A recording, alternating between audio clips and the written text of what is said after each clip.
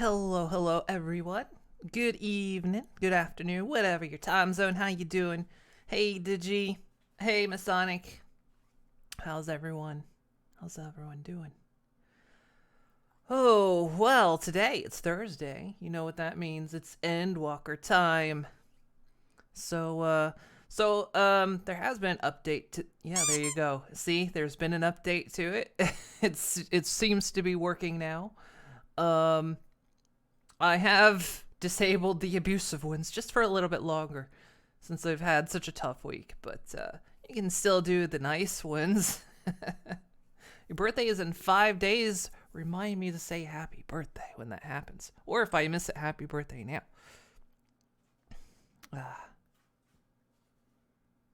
After today's news, very good. What was today's news? Thank you for the treat. Thank you for the boop. But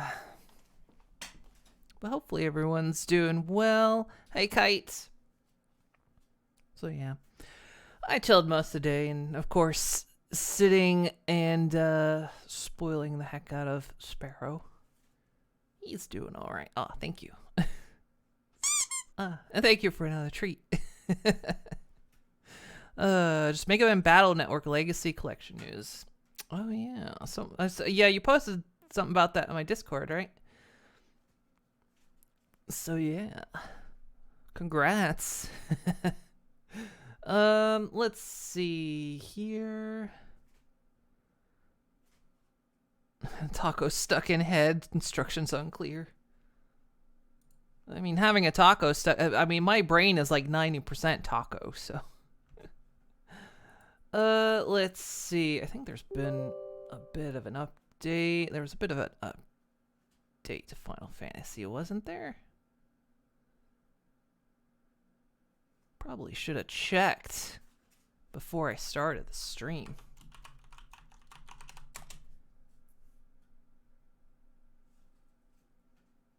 Didn't a new patch drop? Yeah, it did. Okay.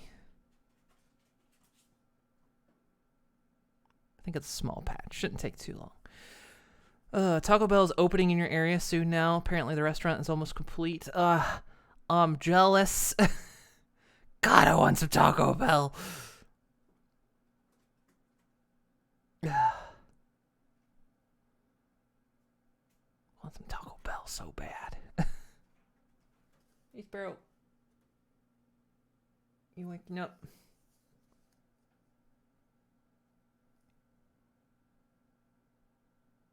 Thought my brain was stinky after all the fishes. Well, I mean, it just sits suspended in fluid all day. That can't smell very good. You'll throw one over, put it in an envelope. Ah, please do. Did I hear about the Fatal Frame announcement the other day? Someone mentioned it in my chat yesterday.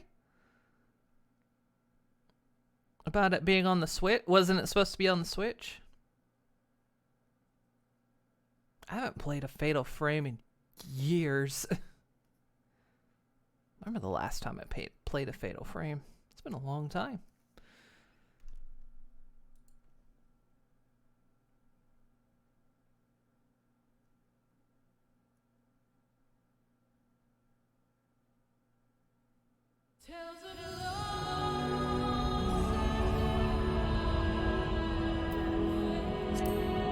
Swap screens here in a second. Thank you for the pets. Saw Power Wash Sim coming to PlayStation. That's a bit late. They were probably focusing on the PC version first, and now that it's in full release, they'll release it on consoles.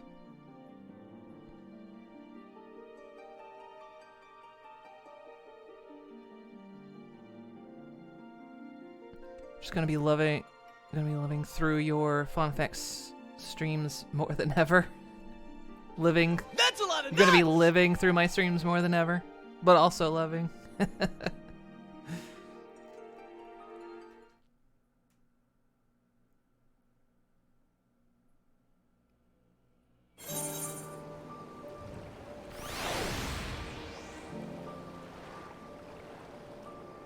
Oh, it's been on your Xbox since July?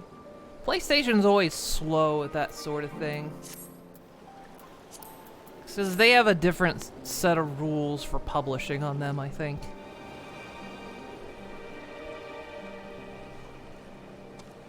Okay. Oh yeah, we left off in this weird little town. We met one of Kryle's friends.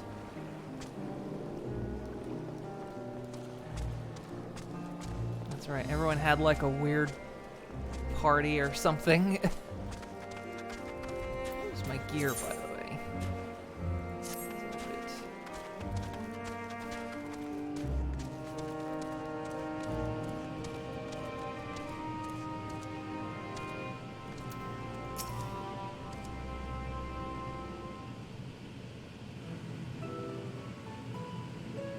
Allow me to thank you for answering our call. Many towers have appeared around the world. We're grateful that you would assist us with ours.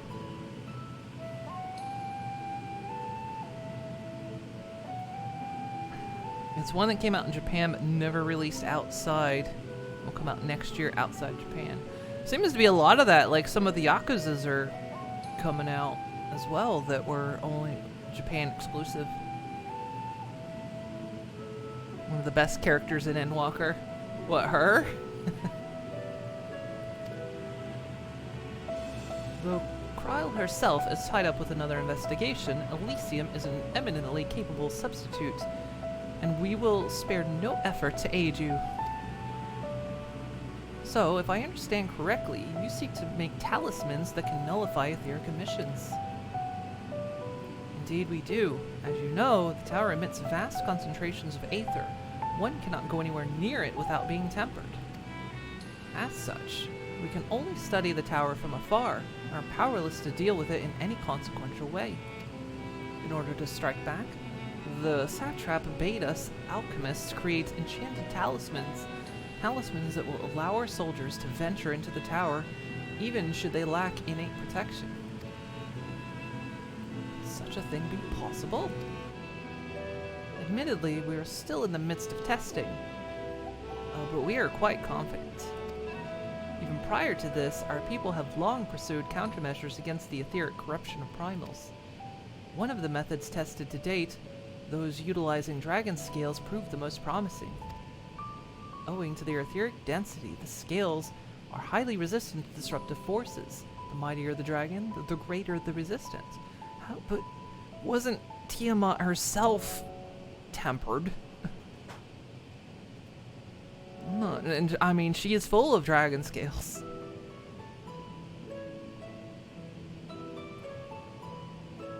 They're now called Like a Dragon Moon, no longer Yakuza. That is true. They're calling what was like, it was formerly titled Yakuza 8. Now it's going just Like a Dragon, apparently.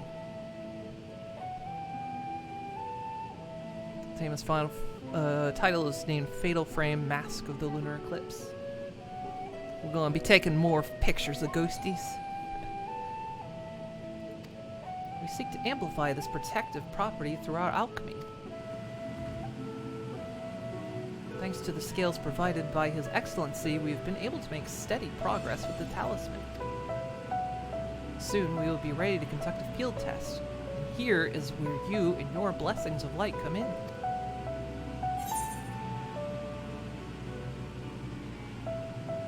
It's better than having my blood drawn, I suppose.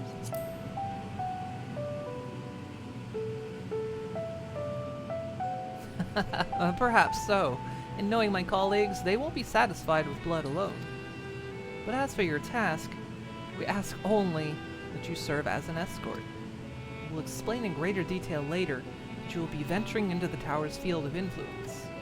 And so, for our own safety, I would first test how well your blessings shield you. With your permission, of course.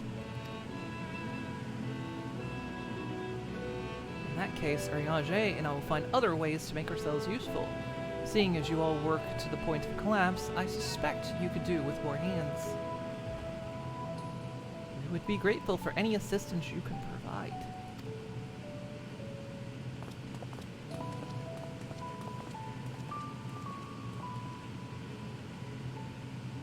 If you are ready, then let us put your blessings to the proof.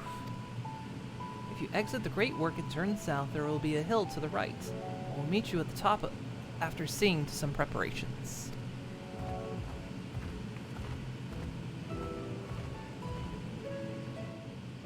Tiamat's aether was greatly diminished and also restrained. It's true, she was like the big test subjects.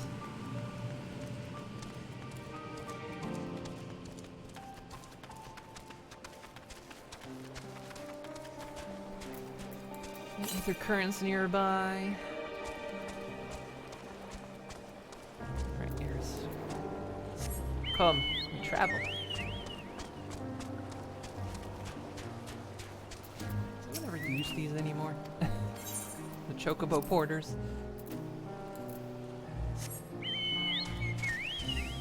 Can't fly.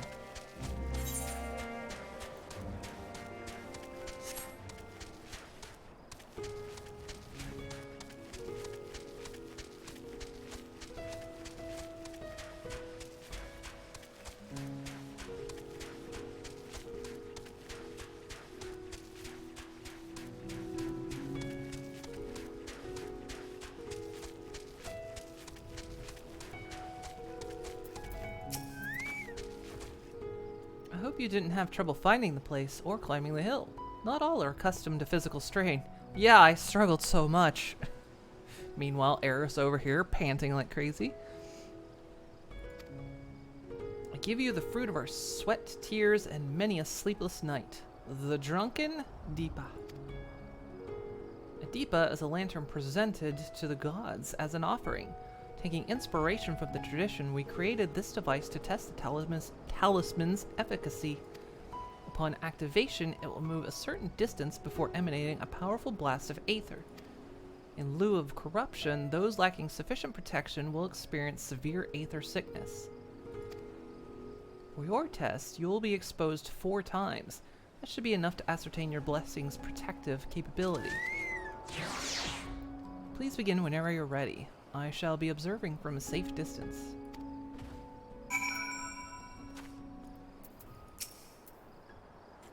Commencing etheric exposure testing. Repeat. Commencing etheric exposure testing. Repeat. Retreat to a safe distance if you are not the subject. Follow the Drunken Deepa's lead and try not to fall behind. Oh god. I wasn't literally expecting it to walk away.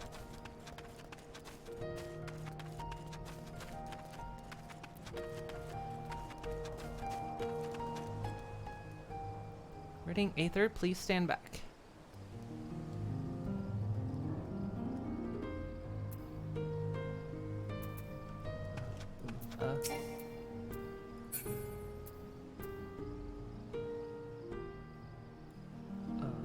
Do you want me to stand back?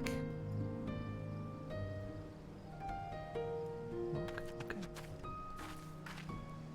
Let me discharge chest. Oh, okay.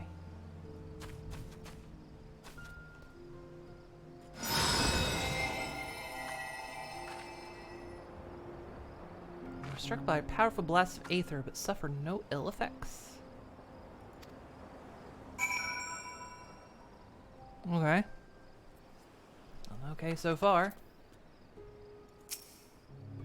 Subject has no irrepressible urge to empty their stomach. Confirmed. Resuming test. Please follow.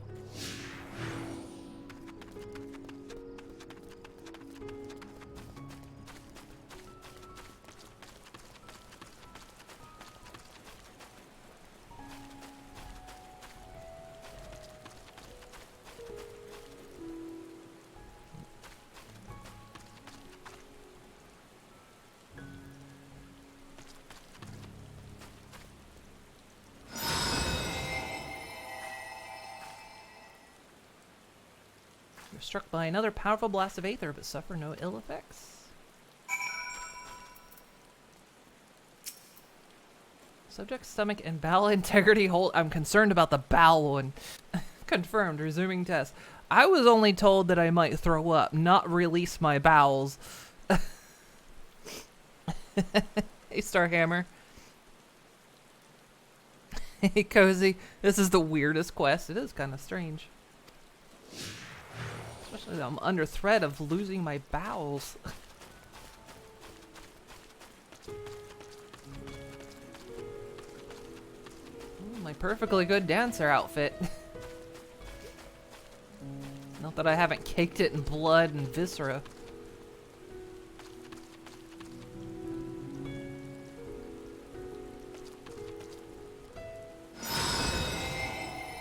Tiny rat is fine as well.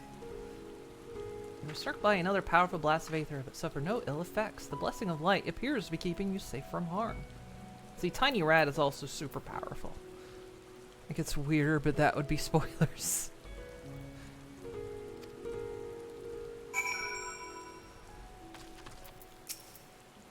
Subject fortitude rated impressive. No irregularities confirmed. Resuming test. Please follow and brace for final discharge.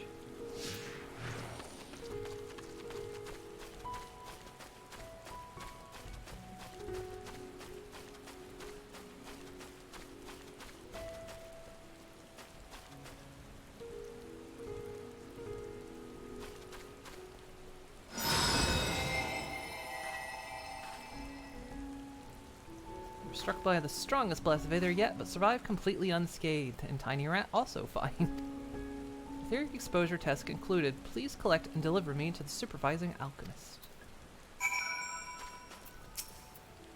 Congratulations on retaining your composure and your humors.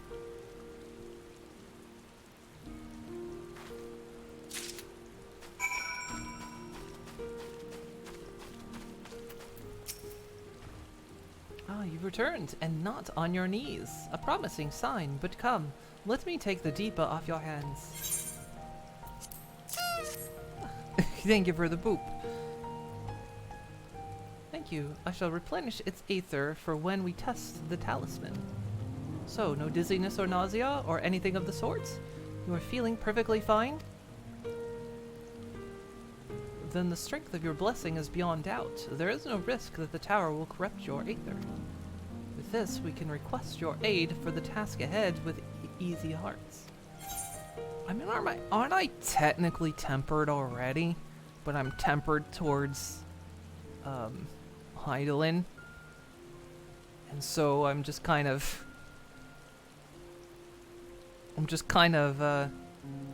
you know, can't be retempered.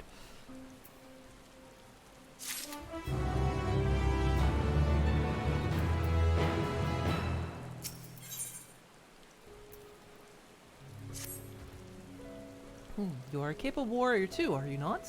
Would you be amenable to assisting me with another errand? You see, our talisman requires that you use a special ink, but we have exhausted our stores of a key ingredient for it, spirit wheat. The herb grows not far from here, and I would like to go and harvest some. With the recent spate of kidnappings, however, we are a Statska. I'm not going to try to pronounce. Anything I immediately cannot pronounce, I'll say something else. Acosadora, travel alone at our own peril. Will you not come with me as my escort? I would compensate you for your troubles, of course. So that's the thing I've been suspecting of. It's like the whole reason the Warrior of Light cannot be tempered is because we're already tempered. It's just Hydaelyn allows us to be a bit more free, maybe, or maybe we're not free. Maybe our whole drive has just been her this whole time. I'm in your debt. Without further ado, let us head to Kajia's footsteps. It is situated on the road which runs east of the Great Work.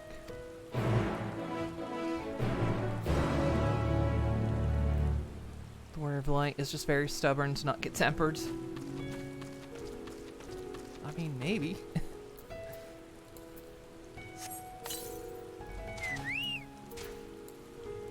Or it's too dumb to be tempered. Hey, wait a minute.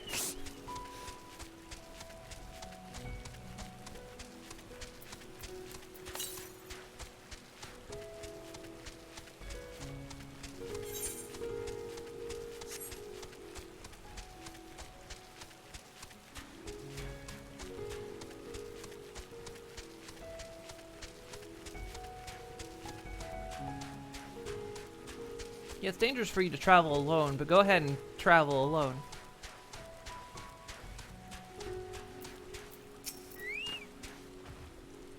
I may be simply imagining it, but I feel as though we were being followed. Look out, Elysium.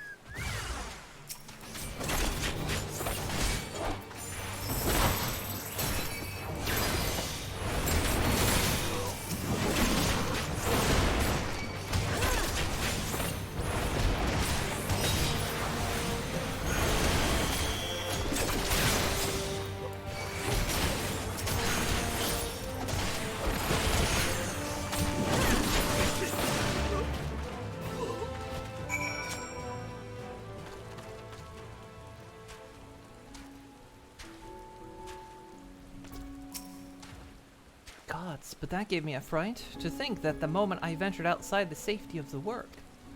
Thank the sisters I asked you to come with me. You're all right, I hope? Good, good. Let us continue on then. It isn't far now. Just through these pillars and up the rise.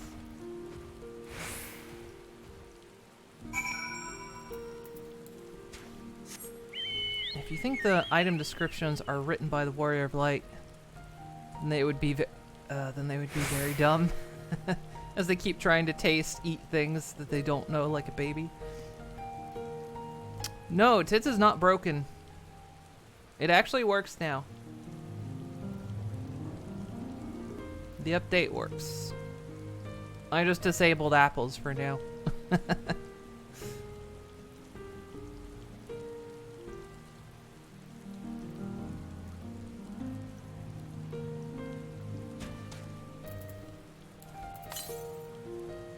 See? The button works. Ow, there it goes. See? Oh, thank you.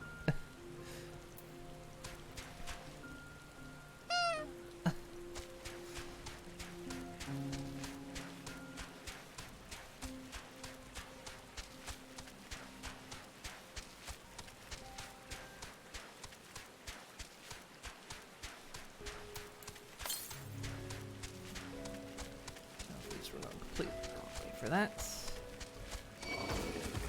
Really?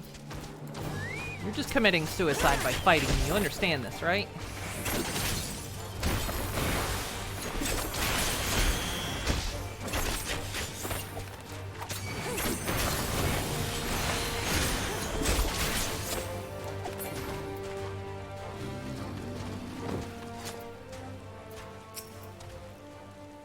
And there we are, Kaja's footsteps. Kaja was a great dancer, and those who follow her, well, you know, they come to this place to train and dedicate their dance to their ancestors. Hey, I'm a dancer. A happy benefit of this is that spirit weed grows here in abundance. I've set about harvesting it once. If you would be so good as to stand guard. The kidnappers aren't like to return soon, but better safe than sorry.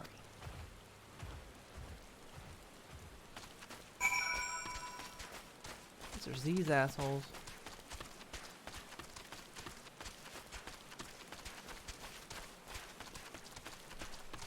And your fishies. Yeah, I disabled the fish for today. They'll be back tomorrow. Probably.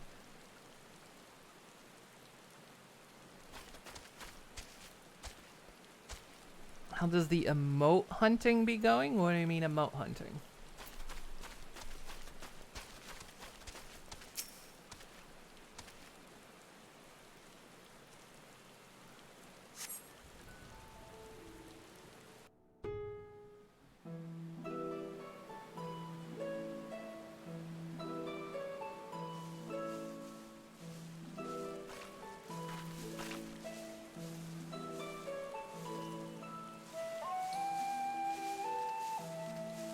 Yes, that would be Radzat Han.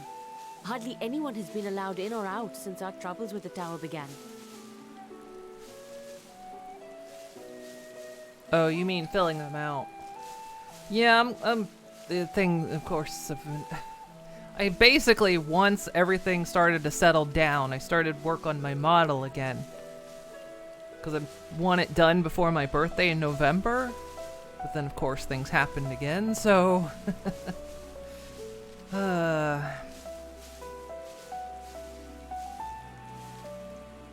So I'll eventually get those emote slots filled. I need to reorganize some of them because, like, honestly, now that I have the slots, I could basically take all the ones that are tier 2 and tier 3 and move them into tier 1. But yeah. To work on that eventually. If life would just slow down. If life would just calm down for a little while. Or take your time, I was just checking, we can wait. Yeah, I've got the list. I've got the list we composed during the Sabathon. I thought about doing a few, actually, because I was like, this model design's going to take me a while, so maybe I should do some stuff in the meantime. And I was about to. And then this week happened, so...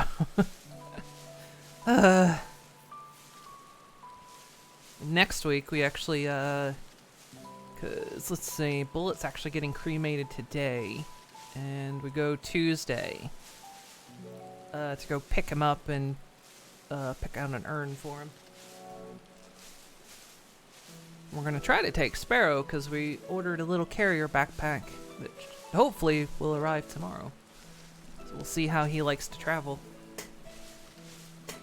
Need to contribute one or two if you're fine with that. I wouldn't mind. You can go through them and see if I want to add them.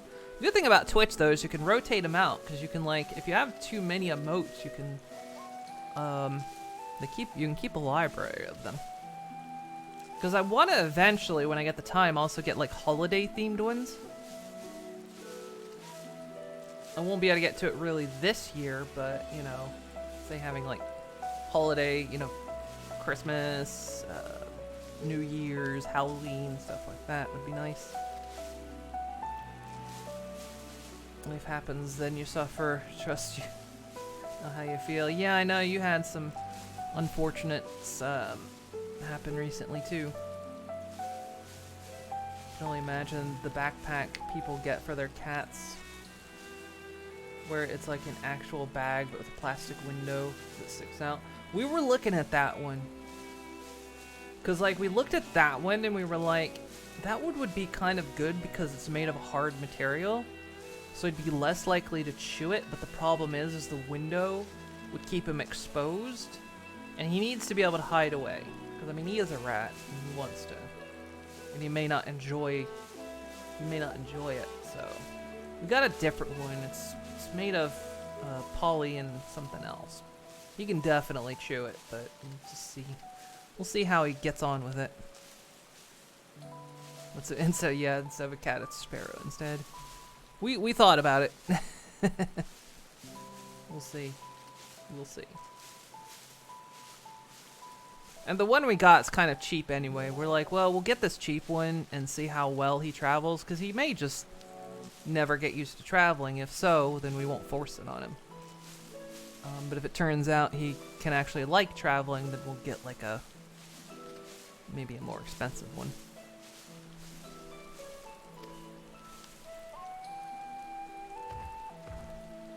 The faithful citizens huddle inside the city walls, and commerce has all but ground to a standstill. I pity the satrap, the trials he must be facing.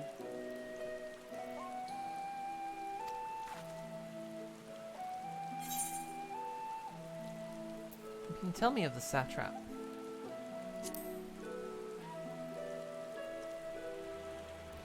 Well, he is the most important person in Rajasthan. Long ago, this island was home to two tribes of Matanga, the Gajasura and the Arkasodra. When the Aura came to these shores, it was the Arkasodra with whom they joined forces. Together they defeated the warlike Gajasura, forcing them to flee Thavnair altogether. Peace and prosperity reigned for a time, until a clan of Hjord from the mainland decided they wanted the island for themselves. It was a direct ancestor of the present satrap who arbitrated that conflict and welded the warring factions into the nation we know today. And ever since, a member of that esteemed lineage has inherited this somewhat unique position. You see, by and large, the state is run by the people. But when problems arise, it is the satrap who mediates a solution. The stability provided by the satrap is what has allowed Rajadhan to thrive all these years. And it was the satrap himself who entrusted us with this duty. We will not fail him, nor our countrymen.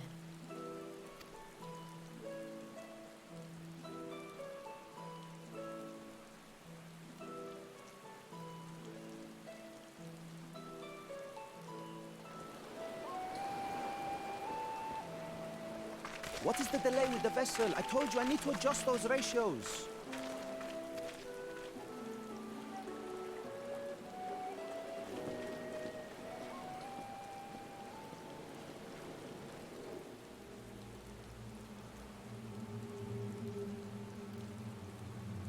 Oh, look at I you it come is. all this way to admire one of my splendid towers, and what do I find?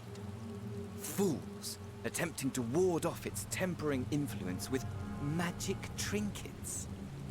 I seem to recall a similar experiment in ages past. What was that man's name? Oh, something. Owen? Another body, another time. Who could be expected to remember every trivial detail? Allowing them to construct such handy talismans would be counterproductive to my plans. And yet, I find myself deathly curious. How will they manage this feat with the limited knowledge and resources at their disposal? Complications be damned. For we cannot escape the nature of our souls.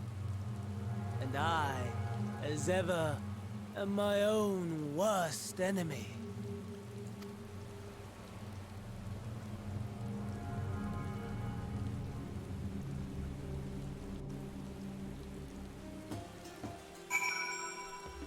You've seen people get little rat harnesses, like one for cats so you can walk them. I have seen the rat harnesses before. I was like, boy oh boy, can I possibly get a harness on him? I have enough spirit weed to last a good while. Thank you for keeping watch. Let us head back to the Great Works, shall we?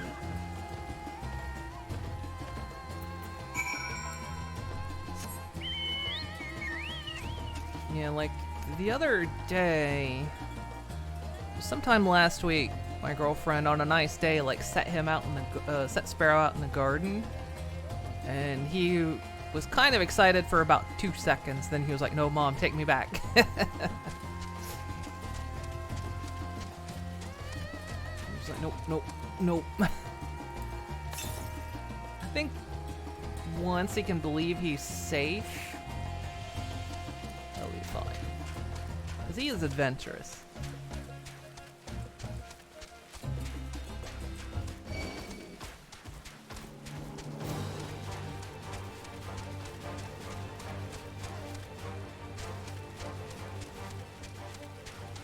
I figure getting a rat in a harness is about as easy as getting a cat into one.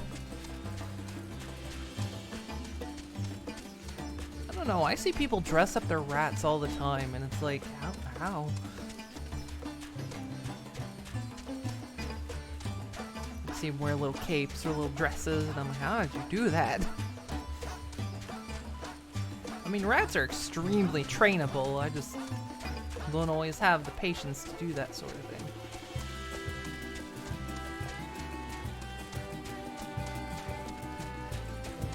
Dinner. So much.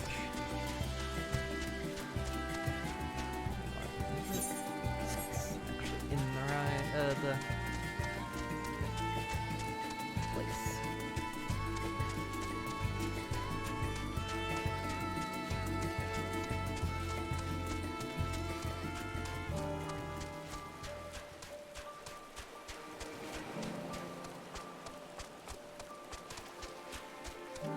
Ain't Daniel gonna let us do this because he's just curious?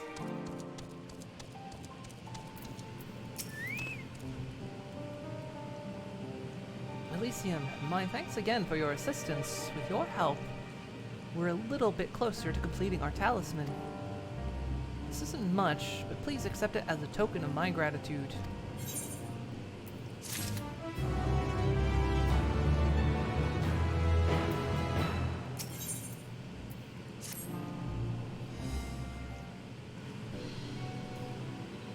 If you'll excuse me, I shall return to my work on the talisman. Oh, you're both back. Excellent. I have a message for you, Mistress Nidana. It would seem that the stores of Giant Skull are running low. What? But when last I looked, there was still plenty. I suspect that was before Urianger told everyone about their tempering cure, and Astidian shared his knowledge of dragons. Your peers have since been inspired to fashion a number of new talisman prototypes. See, but if it leads to new possibilities, then far be it from me to complain, but we will need to replenish our stores. I would be happy to tend to all of this if you would like.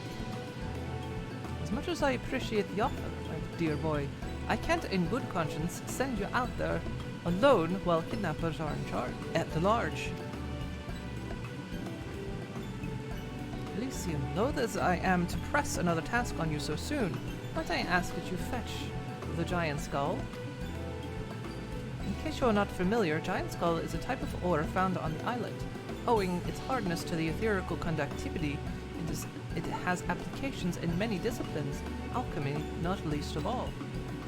The quarry where it is found, aptly named Giant Skull Grounds, isn't far away, so it shouldn't take much of your time.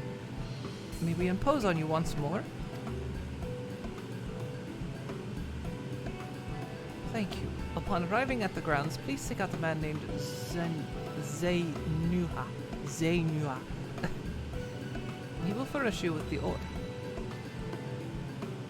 At the very least, permit me to accompany you. It so happens that I have an errand of my own that will take me to the outpost nearby. May we borrow a pair of Hamsa, Mistress Nidana? By all means, do try to be patient with them. Those that survived are still in training. Bring the Hamsa to the entrance. Meet me there when you are ready.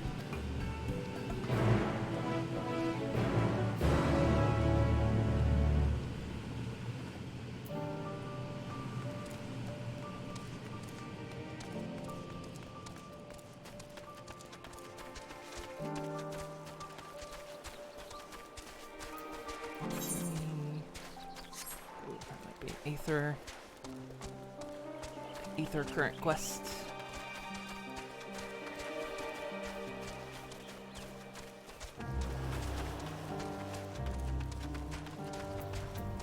Is that one? Yes, okay. You have a moment's adventure. One of my colleagues has gone missing. She said she was going to Kaj's footsteps to get a bit of exercise, but she hasn't come back. I'd go search for her, but it's almost time for my shift change, and I can't very well leave the kiln to operate itself. Could you find her and fetch her for me? You're too kind. She would be in Kaj's footsteps. Keep an eye out for a Hura with black hair. I'm sure she'll be happy to see you. She was out the last time you were by, and she was devastated that she missed out on the chance to meet the adventurer aiding the students of Baldesia. Side quest. Net us an ether current.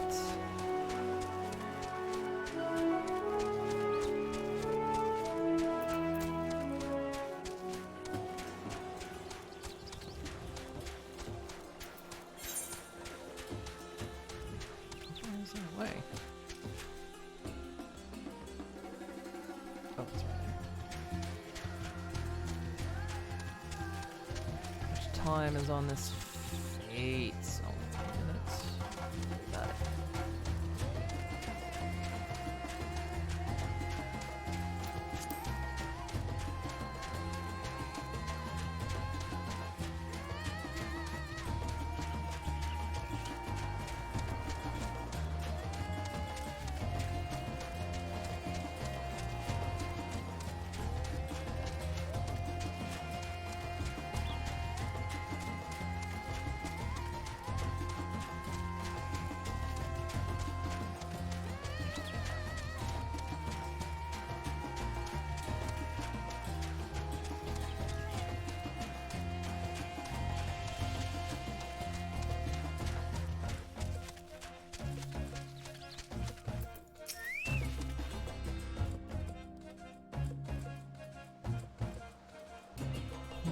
What do you mean? I need to get back to work.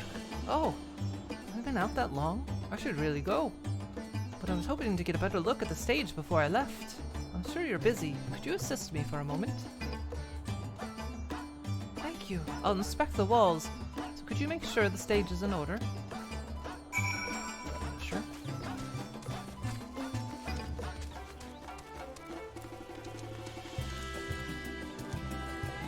Yep, it's the stage.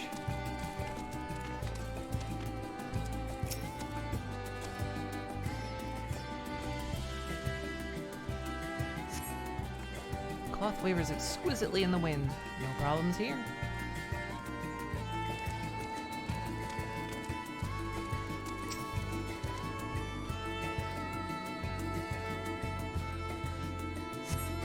Some of the paint is worn off. Could use a fresh coat.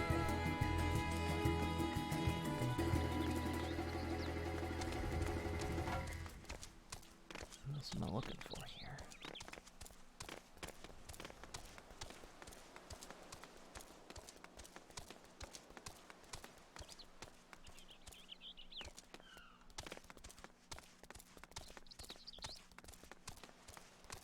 Hello, sparkles?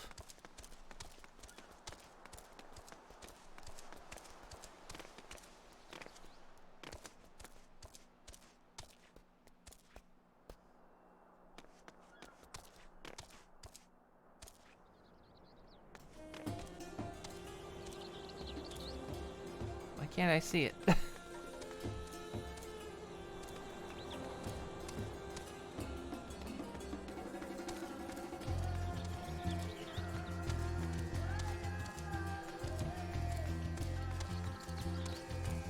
it is.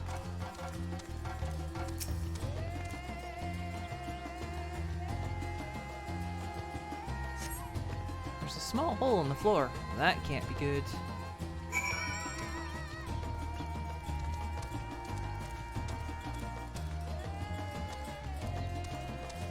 See, I'll do a little dance up here.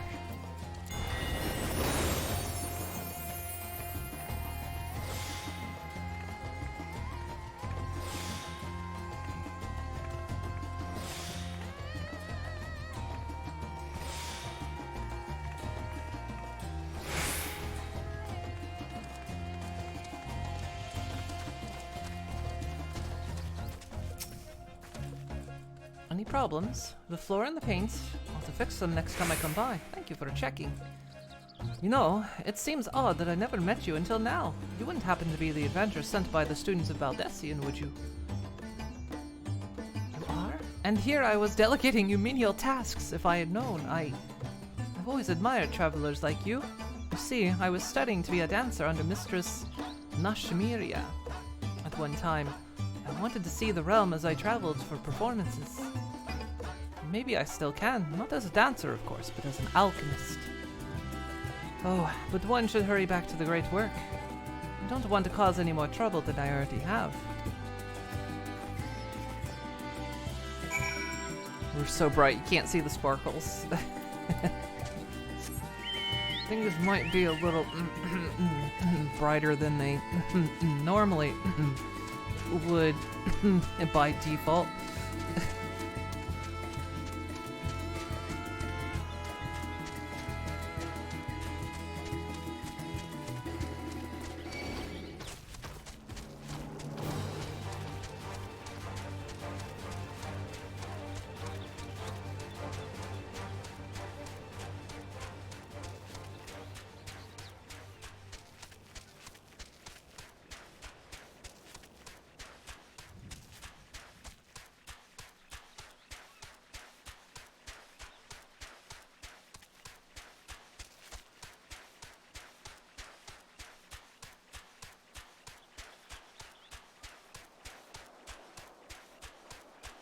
Alright. Be right there. Gotta turn this in.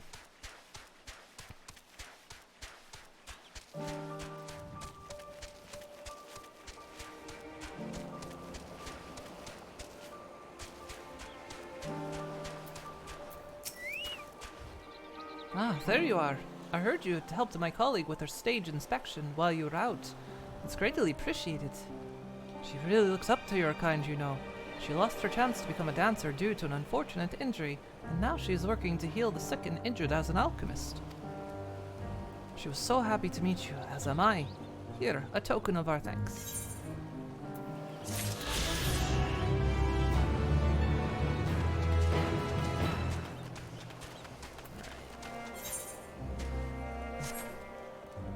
Anything else? Just a normal side quest. Hey, Chrome.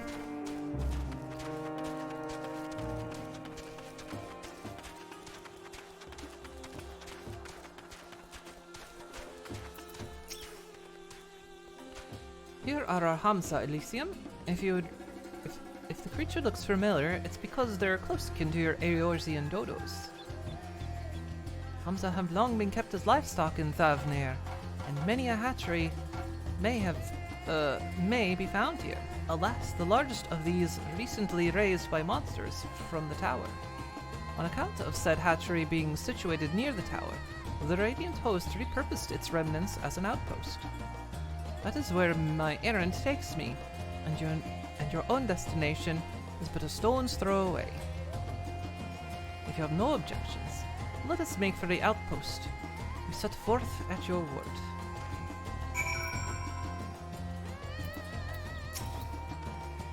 Are you ready? Then let us depart. You need only ride and relax. My bird and I will take the lead for yours to follow. Sure, let's go. Wow. Let's be off. If you haven't ridden dodos before, be warned, they have a wobbling gait.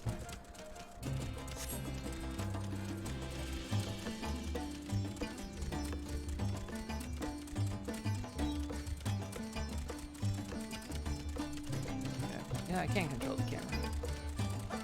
A spectacular formation stretching out over the water is called Kaja. Legend holds Mesa against before it's going too quickly again. Oh my god, that's a shot. Citrine sword. To the left is required no introduction is the tower. As you can see, it straddles a small island.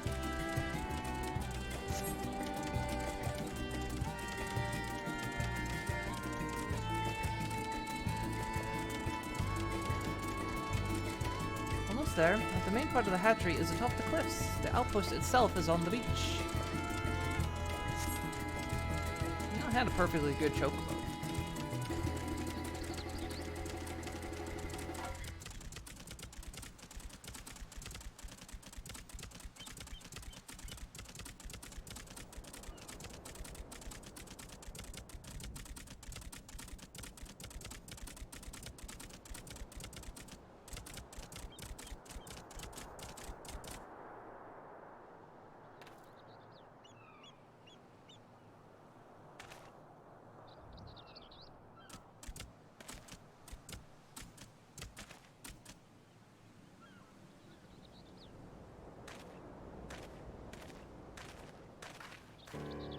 There we are, manned by the Radiant Host. The outpost is the first line of defense against the tower. We forgot to do the blue side quests after the first trial, since it felt like it would interrupt the main story flow in a massive way. Yeah, it sometimes, because like those are kind of forced side quests, at least if you want to fly in the area.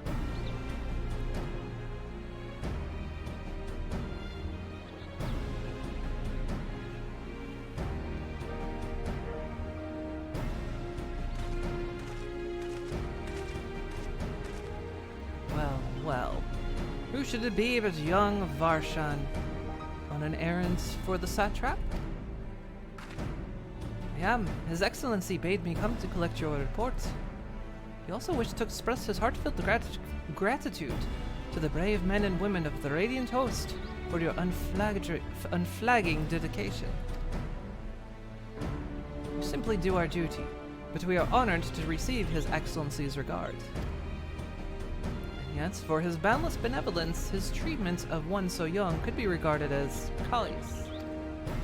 Though we have enjoyed relative peace and calm the past few days, this remains the front lines of battle, no place for children. Your predecessor, too, often traveled alone, It's been, what, 2 years now since you took over? I wonder how the fellow is faring. With those before him, he went on to represent the satrap in foreign lands. Wherever he may be now, I am certain he is well. As for myself, I assure you that all I do of my own volition and gladly. I pray that you do not think ill of His Excellency. Certainly not, lad. Whatever happens, my faith in the satrap is unwavering. But I still worry for you. We would be overcome with sadness if something were to befall you. For you are as a little brother to us all. Take care, do you hear? I will, Nabdeen. Thank you. And who might this be? Not Hanish by the look of her. Permit me to introduce Elysium Coral of the Eorzean contingent, come to assist in the making of the talisman. From Eorzea, you say? Towers have appeared over there too, yes. Tell me what is the situation like? May I suggest that you exchange information with our soldiers? Both parties would stand to learn something of value, I believe.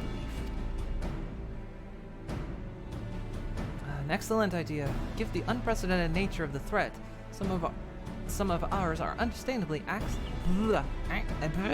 anxious. We'd be glad for any tidings you can share. You two, bring Varshan the latest reports and answer any questions he may have.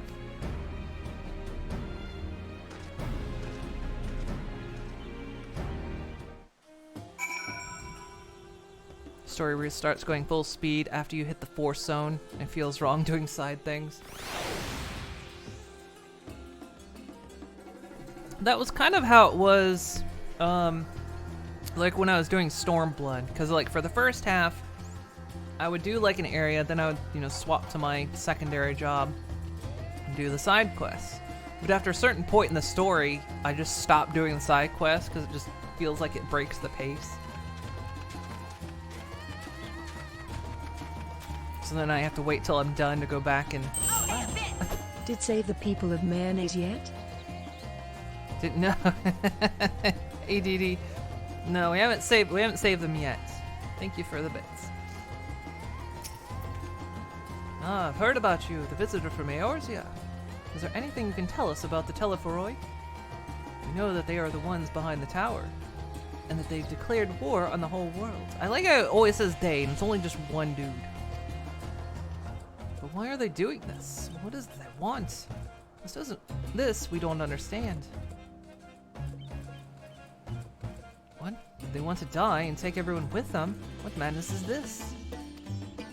Oh, you can bet we won't let those bastards have their way. It's one bastard!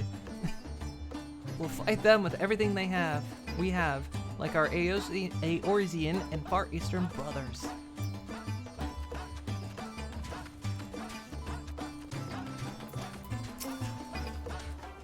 You wish to know about the tower? To be honest, we know as little and less about it ourselves. The Tower of Zot, as folk have taken to calling it, suddenly appeared where it did on the Isle of Naraner. You're safe from its influence at this distance.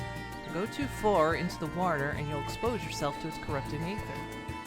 You're a foreigner, aren't you? How are you dealing with the towers in your homeland? Struggles are not unique, then our hopes still lie with the talismans. We must keep the monsters contained until they are ready.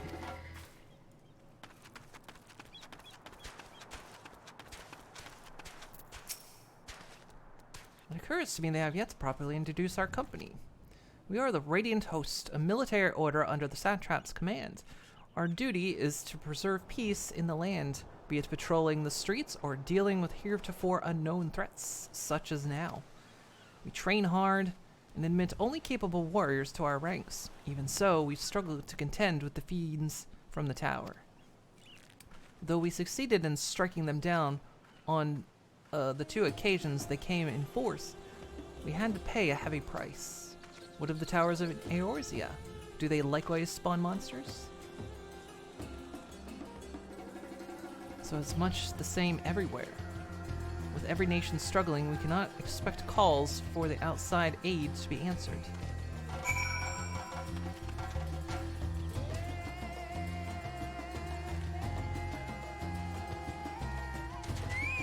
Oh yeah, you've donated a total of $5. We've drawn a sketch every day since Monday. Feels good. Nice. God, I'd love life to just fucking calm down so I could sit down and do stuff like that. I mean, the past 2 days I've just been exhausted anyway. I was starting to get back into it and then things happened.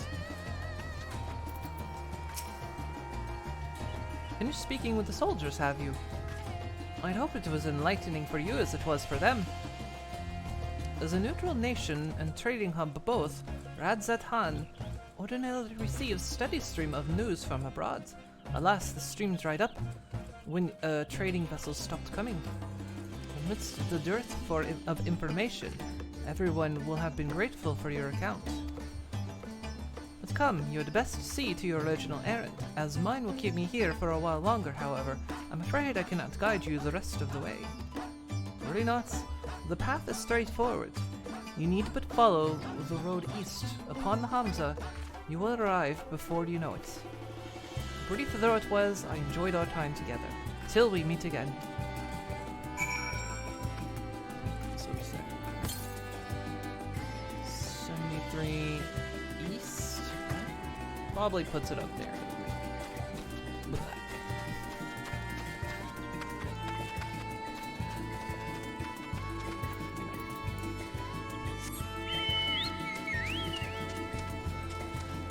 Can I get up there?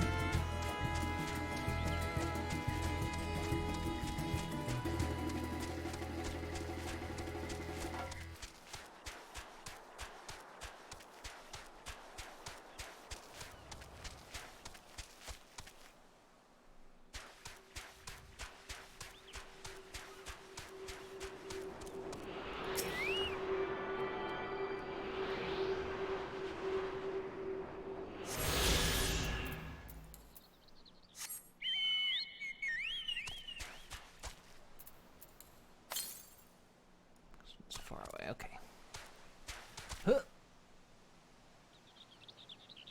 Oh.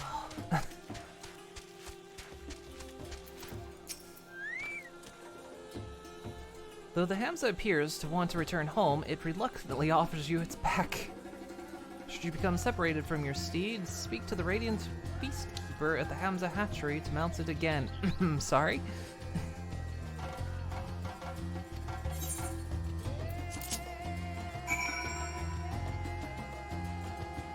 I thought it was gonna take me there. I literally have my own chocobo. It's a small way to get there. It's the best way to go.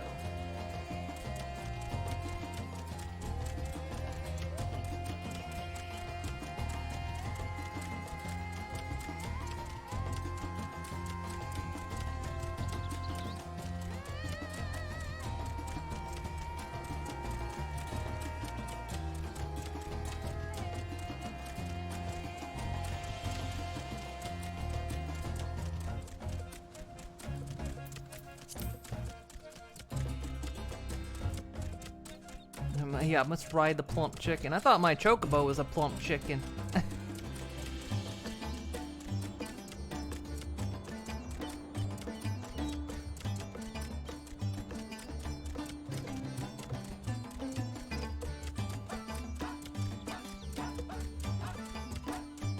I have several mounts, but it's like the chocobo is the one I stick with. I don't know, it just feels absolutely Final Fantasy to, of course, be riding a chocobo.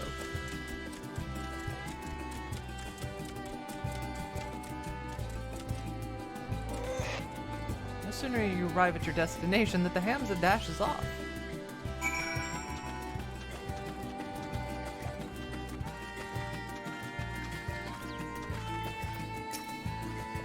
Hi, this is indeed the Giant Cell Grounds, and I am Zenuha. Is there something you require? Giant skull for the alchemist, you say, but of course they shall have it. labor tirelessly to deal with the tower, and 'tis the least we can do to provide them with the materials they need.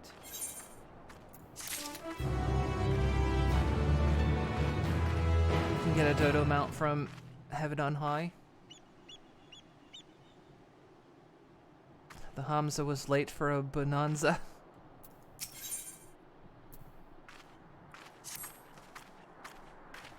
Here you are, a sack of purest giant skull. We'll always set some aside for our alchemist friends. When you deliver it, let the good folk of the great work know that we're grateful for their efforts. If they should need more, they need but ask. Oh yeah, how am I supposed to get home now, huh?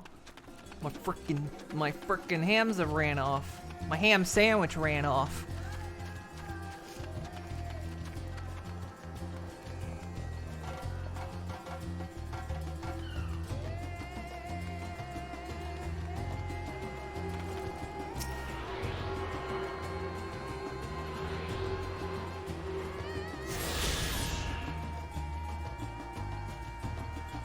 Swim.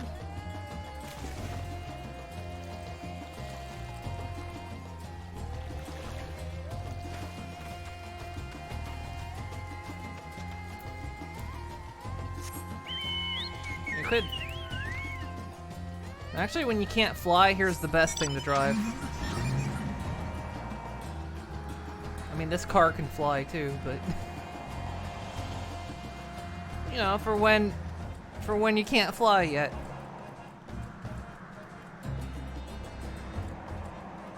You have the motorcycle.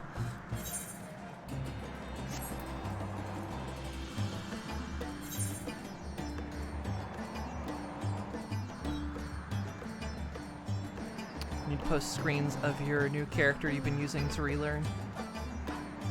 You're driving us to McDonald's.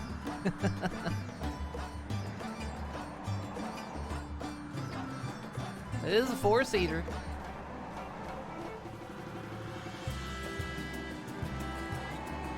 Anyone that doesn't know, this is the car from Final Fantasy 15. The Regalia, I think it was called. Taco Bell, oh man. Yes, please.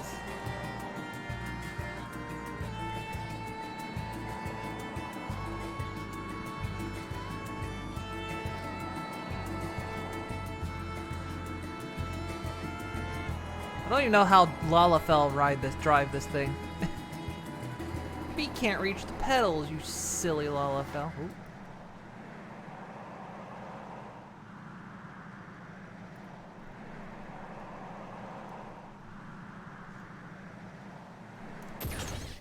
Yeah, I can jump. Look.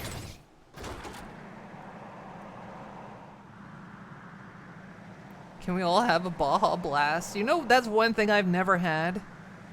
Everyone says it's delicious. I've never had one because I don't know if I can get it anywhere around here. It's like that and boba tea. It's two things I've never had because I just don't know if I can even get such a thing.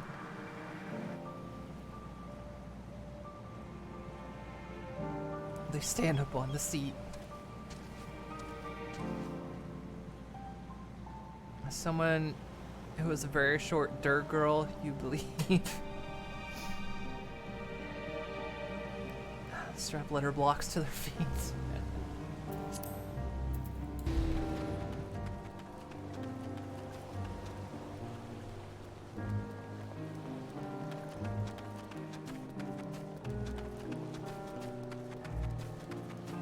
Yeah, I guess now that you're playing on a different server, Nelly, you actually get to go through the story bits that you missed.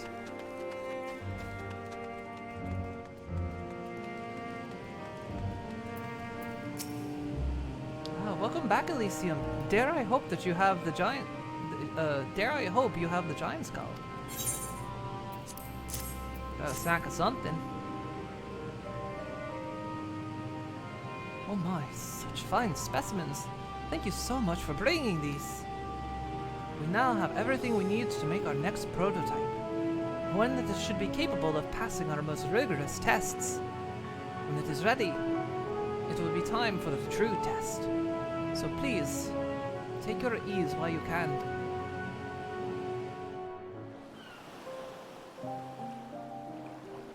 Was that? Sorry, your game got loud. I was saying you finally get to, like, experience parts of the story you missed.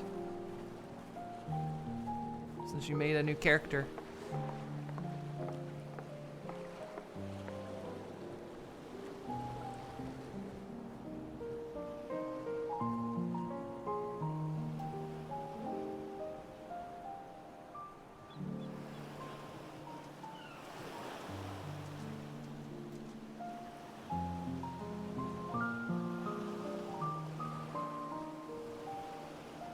I see our taskmasters have allowed you a moment's respite as well. Yeah, so people can't yell at you anymore.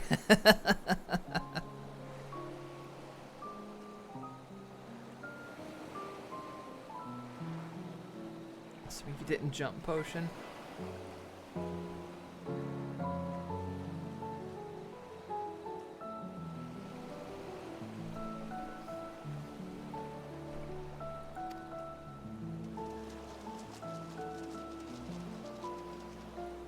You have to hand it to these alchemists. They are determined to see this endeavor of theirs succeed. I've never been one for blind optimism, but I sincerely get the sense they're close to a breakthrough. They had better be, or all this effort was for naught. The peoples of Eorzea, of the Far East, of Thavner, children of this star united in common cause against a dire threat. Yet ere they succumbed to suicidal madness, were not the Telophoroi born of her body as were we? They who cling to life and the promise of the morrow's dawn, against they who desire death and an ending of their own orchestration. Thank you for not making me read that. The victors of this war alone will hold the right to answer the question of existence, of its meaning, and its worth. Poetic and ominous to a fault. That said, if it's an existential debate in nature, then our arguments might not be as persuasive as you'd think.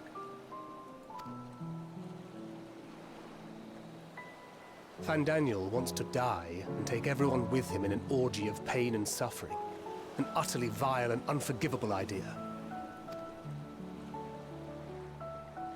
And yet, when spat upon by fate and wailing in the deepest pit of despair, who among us can say they have not entertained similar thoughts?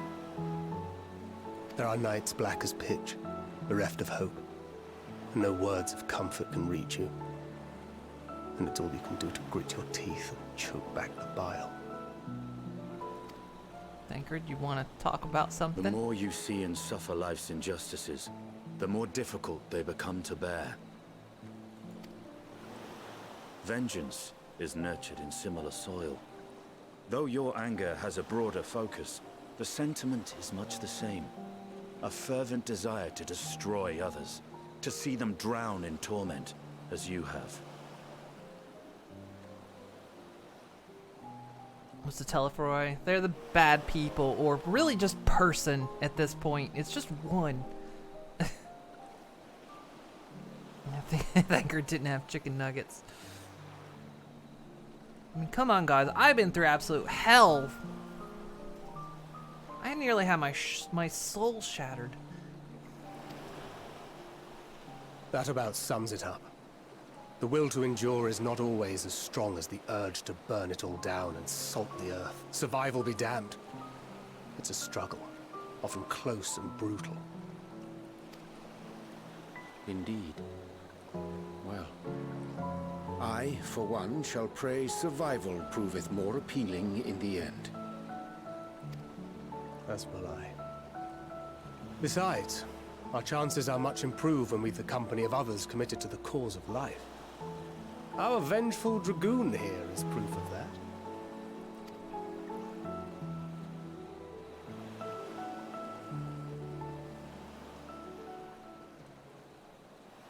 There, that bastard. He's the Telophoroi.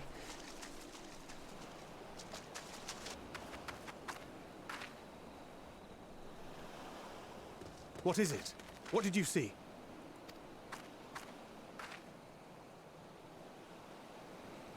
Fandaniel, are you sure?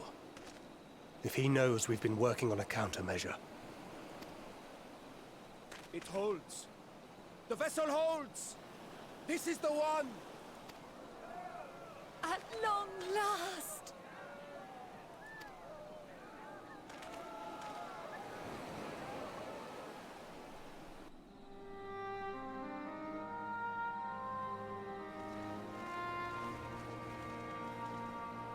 Look!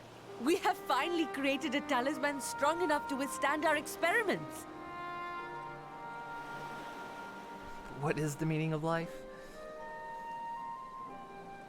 24. Close, isn't it?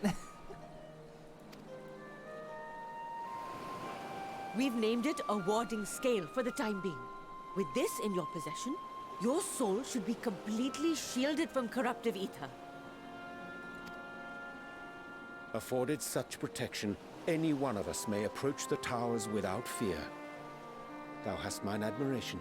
'Tis an invention of historical significance. I thank you for your kind words. But I would prefer you keep them unsaid until we test the talisman's efficacy in the field. I mean, hell, you had time to make that thing decorative as shit. It is for the next stage of our plan that we summoned you in the first place, to accompany me to the Tower of Zot. Should the scale prove effective, as I very much hope it will, then you'll have little to do. But should the effect be weaker than anticipated, I must ask that you restrain me, or knock me senseless.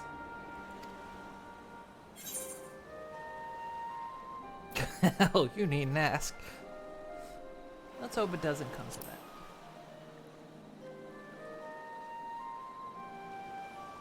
Either way, we are fortunate to have you with us. Nidana, are you certain you wish to do this?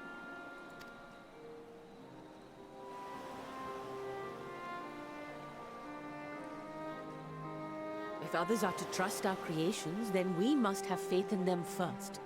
And as the senior researcher, it falls to me to lead by example. But should I fail to return, then learn what you can from this attempt and apply it to the next. Our work must continue. Is that clear?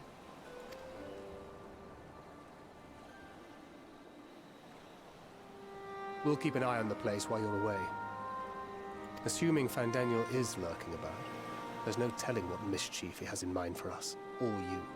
Be on your guard.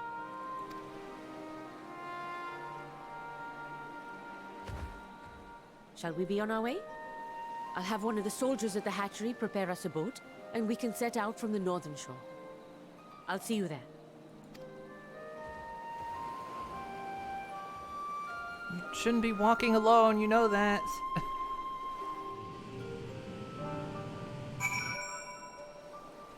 I guess if she's kidnapped and she's got the talisman, she'll be fine. I don't know.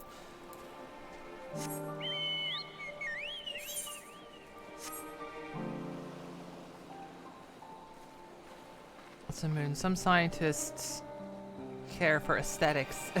Hey, now.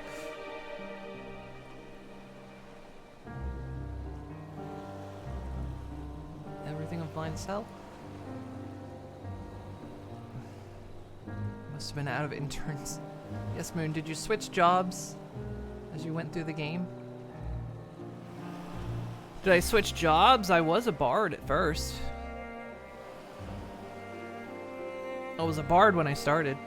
And then as soon as I could become a dancer, I made a dancer.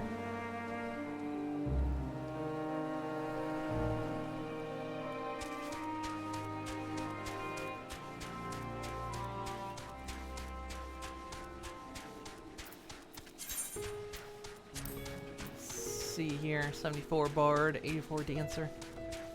I was doing a little bit with white mage, but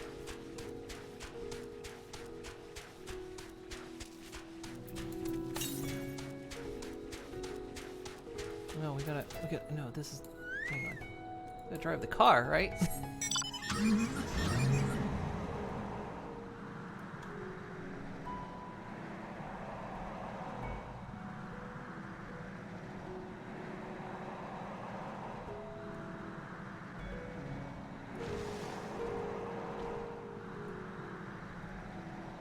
I'm styling, look at me.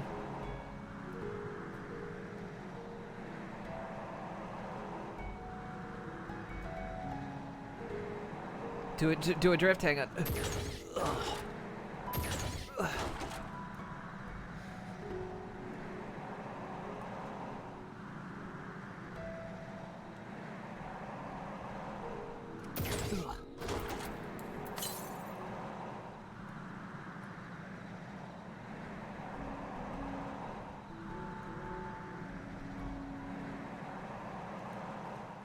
Always think about like how powerful you are as the war. You know, in A Realm Reborn, you know, you take on like the final boss in that, and you're supposed to be like uber powerful, right? But if you were to come here to this land, a normal enemy would just drop you in an instant.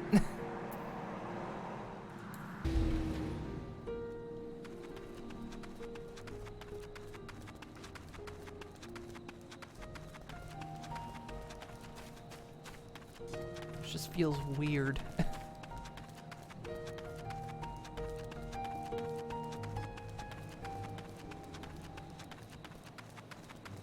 Like you're gonna take on you're gonna take on one of the bosses of Garlemald, but if you come to this land, a fucking chicken will drop your ass hard.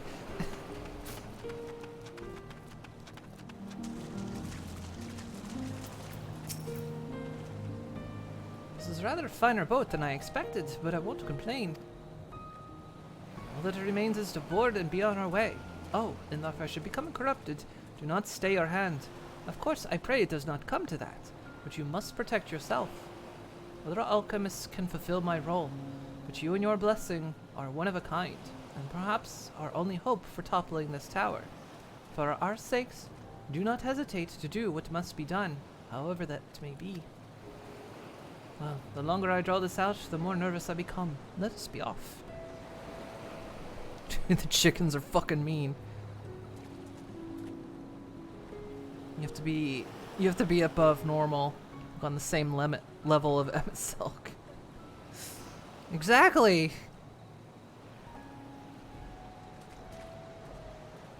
I think they did talk about that.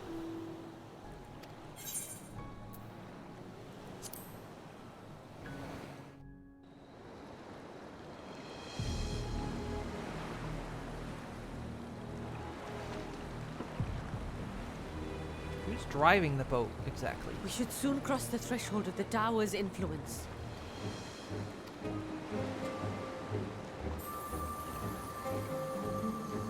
Any moment now.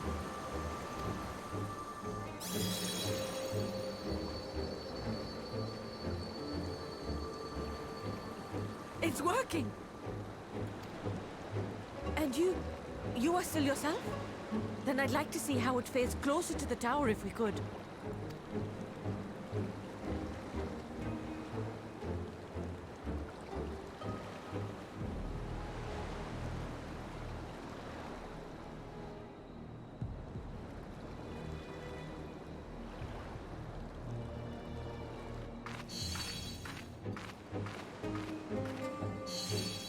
So far, so good.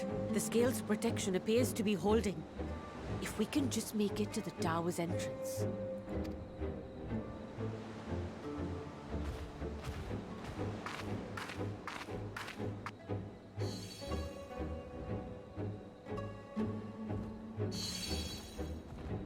A few more steps. I'm getting worried.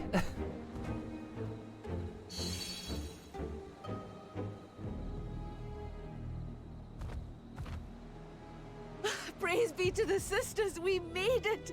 And the scale has proven itself to be everything we hoped it would be. Levels are not an indicator of strength at all, and more of narrative weight determines the strength. Now we can focus on production. Once we've equipped and returned with an entire survey team, this menace will soon give up its secrets. What?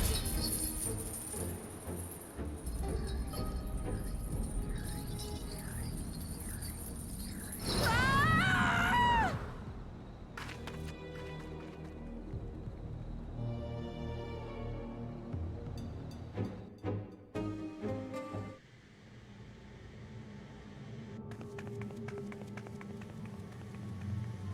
Good thing I got my running shoes on.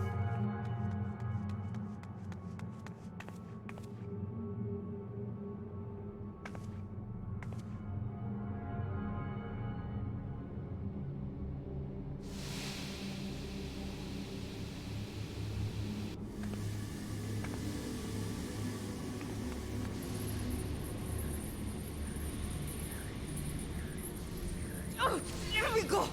Oh, let me go! Oh! Oh, do calm down. You'll only hurt yourself thrashing about like that. Stop! Oh, you can't do this! Please!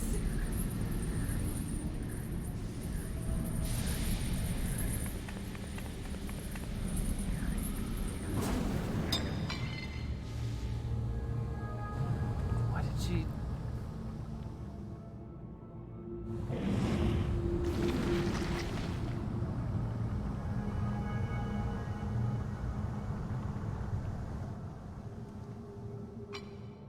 A little late for heroics, I'm afraid.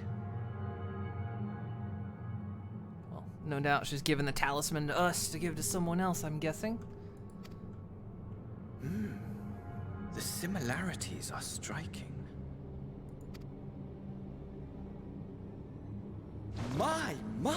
Such hostility! Never before has my artistry so displeased.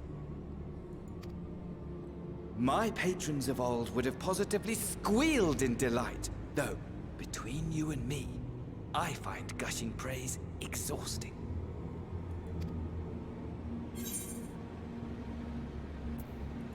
What are you talking about?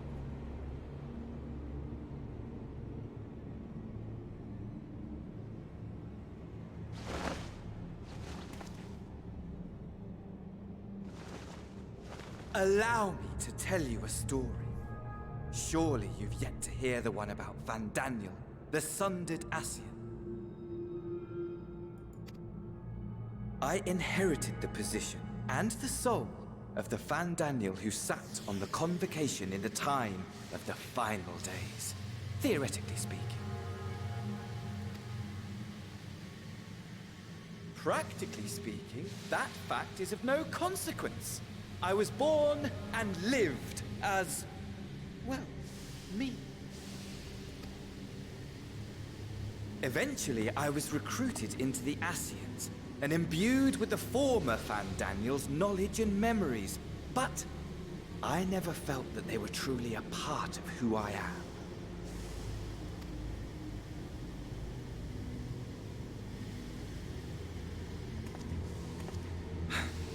How to explain?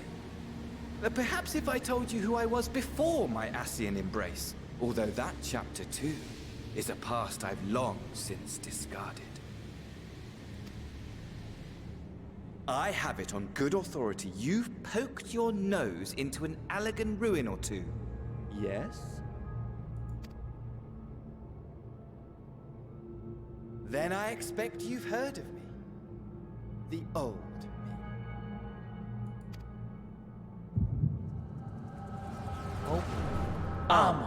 At your service.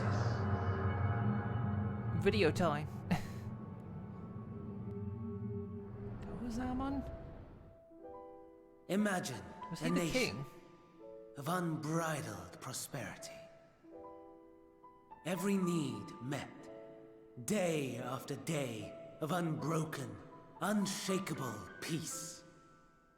Yeah, yeah. Existence. He's the one from the Crystal Tower. Fulfilled and ripe for decay. You are a genius without peer, Amon. How ever do you conceive of such delightful experiments? That fool was beside himself with panic when he awoke with the head of a bull. Even his cries for help emerged as so much guttural lowing. Before the Sunday Day fight with the floofy hat. You want him to do something like... You just want him to do something like that and just for us to go, who? Who are you? I'm sorry. Oh, the memory of it. My poor sides. My friends and I were so consumed by laughter we struggled to breathe. No more than entertainment for bored wastrels ignorant of its worth. My all-consuming work. But it was not their only indulgence.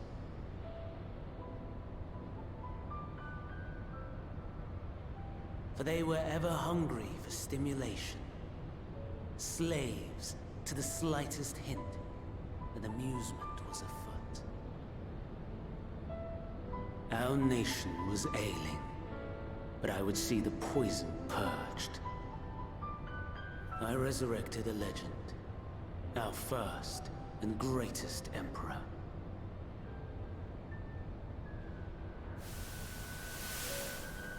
And just as I had planned, he set our wayward empire back on the path of conquest. An inexhaustible ambition carried us onwards, always onwards. Yet, he who delivered to us such glory was not to be satisfied. Heed me, Armon. But once again, goddamn Alligans being awful as always. You killed me. Do you have any You killed me! Do you have any idea how little that narrows it down? Are you that strange bird I killed like 5 years ago? No matter how vast one's empire, or full one's treasure vault, all is rendered meaningless by death. In the end, all is lost.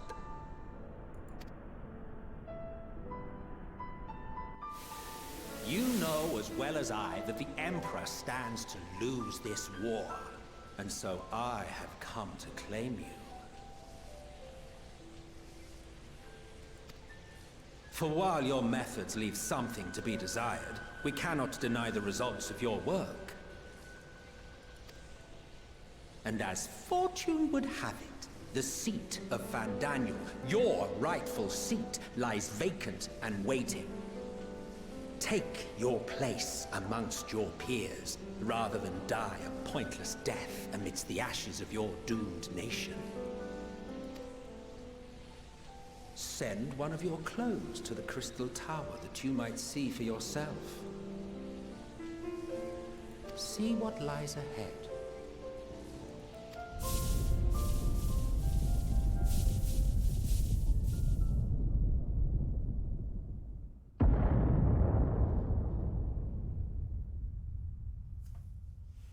The fall of the Empire affirmed the truth.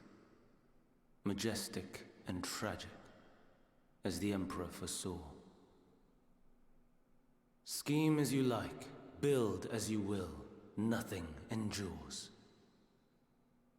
What is life but a brief jaunt ending in emptiness?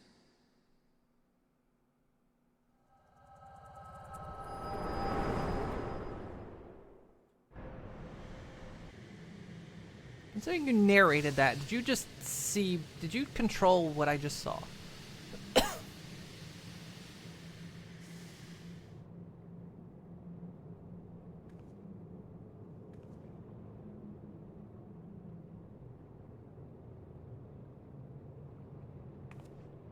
So easily distracted. Why, I almost left without saying farewell. As for your friend, you needn't worry. These pawns are far more useful to me alive as fuel for the primals. If you attempt to pull them free, they will die. So, enjoy tackling that conundrum with your comrades. We shall meet again! Not in one of these minor spires. Oh, no. but somewhere more suitably grandiose. Your favorite playmate is ever so eager to see.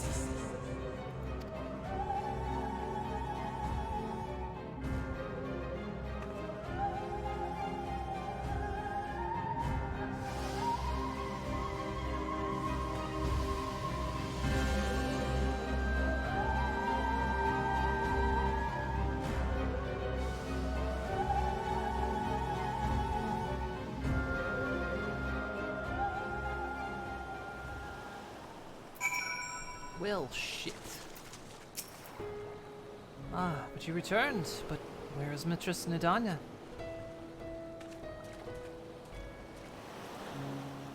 On Yusia Preserve. Just when we had succeeded in making the talisman.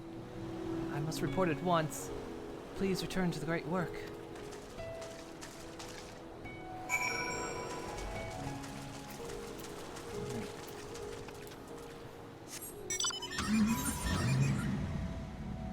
Go this way.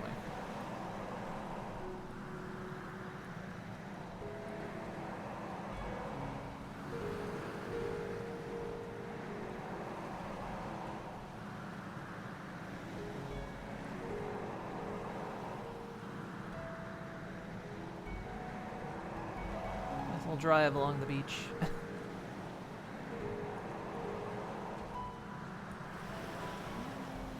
Doesn't look like go this.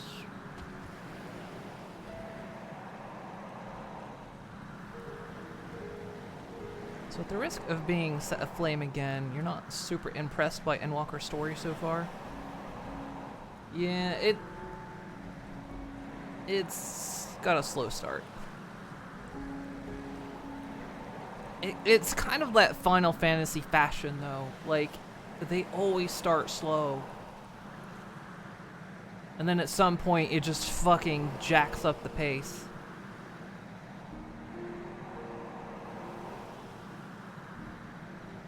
It's kind of come to be just from playing so many Final Fantasies. It's pretty much a pattern I come to expect.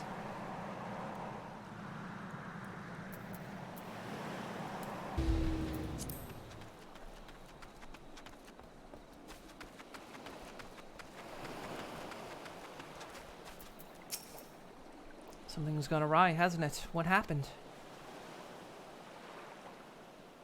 So it was Fandaniel after all. Damn that bastard.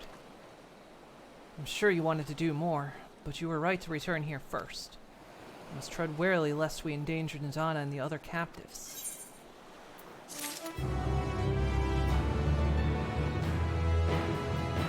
Once you hit around level 87, it's amazing.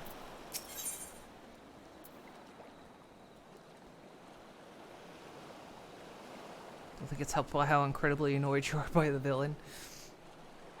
So as soon as you hit zone 3, the story gets your attention.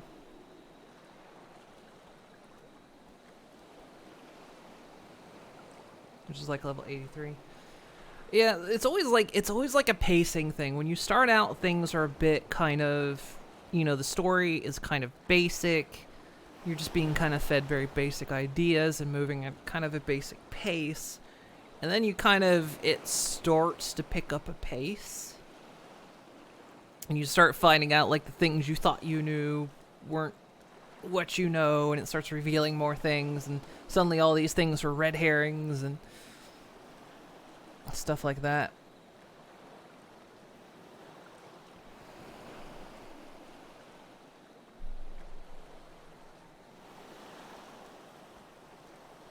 Did you like Stormblood? Stormblood for me felt like a whole lot of filler. Stormblood felt like filler and like wrapping up a bunch of loose threads.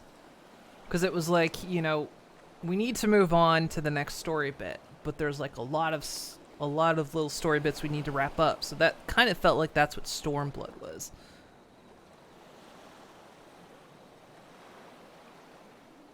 It was good. I liked it, but I would rate it lower on my favorites.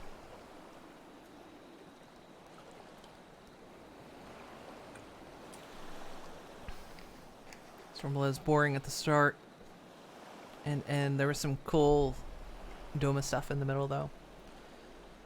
Stormblood is great, but holy fuck, Its starting part was horrific.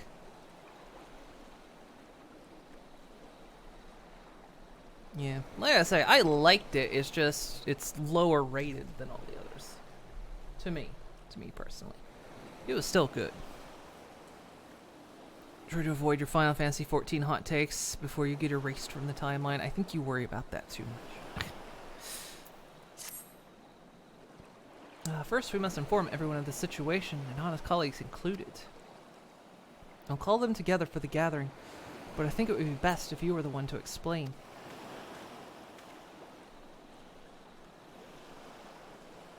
I mean, it's kind of like the hot take that, like, I like Final Fantasy 13. I think it's one of the better Final Fantasies. Everyone rates that as, like, the worst one, and I rate it as one of the better ones. And everyone's, oh no, Final Fantasy X is really good. And I go, oh god, no, it was terrible. Some people say Final Fantasy VIII was really good, and I go, no, that was the worst one. I think when it comes to Final Fantasy, it's like everyone has their, like, their hot takes with it.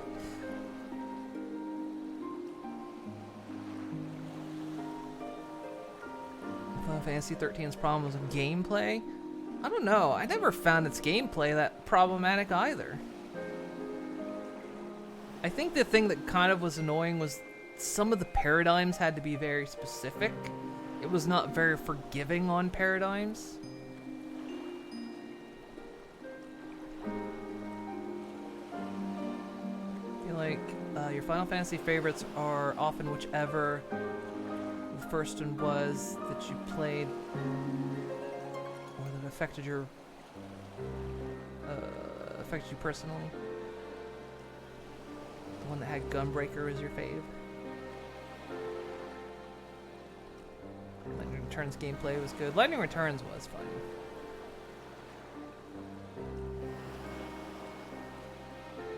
Some people didn't like the time. Yeah, the time pressure, especially at the start. Eventually, you kind of nailed it, and you didn't have to worry about it so much. But at the start, it felt like really restrictive. Someone who's never finished one, Final Fantasy XIII had the most accessible gameplay for you. And the sequel fixed many issues 13 had. Because I know everyone always said that, yeah, Final Fantasy XIII is... A lot of people's complaints back then was that it was basically a corridor. And I was like, yeah, it's true. The first half of the game is a corridor. But it was kind of like it had to be. Because you were being chased. Like... for so much of the game, you weren't able, realistically, you couldn't go anywhere and be safe. So of course you were meant to feel like you were being corralled the whole time. Because like you were being chased, you were being corralled in and centered, and I know like that's generally against an RPG's gameplay mechanic, but you very much, to me, you always very much felt like, yeah, you can't go anywhere because they're kettling you in.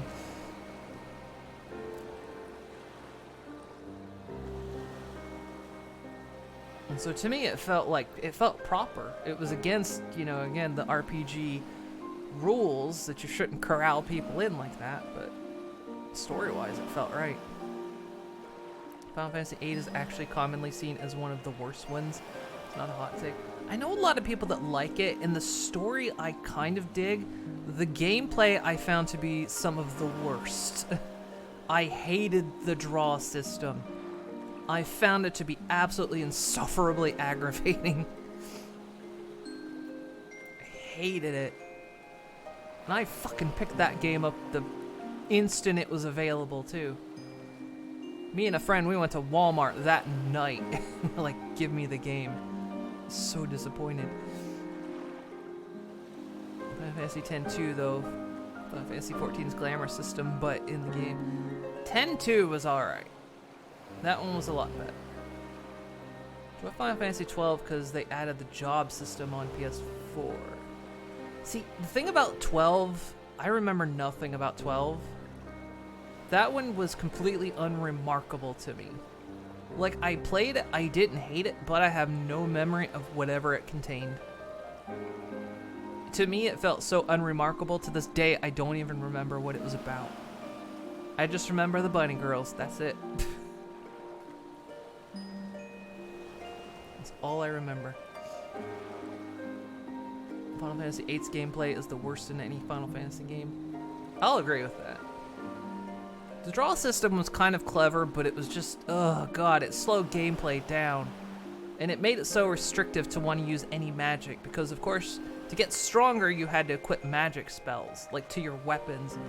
And the more you had drawn out, the stronger you were, but then if you cast a spell that you had equipped, then you got weaker.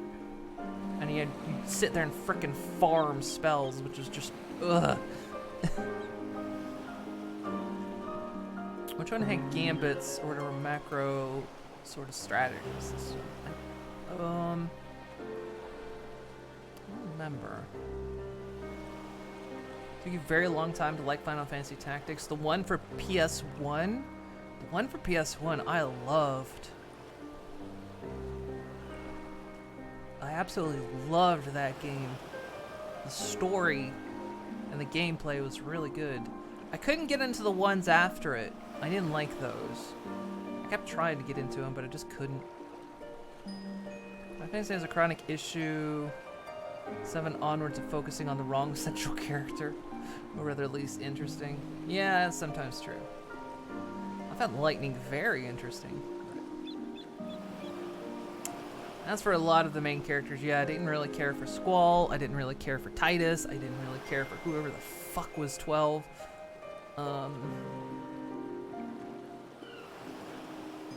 Who was 9? 9 is another one that a lot of people love. I don't know. It's another one of those that a lot of people love. I have so little memory of it.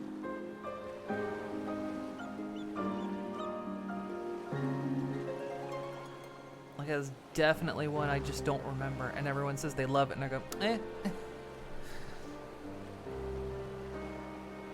Just remember it's got what's his name, and then the princess who was, what the fuck was her name? I had it on the tip of my brain a second ago.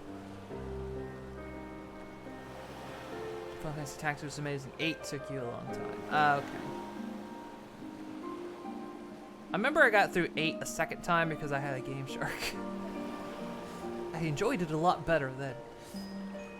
Okay, whichever Final Fantasy had Gunbreaker is the one you enjoy, because if not for that, game 14 would not have it. That's 12. Yeah, Tactics is a strategy game. The ones that they put on like the Game Boy Advance and stuff, I never got into. 12 was an annoying kid. You're playing through it like a few hours a month. Didn't like the main characters of 9, but all the side characters are amazing. I kind of vaguely remember that. Garnet, that was her name. That was the... who eventually gave herself the name Dagger. And like Final Fantasy Tactics Brotherhood of Steel. Wait, you're crossing the streams again. You've combined one of the best games with one of the worst.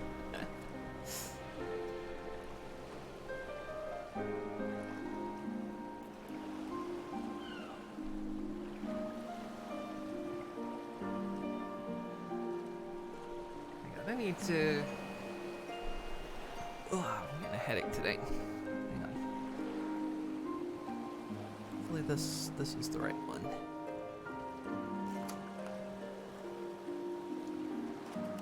It's been a stressful week, so I think I've got I think it's a stress headache. I can't tell. Find out if I take a pill and it doesn't work.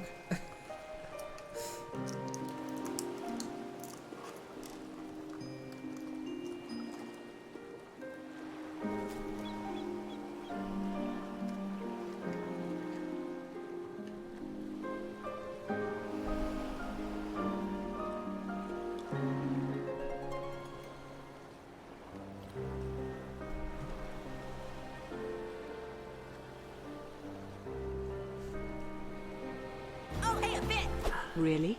I remember it like it was yesterday, when Titus stood up and told Cloud, truly we are a brotherhood of steel. There was a what was it? There was a Final Fantasy 12 game that was like on the... Was it on the DS? It was a strategy game too, I think. I tried playing it, I didn't get through it. I love tactics. It's one of the few games you play as a bad guy.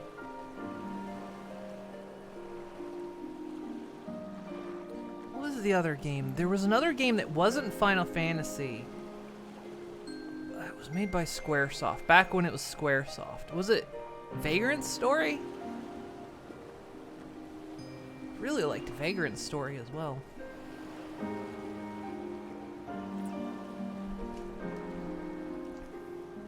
That was an excellent game.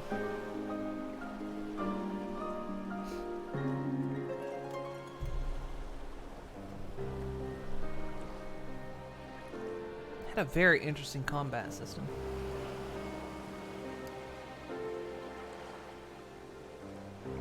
I'm like reminiscing on a lot of PS1 games.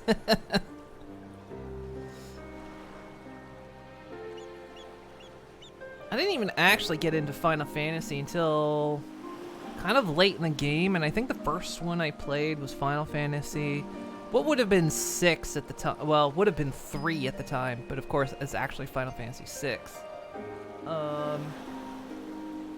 Because I didn't get into RPGs until Earthbound. So I did Earthbound, then Chrono Trigger, and then a friend like lent me some Final Fantasy games, and then I like went through like all of them that were out at the time.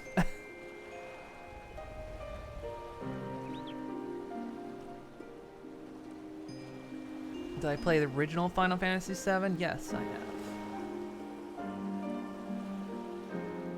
I haven't played the remake. I want to play the remake. It might be on PS Plus, actually. Let's take a look at that. Played through the original Final Fantasy VII many times. I aced that game. Beat all the weapons as well. If you want to play one of the best Final Fantasy games, the Final Fantasy VII Crisis Core Remake is coming out later this year. Oh, hey, a bit!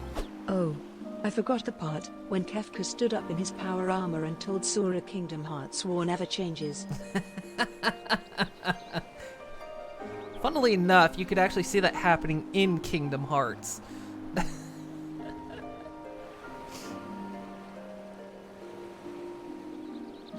Is not on PS Plus? Is it not? I swear I saw. Or is it like, well, not the basic PS Plus. It's like the one that's next level up from PS Plus. I thought it was on there.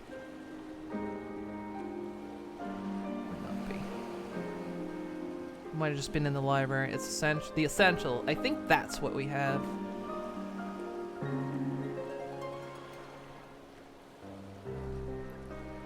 I think we've got essential.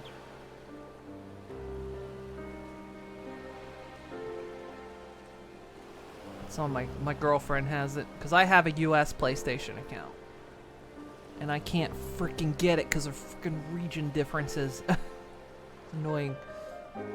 And the only way to fix it is legit just get a new account.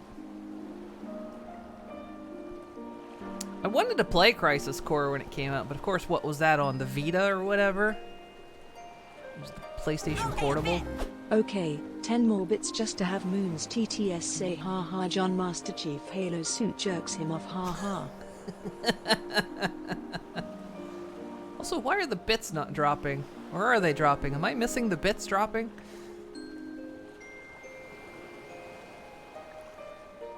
Are the bits dropping? Or is it broken? No. Still works.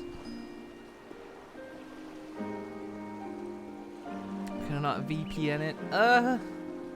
Don't actually know. You have to find a VPN that does it. It's hard to find good VPNs. The bits are not dropping, are they not? Oh, hey, a bit! Huh. Why are the bits dropping? Why has that stopped working? Hang on. Why is that not working? They worked earlier, didn't they? Or has it broke again? That's still connected.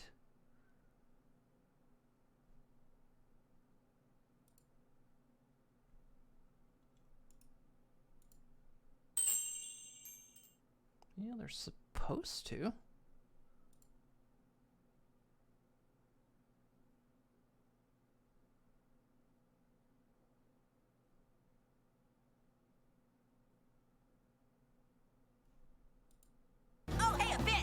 They are not dropping, but you know what is dropping. These sick beats bum bum bum bum chicka chicka farchi kumquat. Oh, thank you for the pins. Hang on. I don't know why they're not dropping. What's going on? That's a lot of nuts!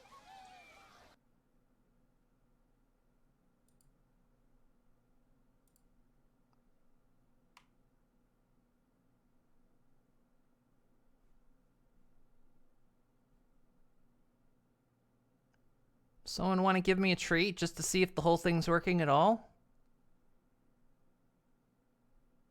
Has Twitch integration failed again?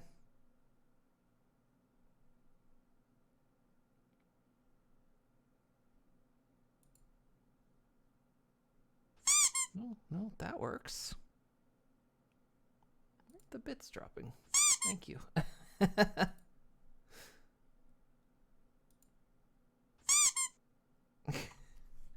Thank you, everyone. Oh, that was hidden, but it happened. Should trigger on bits. Yeah, throw. Trumpy, you can do stupid things. Bits, aim custom.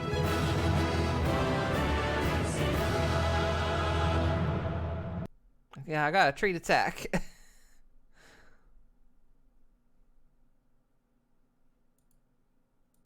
I don't know why bits aren't dropping. Why? Because it's science, that's why. Bits, everyone, amount 1, cooldown 0 seconds. Actions. Should all work. Huh. Let me just restart it. Let me restart tits.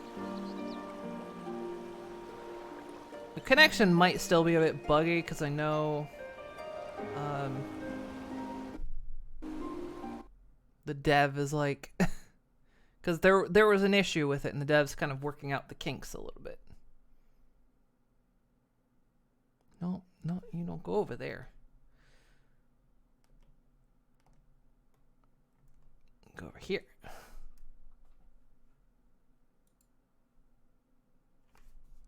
Just, okay, ow. Okay, that works. I don't know. Yeah, it might still be a little borky, I guess. Because the bits dropping worked earlier, but it's stopped working now, so I don't know.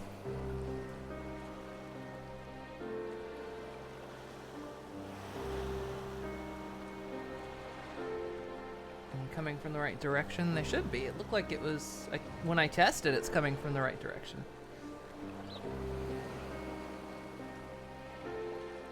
Broke it with your face.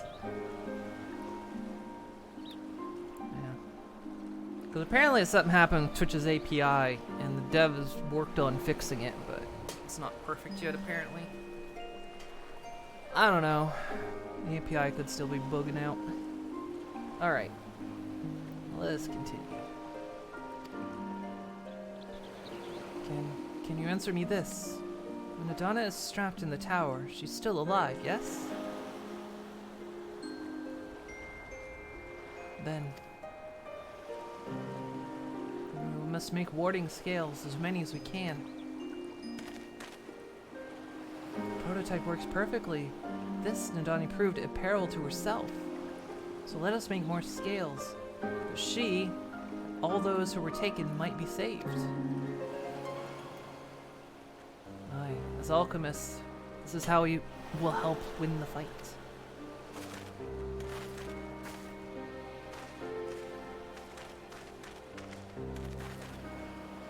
My friends, the satrap has been made aware of the tragedy. He offers his heartfelt condolences and reiterates his pledge to provide you with all that you require. To that end, he bade me give you this link pearl, that he might personally discuss the production of the warding scales with you.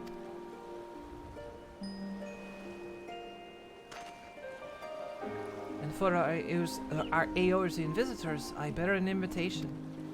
In her report, Mistress Nidhana noted our vital contributions to the talisman's creation. Your talisman. I'm reading it all wrong. The fact came to the satrap's attention, and in recognition of your deeds, he wishes to meet you. In addition to thanking you in person, he would also discuss further avenues of collaboration. And so, if it is agreeable, will you not accompany me to Radzatan for an audience with His Excellency?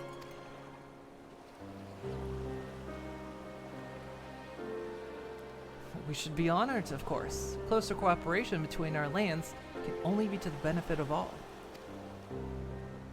Then it is settled. Please come to the gates east of the Giant Skull grounds, and I will show you into the city. You want to punt the squirt? Why do you want to punt the squirt? He's done nothing. Okay, we're going up there. Alright. Let's hop in my wheels. Let's go.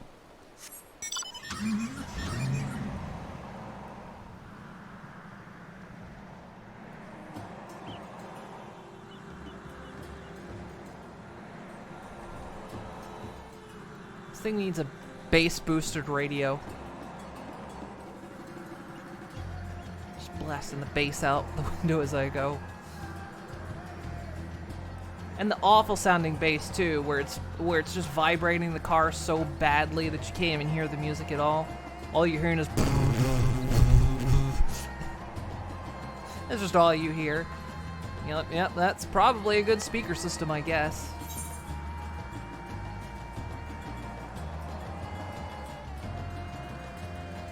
But you can't get him past the 15-meter line. Are we not trusting? They're not trusting, what's his name? The kid.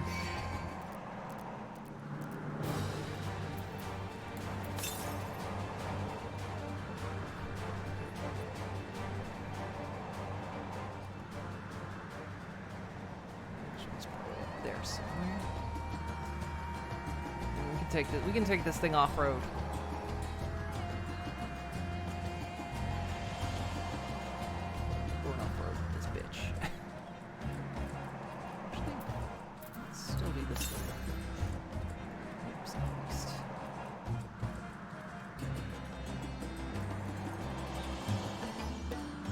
Probably going this way.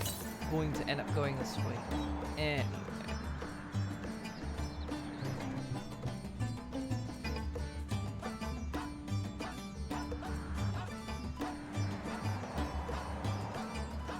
This is over here on the edge of the cliff. Yeah, there it is.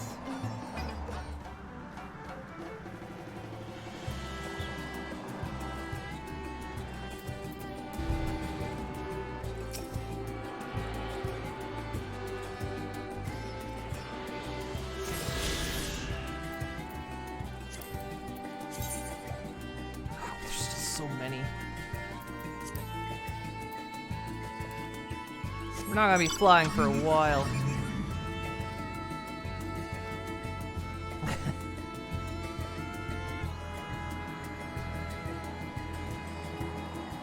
Welcome to the worst invisible wall. You can't go there until sorry, post zone 4. Goodness.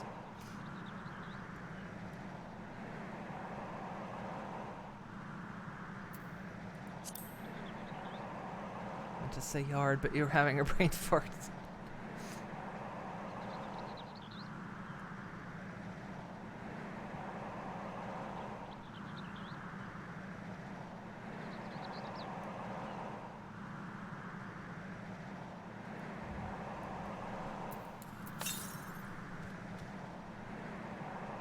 Another one. It's really close.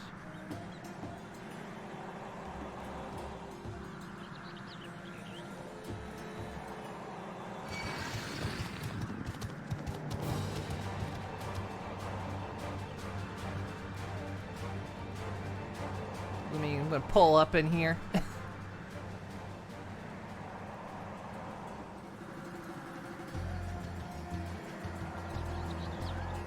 Hey bitches, what's up?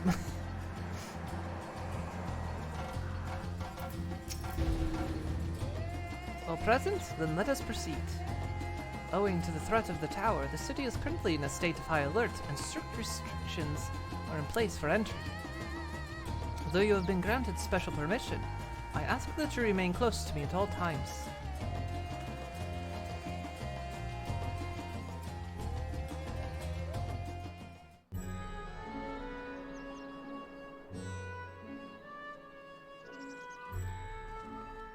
A vast rock squats upon Thavnair, and to its stony surface clings the city of Rads at Han.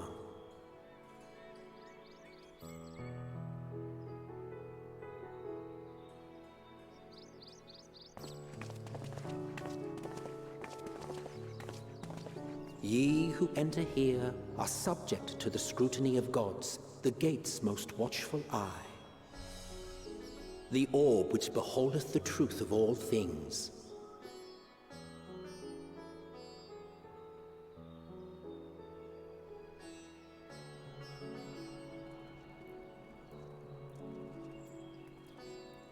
Pass beneath its hot and piercing gaze, bearing down like a second midday sun.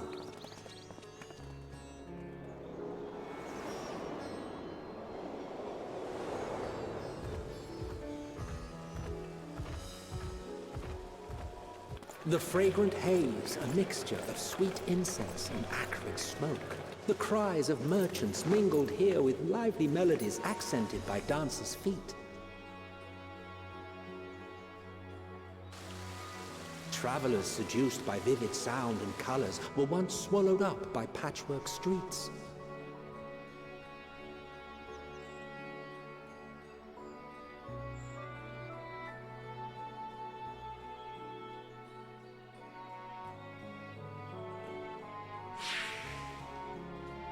Oh. But no such scenes to savor now. To what somber present does that divine eye bear witness?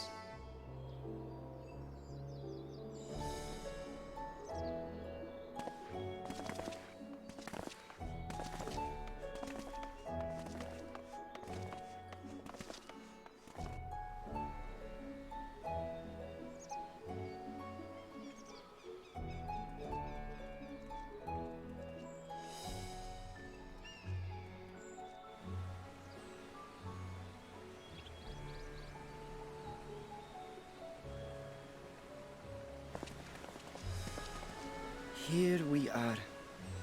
Megaduta. He said Duta.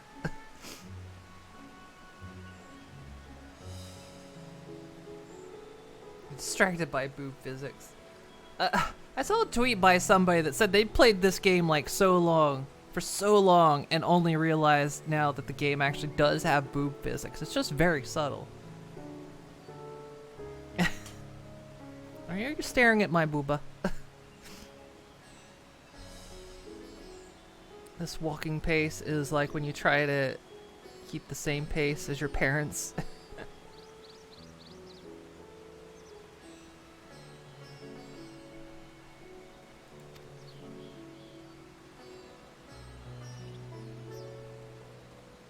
It seems a shame to bring you here directly. Under normal circumstances, it would have been my pleasure to show you the sights. And it would have been our pleasure to see them. Alas, it seems our tour of the city will have to wait. I'm afraid so.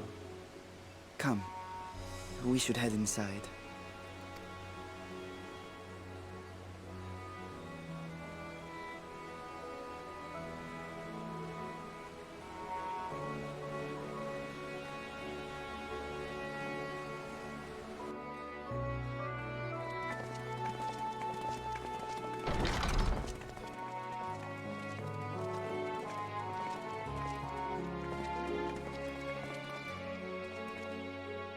Your Excellency, may I present our honored visitors?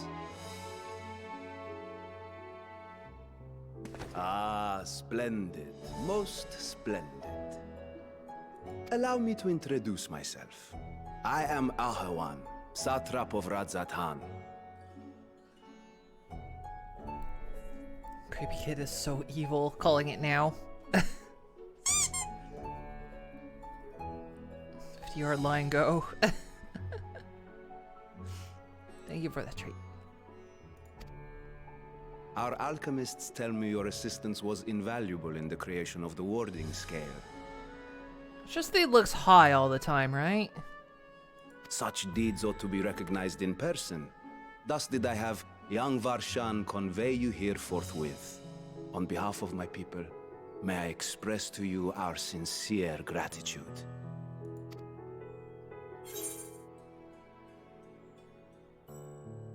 Not everything went to plan.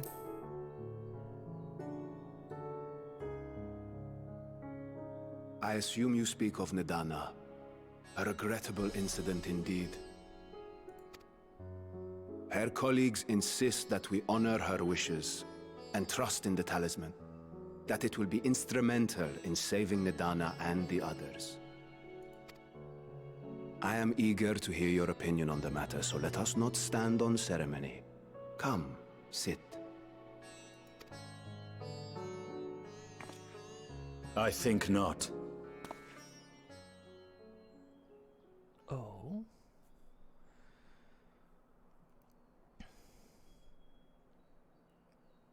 This man is the goodest of beans. Is that the man they peel the butt scales off for the alchemists?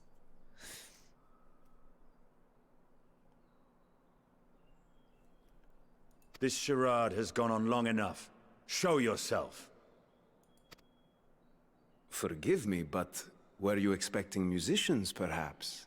There are no performers waiting in the wings at present, but arrangements could be made if you'd prefer. Nay, he hath the right of it. The time for artifice is past. Raise the curtain. As you wish. Ah, he was a stand-in. You travel as assistants to the students of Valdesian, but you are known to me.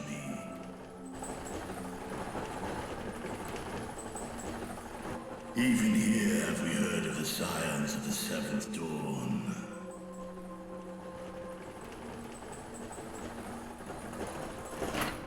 I am Vritra, and for years uncounted hath this isle served as mine abode.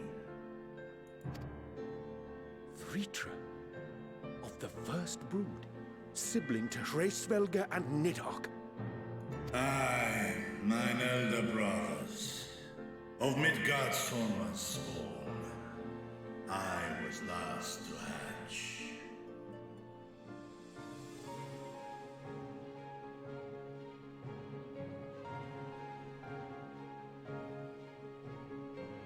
What were you gonna say? Finally someone who understands you.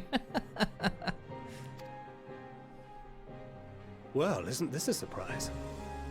We were told Radzat Han had an alliance with a dragon. Not that a great worm sat in the satrap's own hall. A necessary subterfuge, as the true tale of our nation history illustrates most effectively. In the beginning, the rock upon which our city is built was home to Vitra, and Vitra alone. In time, the ancestors of the Matanga came to the island and established a foothold. But never did they dare disturb the worm's lair. Next to arrive were the Aura. Adopting the example of their Akasodra allies, they too treated Vitra with reverence and respect. And for many years, an understanding between our forefathers and the Great Worm endured. Until marauding heroes from the mainland came, threatening to shatter our peace and tranquility. When it seemed all would be drowned in blood, Vitra himself came forth and quelled the rising conflict. A peaceful accord was reached, and oaths sworn in Vitra's name. Thus begun the dragon's governance of the fledgling state, which was to grow into Radz Athan. But if Ritra is still here, then your position as Satrap is just... A charade. Yes. And one which my family has performed faithfully for generations. Many envy the great worms their power. Were it known that I ruled here, then the fires of war would burn without end. I would not be the flame which consumeth my people. Those few who joined me in laying our country's foundations were, perforce, sworn to secrecy. Your eye. It was taken.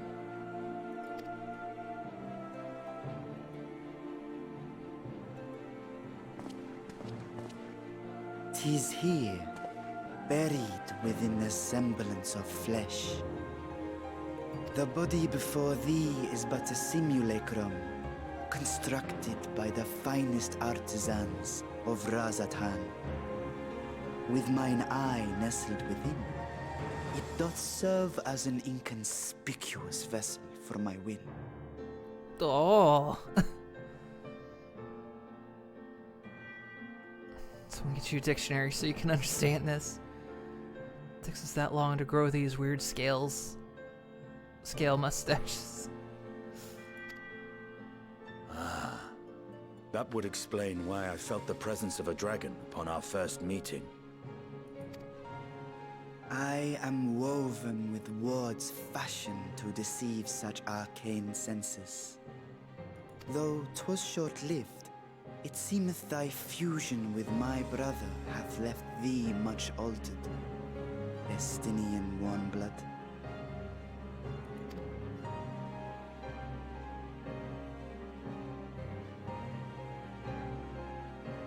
From the very first, we sensed the nature of one another, yet did neither one of us bare his fangs. That is all I need know of thee for now.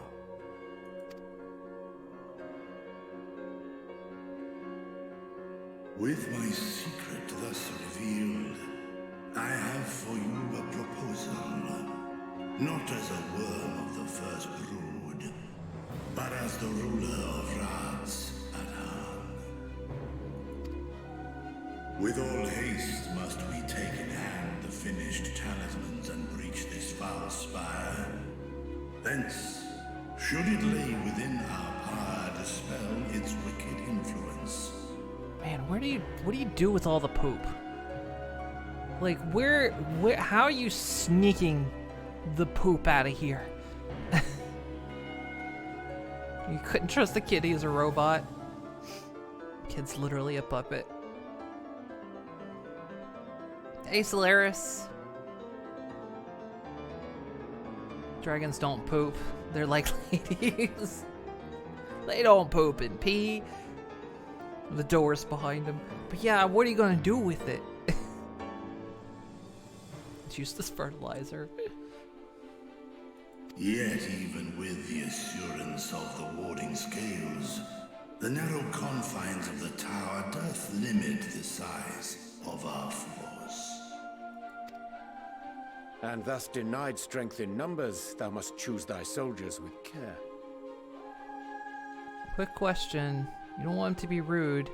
Did the second pet rat pass away? Yes, it did happen. Bullet passed away early Tuesday.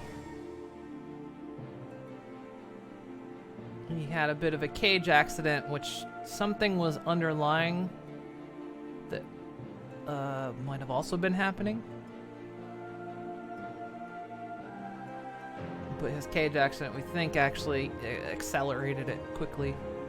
Plus, he was in a lot of pain. What you gonna do with all that shit? All that shit upon that. The crops grow well in Thavnir. Yeah, the basics of what happened is Bullet had He had basically, we don't know exactly what it was because we didn't catch it right away, but I kind of noticed it. Or was suspicious of it, but he had like fluid building in his abdomen.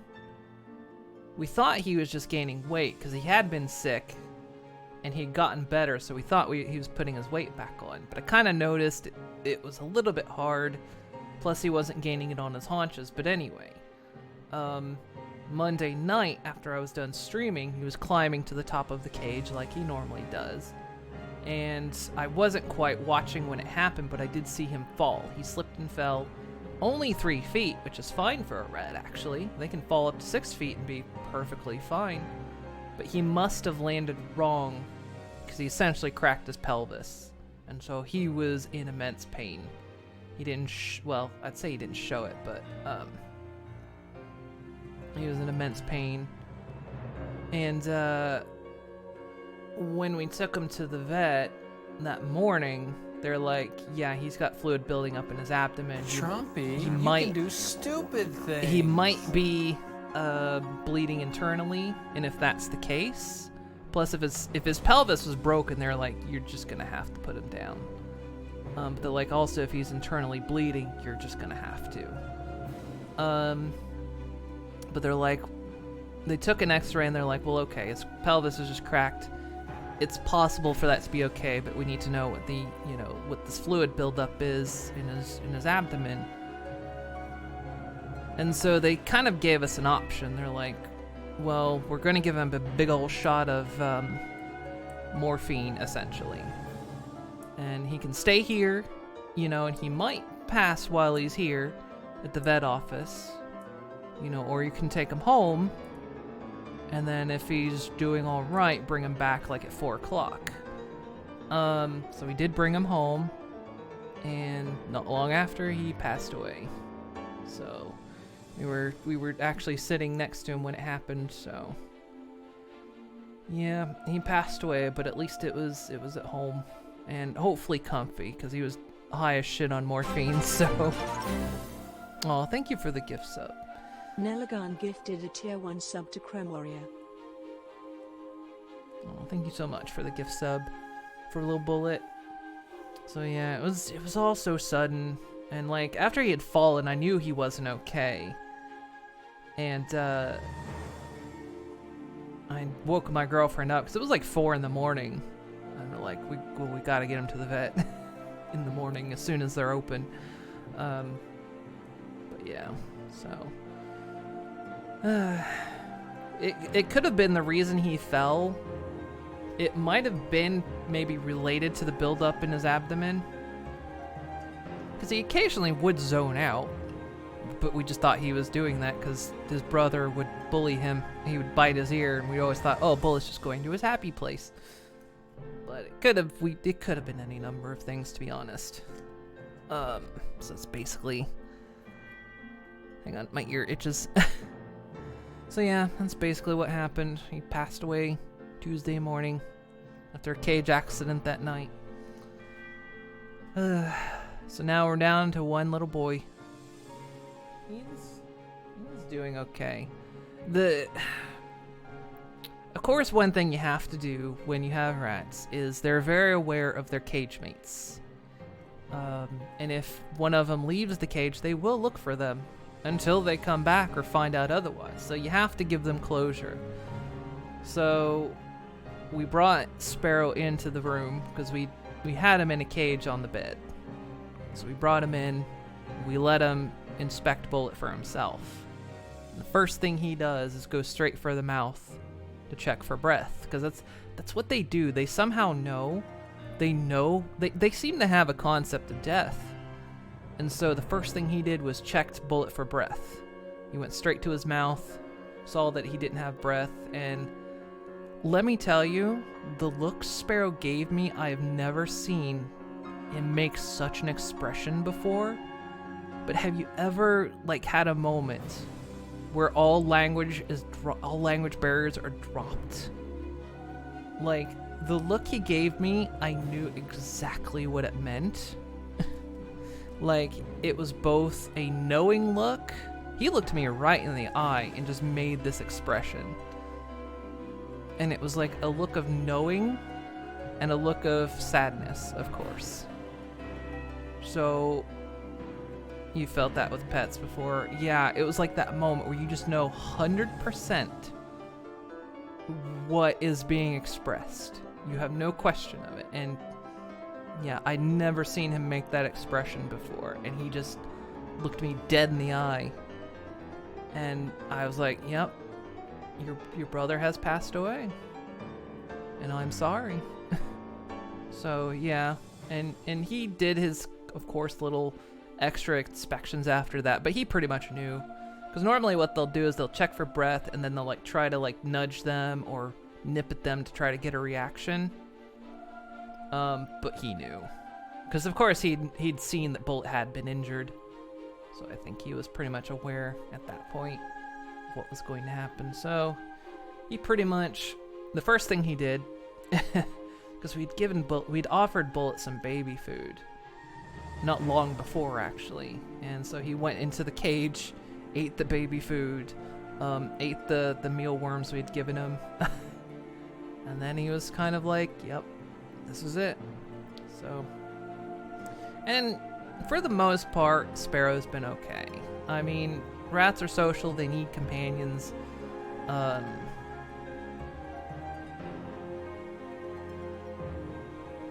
But yeah, it's, he's been alright. And you can see he has moments, because he'll go to places where Bullet frequented, and he'll go and sniff around a little bit, and then he's done, and then he's like, no, I don't want to be here anymore.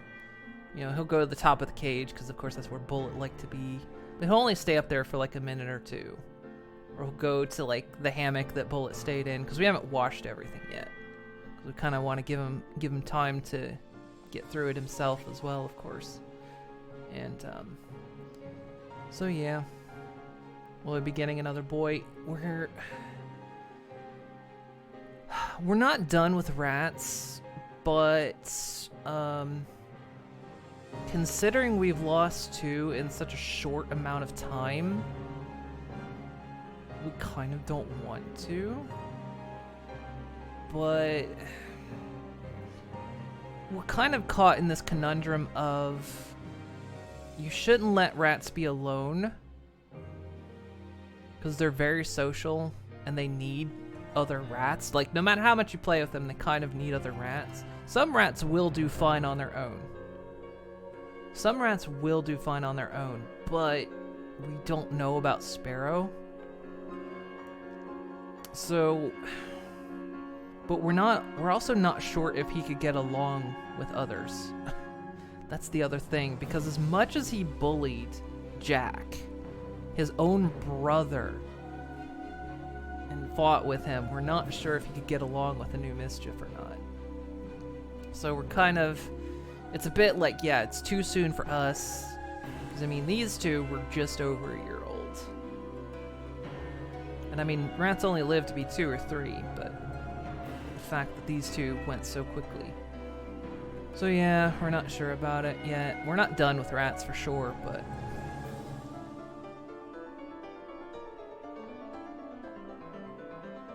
you'd be in a loop if yeah, and that's kind of what always happened, because like that's how we ended up with these 3, because after the first of our 2 rats passed away, Flam, of course, Flim was alone.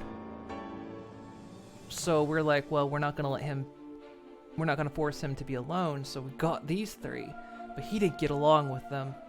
We kept trying to get him to get along, but he just wouldn't. And then, of course, not long after, he passed away anyway. Well, we had to put him down because he had a tumor, but, so yeah. We're not sure. That's why we're trying to do everything we can to just spoil the hell out of him. But the other thing is, but yeah, it is kind of a loop. It's one of the things people suggest is like, if you end up with a lone rat, you should really do one of 2 things. You should either get more rats, or give them to someone who has rats that can try to integrate them into that Mischief. That way that rat is just not alone. But of course, then, you know, your rats are very much bonded to you as well. I mean, Sparrow's very bonded to us. So, it's a tricky thing. And if rats, of course, are away from other rats for too long, they will actually forget how to speak rat. Like, rats do have a language, and they can forget how to speak it. So, I don't know. We're in a moment right now where we're, like, of course, very tender because we've lost rats in such rapid succession. And we're not sure if Sparrow can get along with others. So, we're gonna see. We're gonna kind of see how he gets on. Rat Alzheimer's. I don't know if rats so much get Alzheimer's. They can get a host of things. There's a host of problems from cancers. They're very prone to cancers and tumors. They can get spinal degeneration.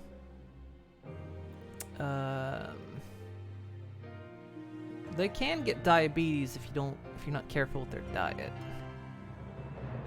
Yeah, the best thing for now is to spoil the hell out of them. That's pretty much what we're doing. It's like why we're getting a carrier to, like, a backpack carrier to see if maybe he likes to travel. I always wanted to travel with them anyway, but yeah, we're just spoiling the living hell out of him. He gets what he wants. And you were saying earlier, it's very smart, though. You don't think you've ever seen many other species do that? Like, you mean like have an awareness of death? Or concept of death? Or like inspecting for death? Yeah, something that they're not sure how much of a concept of death rats have, but they definitely seem to have... they're not sure how much they understand it, but they know they have a concept of it. Because obviously they know how to inspect for it, how to inspect if one of their cage mates has passed on. And of course it's a thing they have to do in the wild as well, because it's one of the things they have to do in the wild, because you should definitely not leave a corpse of a rat in the cage for too long. Like, once they've done their checks and had their moment, they'll walk away, at which point you should remove the body, because if you don't and you leave it for too long, they will consume the body. Because they're prey, you know, they don't want a dead body in their living space, so it's a normal thing for them to do for their own personal safety.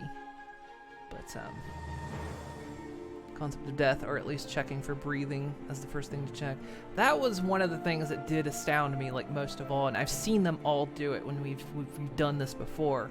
The first thing they check is breath. They will go straight to the mouth and check for breathing. Usually an animal would try to provoke a response.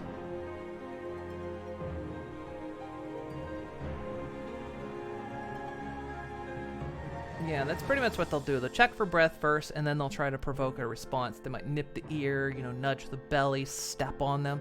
They'll, like, walk all over them and, like, you know, try to get a response. But Sparrow didn't do that. He just immediately checked for breath and was like, nope, he's gone. He didn't even bother, really. He gave him a quick nudge, and then that was it. He was confirmed, so... yeah, the whole thing of eating the body is very much because he's a prey animal. Because if you're a prey animal, you definitely don't want a corpse where you live, because it will attract predators.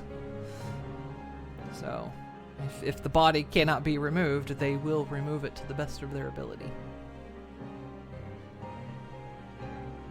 Checking for breath is probably the stuff. Yeah, that's the first thing they'll do.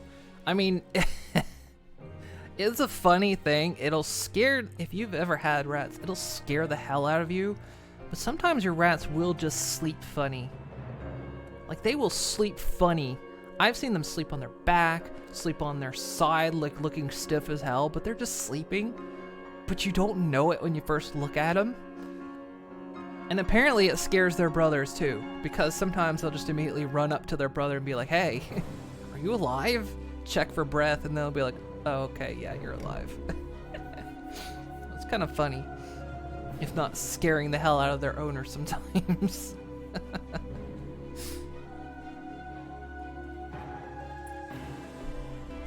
Also, there's the hydrate that Arasatsuka redeemed a little while ago.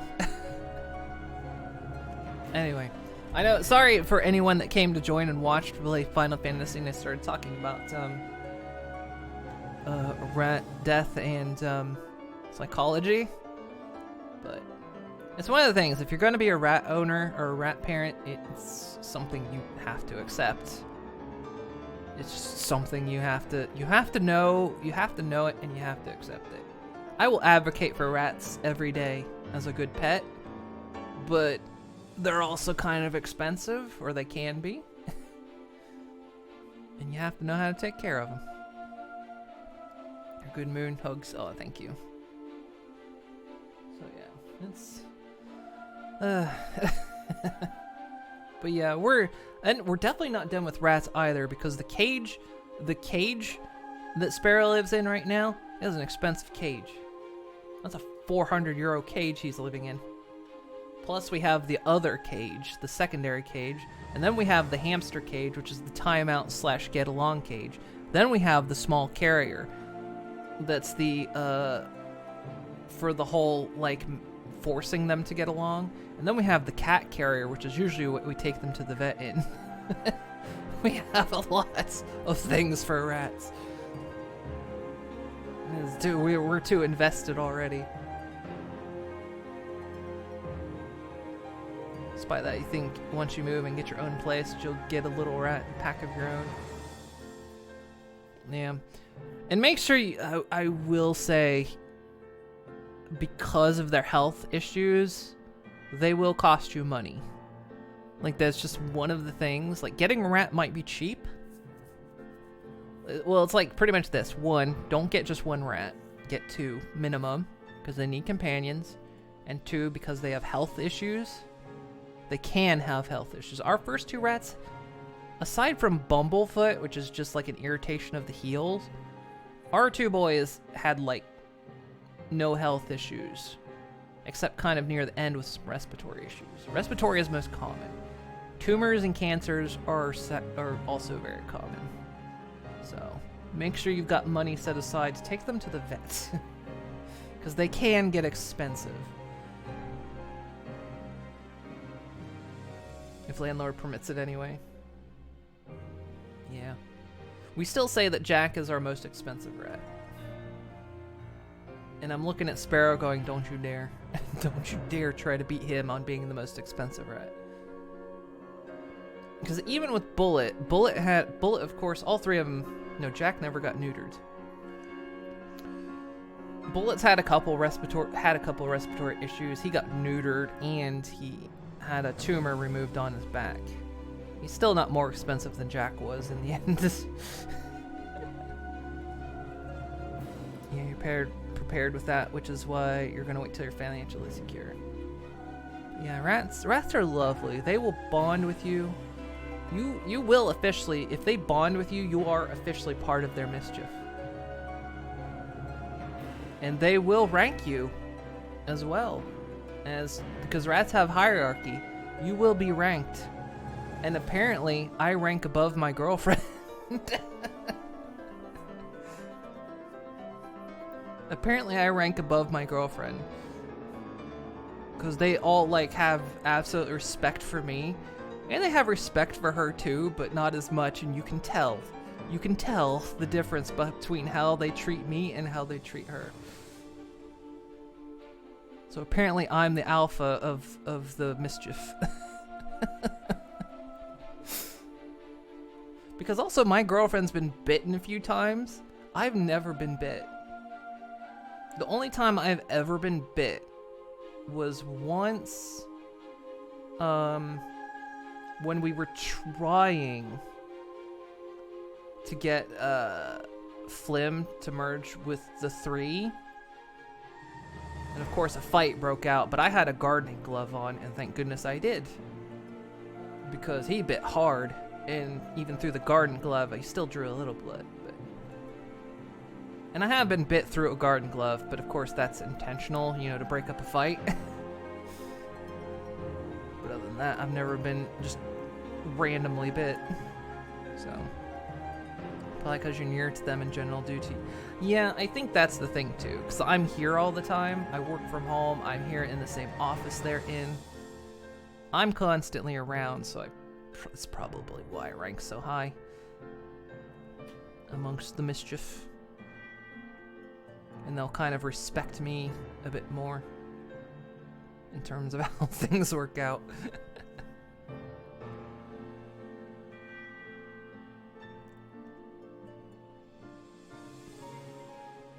So yeah, I will advocate for rats, but yeah, just be prepared. They don't live long and have a lot of health complications. So it's as I will say, rats burn super bright. And because they burn so bright, they burn out quickly. So the loss of them is also excruciating. Actually, I'm gonna take a quick break. I know we've not been playing Final Fantasy here for how long? We've been sitting here talking. I'm gonna take a quick break, and then we'll come back and we'll actually continue the story. I promise. So sorry for everyone that's been here just waiting for me to play Final Fantasy. Instead, we've been looking at Urianger's mug here. I'll give Sparrow some pets and some scritches, and I will be back shortly.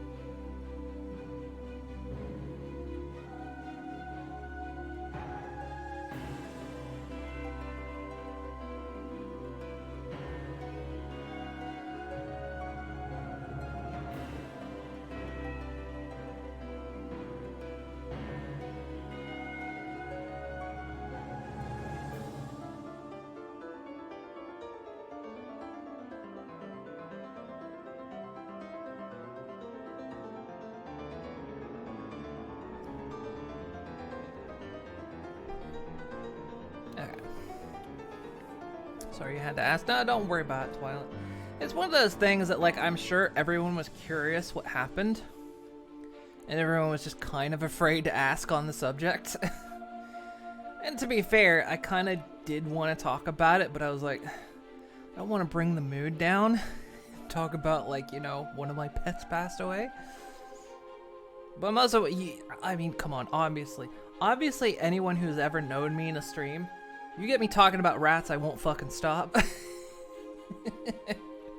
Once I get on the subject of rats, I can't quit. I think people that own rats are just absolutely passionate about them.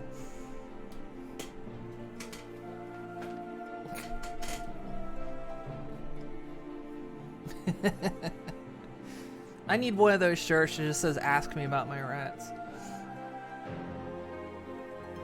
Also, Sparrow's asleep in his Sputnik. Cosmoons, it's ratty this, ratty that. I know, right? he's curled up in his Sputnik. I gave him a few scritches. He looked a little annoyed at me, like, Mom, cut it out. I'm still trying to sleep. Okay. Shall we continue? Shall we continue so that people can see Final Fantasy that probably came to see Final Fantasy? Find out through Nelly since you don't have access to public account of Twitter via mobile.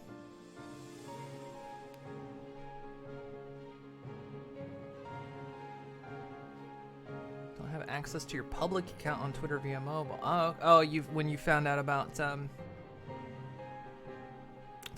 bullets passing. Just so. Yet though our radiant host is formidable, I see a sure path before me. Thou and thy comrades have contended with a multitude of primal beings. Most recently, thou didst cast down false gods in Pagalthan and Cartanau, I am told. 'Tis upon that strength I would call. The Scions have proven themselves the most capable, and I ask that you serve as the tip of our spear. So, are you guys saying you're going to be the shaft? Talismans would, of course, be provided for each of thy companions. And should you agree to this undertaking, more will be provided to make use of as you see fit. There's no denying it's a dangerous proposition, but the rewards may far outweigh the risk. Just think of what we might accomplish if we could equip all our allies with warding scales. I worry, however, that even the four of us may be too few for what you have in mind. Might we regroup with our friends first to discuss the matter? 'Tis no trifling task that I have laid before you. Go. Steel your hearts and hone your plans. Such time as you require shall be spent in crafting your protective charms. It seems a quick trip back to Charlian is in order.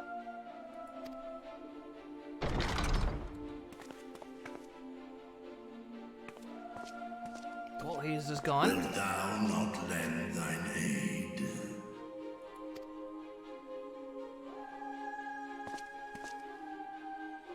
Whether your request be made as a great worm or the ruler of Rads at Han, I see no reason to refuse, nor will I.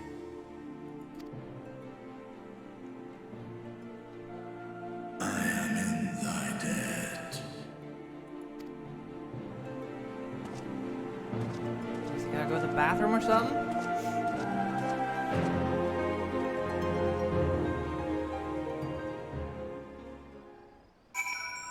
You heard noises in the background? What'd you hear? Might have been me just getting cozy in my chair. Sometimes my chair pops when I'm like moving around.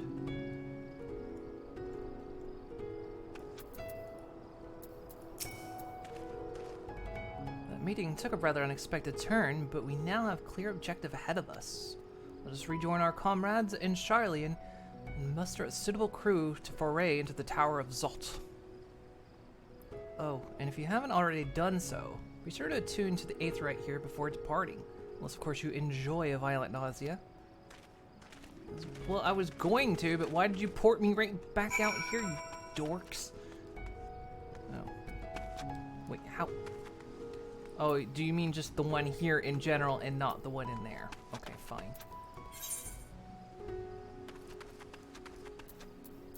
Alright, we're gonna be rolling.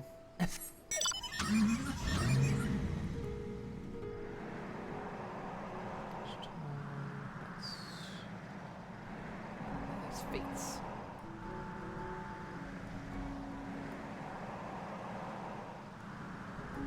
Actually, we're just teleporting back, right? God, that's expensive. Oh, I should probably make that one of my favorite ones, actually. Just put a ticket on that. Because we'll probably be popping back there quite a lot. Do you know that in MST3 episode Squirm, the guy at the end isn't saying you're gonna be Worm Face. It's actually saying you're gonna be Worm Feast? I don't know what movie that is.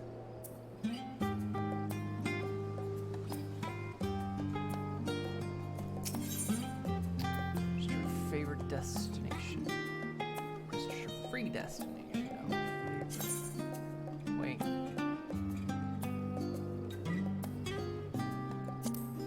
Wait, I get it. Wait.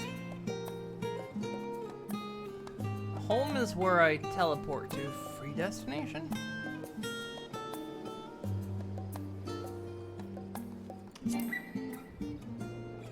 Security token. Oh, okay.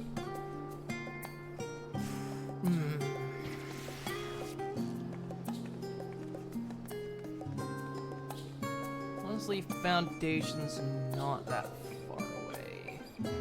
Gadanya.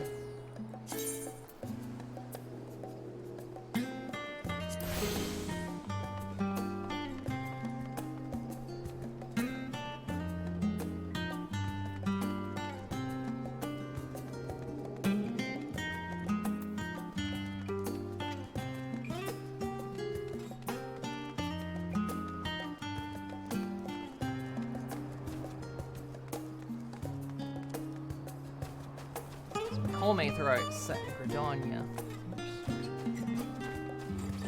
Tune to that one, right? There's still one apparently I haven't tuned to. I don't know which one that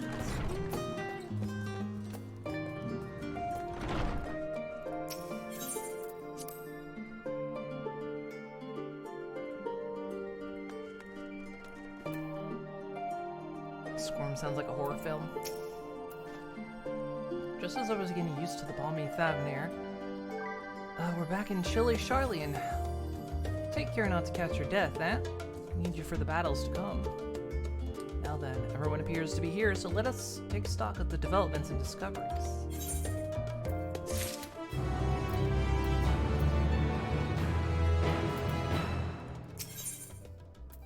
81. Ooh, we're ticking upward. Since there's been progress in both investigations, shall we share the findings from our respective locales?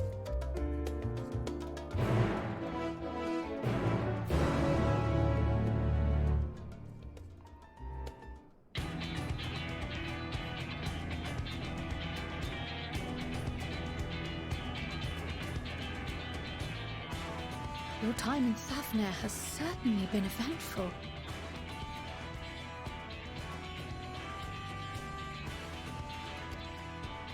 In my opinion, carrying out Vitra's request and assaulting the Tower of Zot should be our highest priority. I agree. While I still have questions concerning the Forum and their grand undertaking, we have all but exhausted our avenues of investigation. Simply pressing them any harder on the subject will almost certainly result in our expulsion. Therefore, I suggest we explore the ethereal sea connection by way of a letter to Master Motoya, then make our way to Thavnair. I wonder, Even with the protection these talismans afford us, what can we hope to achieve once inside the tower? According to Orenvold and Fodola's report, they were unable to free the Emolja. Worse, their attempts triggered the tower's defenses, which led to a summoning of Luna Ifrit. What does it tell us that the Spires even have such defenses? Simply pulling a prisoner from the wall is fatal, thus the direct approach is doomed to failure from the outset. Any further measures to dissuade such actions seem unnecessary. Unless, of course, there is a way to free the prisoners without killing them. Then it stands to reason that any intruders would be met with overwhelming force. The towers appeared throughout the world in but the twinkling of an eye. 'Twas by magical means these structures were raised, I surmise. A spire thus conjured must needs be maintained, and I suspect an arcane catalyst, some manner of core, doth lie hidden within. Destroy the core, and the tower ceaseth to be, thus liberating the captives without harm. I hope.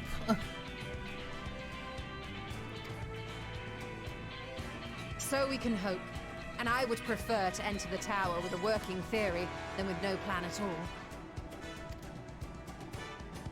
Assuming Ishtola's reasoning is correct, the chances of the defenses remaining dormant are small to none. Any primals will have to be dealt with, and defeating one will likely only lead to the summoning of another. Our every victory will only compound the prisoner's suffering. May we not then divide our forces? Those proficient in healing will focus on sustaining the captives. That duty can be covered by Urianger, Cryle, Yostola, and myself. What, you don't want, The remaining Scions will proceed with the search for the core. Admittedly, this strategy puts both parties at greater risk, but it should bolster our chances of saving the Arcasodra by a considerable margin.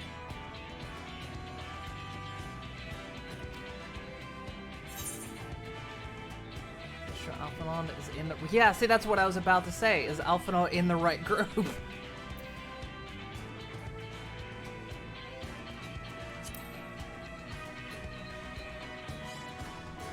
He's a healer, too. If you're to fight primals, then you'd best have at least one healer with you. Point, actually. And I am more than happy to fulfill that role. I found wielding a sage's armament to be rather intuitive, and look forward to testing them against a more challenging foe.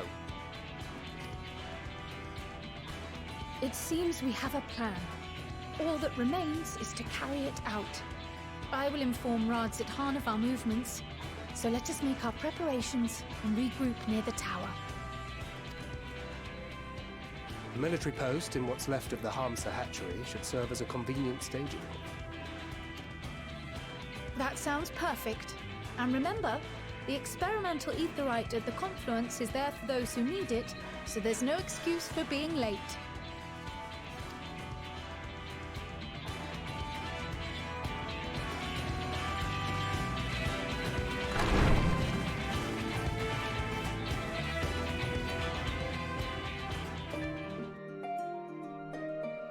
It's dungeon time. In your opinion, the hardest one? Oh god, no.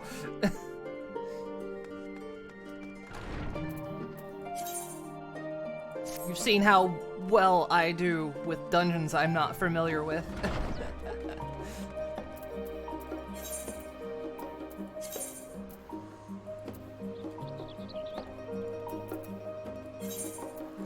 Expensive teleports.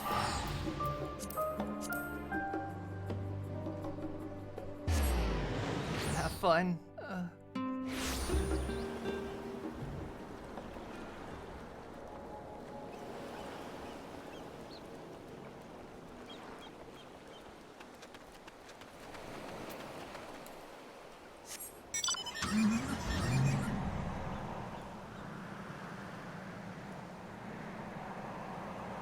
Follow the NPCs and you'll be fine. It's usually what I do. I'll normally like follow their lead. I'll usually like follow Alphanaud or something. And just like watch what they do. But there are a couple fights where that doesn't work.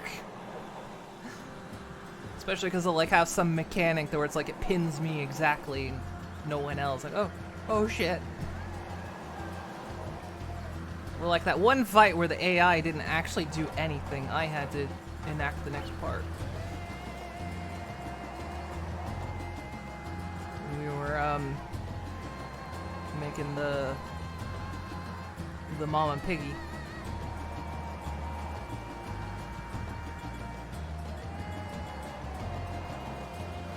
I'm sure the salt water's fine for this car.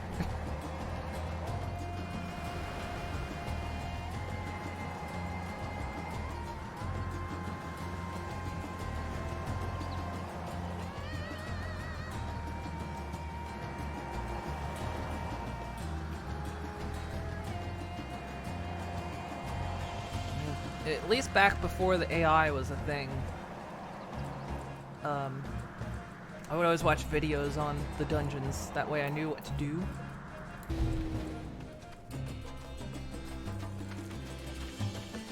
Because, you know, I didn't want to, like, drag the group down.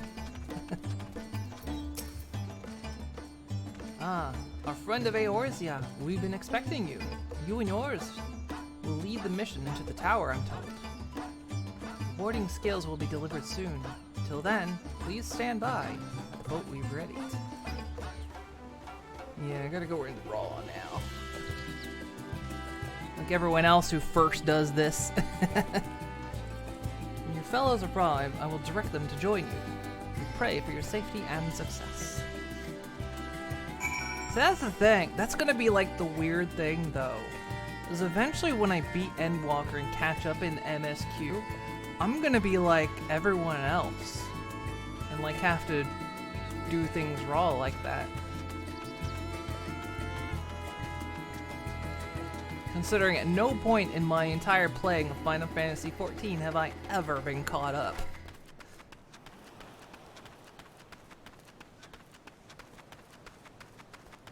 Because when I first played it 5 years ago, I was on the bridge to Heaven's Ward.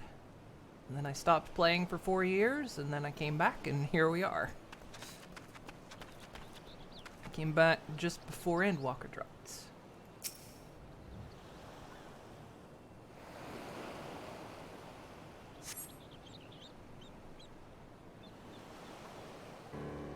It's a great experience doing the content when it's new and unknown. Because at least then, if you do bad, you don't feel bad, right?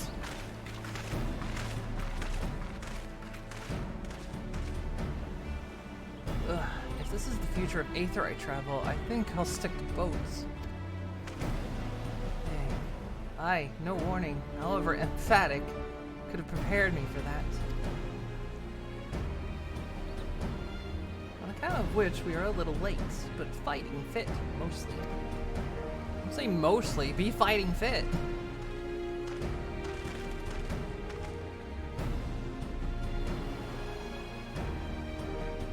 Friends, permit me to thank you for accepting this mission. You must be...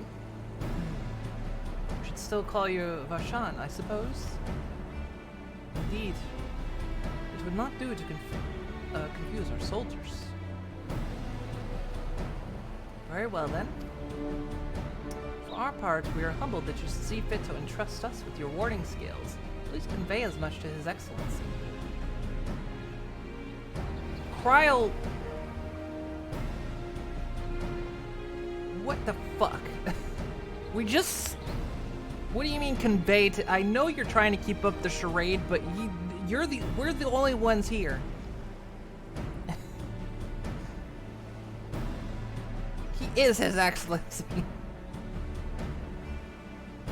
For each of you, one for each of you, please accept with my blessings. Something WoW has long forgotten. The only time I ever played WoW. Maybe she doesn't know. She just said, I suppose we should still call you Varshan for now. So she knew. And then their immediate sentence afterwards.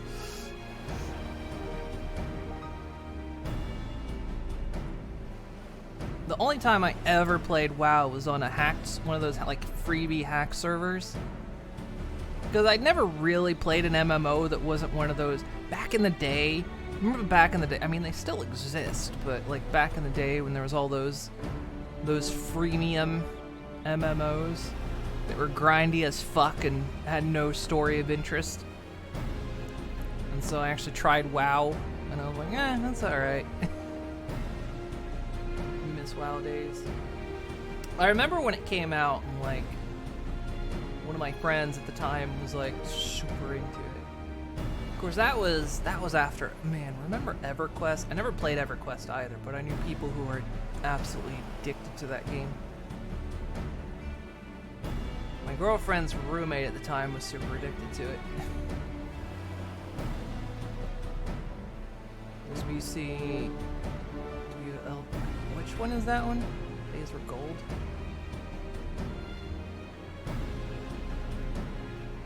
But it's modern dev team is awful plus Blizzard is yeah. Blizzard of course being the shit can that it is now. Burning Crusade Wrath of the Lich. Okay.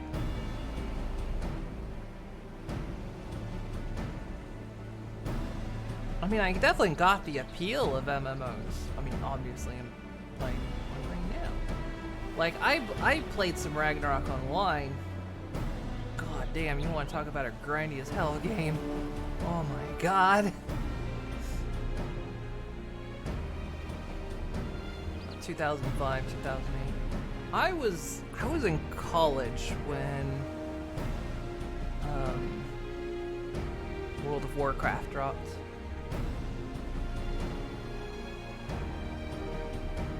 Favorite free-to-play MMO was Tales of Pirates. I feel like I remember that one. I don't know if I played it. You were in the Navy? I was in college. University when that one dropped. It's a One Piece inspired MMO.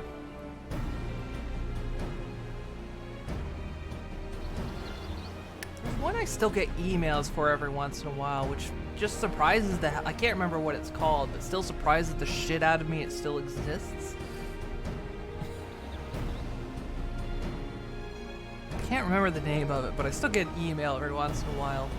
I'm just like, god damn, you still alive? And we've been looking at pirate adjacent survival crafting. Uh-oh. You found anything?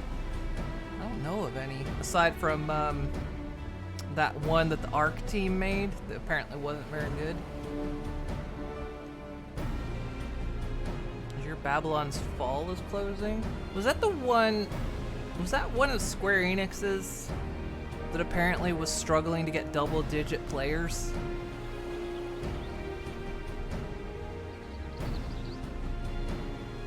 Platinum's Games Service? Oh.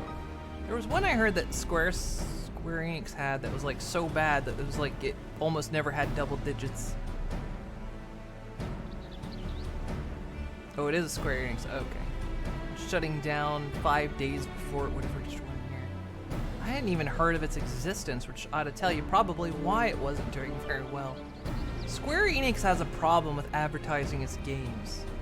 It's had a problem with making good games lately, aside from, you know, powerhouses like this, but I mean, they don't even make this one technically, they're just publishers, but they've been struggling with games lately. Platinum hated it. Complete misuse of Platinum games. Very weird. When BioWare made Anthem. Oh, thanks. With these, we can go anywhere. Those with the Blessing of Light can go. Not only for this operation either, but for all the ones to come. We can finally break your monopoly on primals. I wouldn't mind carrying on as before, you know. In that case, they're all yours from now on. Haha, but I'm afraid we can't let you retire just yet. You're the Scion's brightest star, after all. If everyone is amenable to it, let's review the strategy for good measure. As previously agreed, we will divide into 2 groups. Elysium and her band will break through the tower's defense and locate its core. Meanwhile, the rest of us will tend to the prisoners who will doubtless want for healing due to the duress of repeated summonings. Primals which the tower bringeth forth shall be deities of Thavnarian myth. As we have no prior experience with such foes, pray exercise the utmost caution when confronting them. Commence the operation at your word, my friends. For the people of Thavnir, nay, the entire world, we must prevail.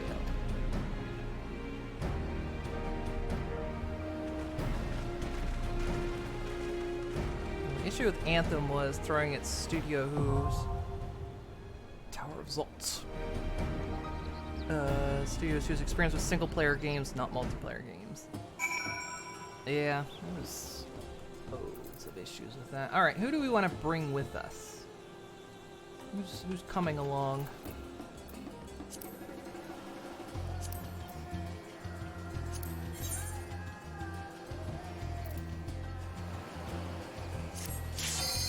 Wait, no, withdraw, cancel. Did that wrong.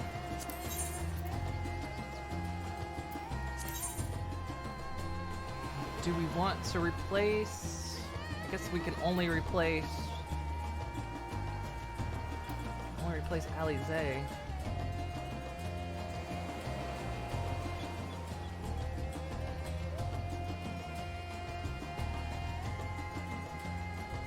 We have to take Thancred and Alfie. Well, I don't have.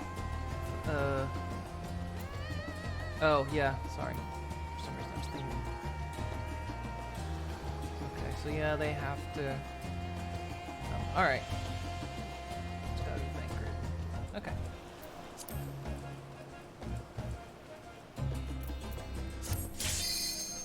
All right, here we go.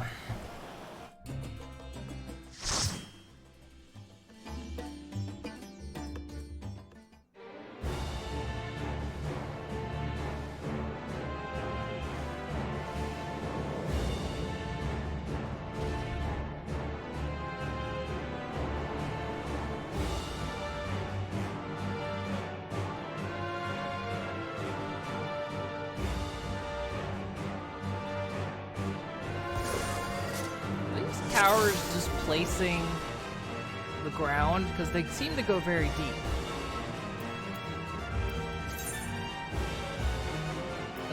Let me.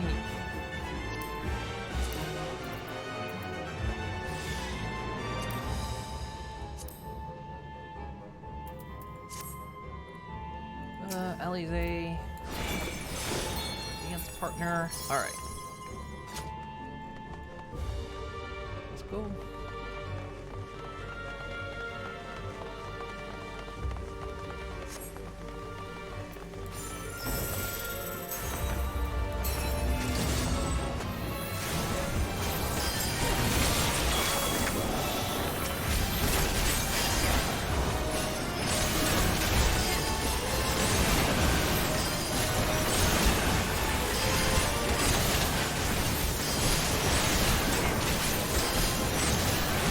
You guys see anything? I sure as hell can't. I visually cannot tell what's happening.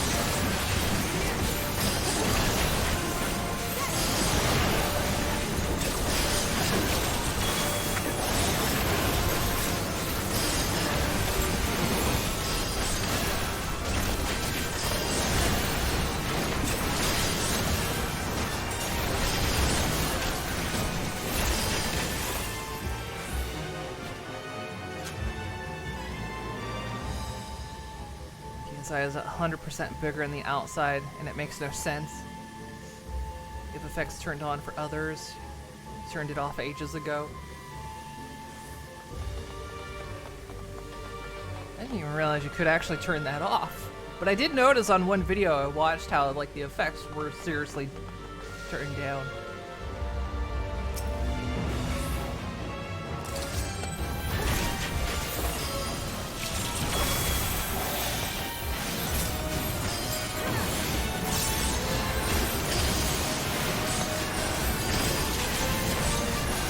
saying we might test it out. It might not stream as well either for the bitrate.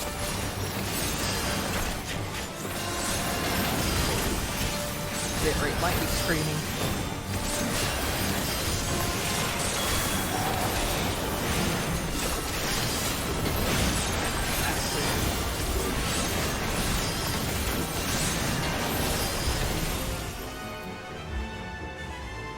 Shades.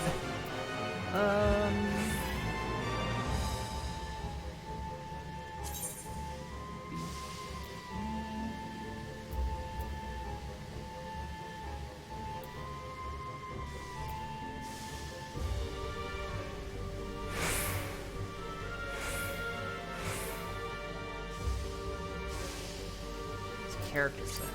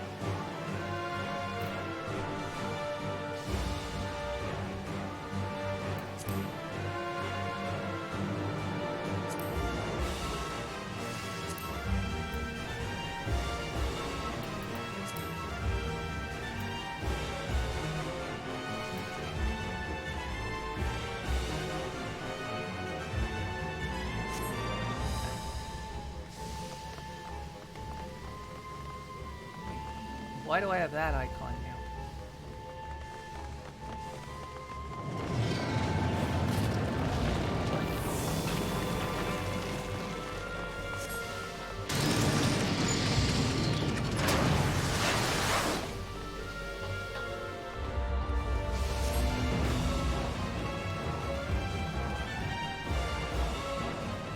Bye, guys.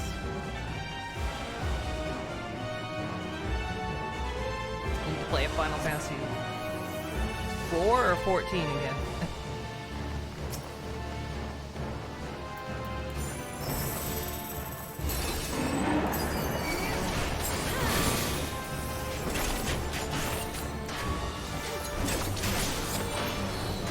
Power Rangers 4, is it?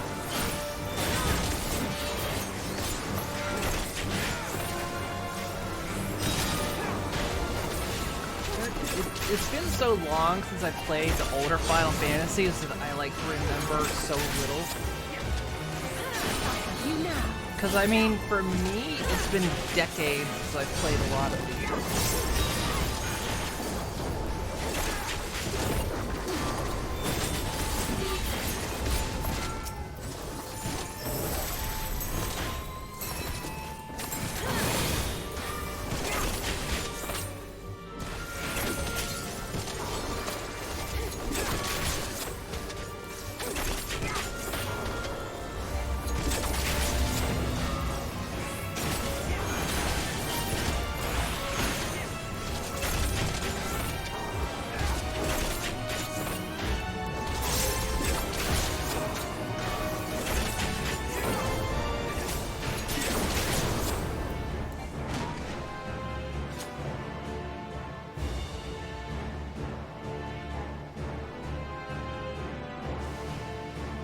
Final Fantasy Quest win. What? Played all of them but 11. I played a little bit of 11. I have played them all except I played all the mainline ones. I played a little bit of 11, like as a free trial, I think. But I have played all the mainline ones. It's just, yeah, for me, some of them were like decades ago, like literally on the Nintendo and the Super Nintendo. Play every Final Fantasy? Oh god. You know how long that would take? I have played the 13 trilogy. Let's see, what have I played on stream? I have played the 13 trilogy. I've played Final Fantasy 15 on stream. I don't know if I've played any others on stream. That was the only mainline game you haven't played. I think a friend at the time, like, tried to get me to play it. So I played a little bit.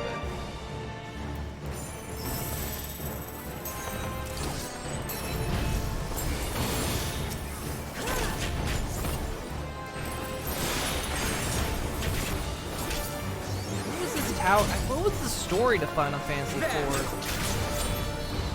I can't remember which one that is. Honestly, the ones before 6, I get confused as to which one's which.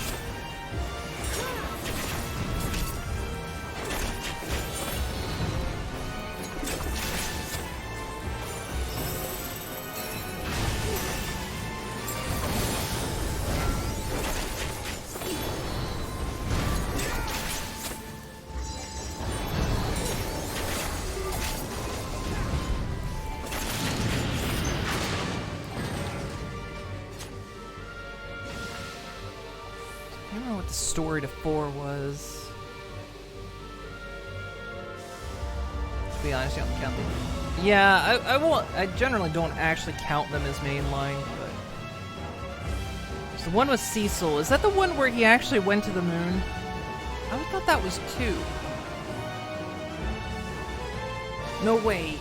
Hang on. It's the numbers that get me off, because at the time, 2 would have been 4, right? In Japan, it was 4, and outside of Japan, it was 2? That's right. Okay. That's why I'm getting confused. So yeah, that was the one with Cecil, and he was the Dragoon, right? Or was he the Dragoon, or was he the Paladin? Or was it both? God damn it, I'm getting it all mixed up. It's been forever.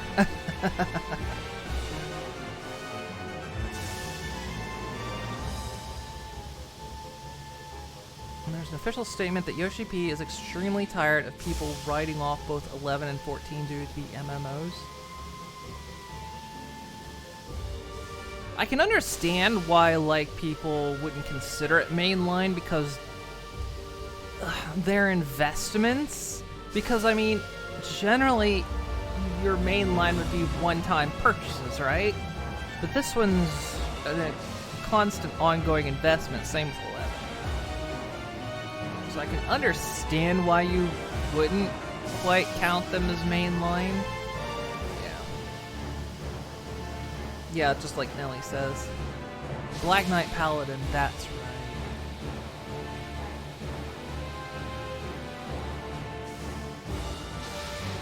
Yeah, hundreds of dollars to do the story. Pretty much, yeah, actually. These are very expensive mainline Final Fantasies. Kain is the Dragoon. And now it's starting to come. I'm trying to remember what this tower was, though. What was this tower? Ah, it's like on the tip of my mind. I legit played this when it was on Super Nintendo. And that's the last time I played it. Oh, gosh. Or no, I made it... Wait. Didn't they re-release it on PS1? Because it was like a 2-pack? Ah, I can't remember. I think I played it when it was re-released on PS1. Fuck me. This music is going so hard. You know, the DS has a version. Lord, it's like, God. it's weird, like, going back and remembering. Oh gosh, here's all the DS version of 4 is amazing.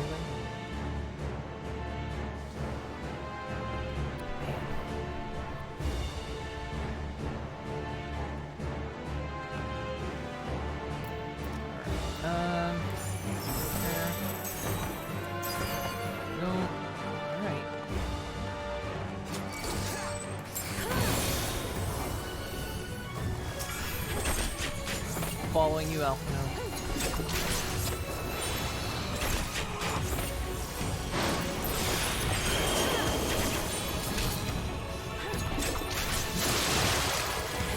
You cannot stop us!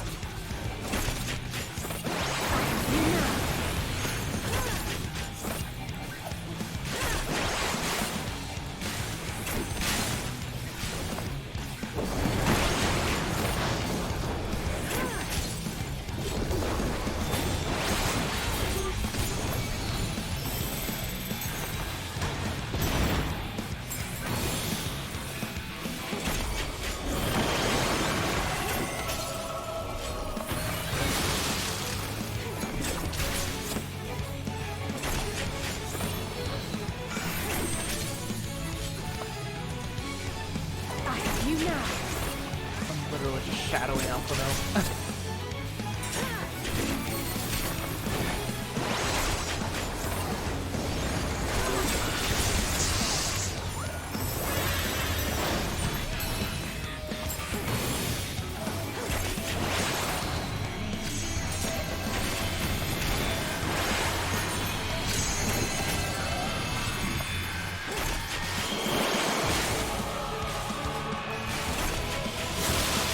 What is this? Oh, guiding it there, I guess?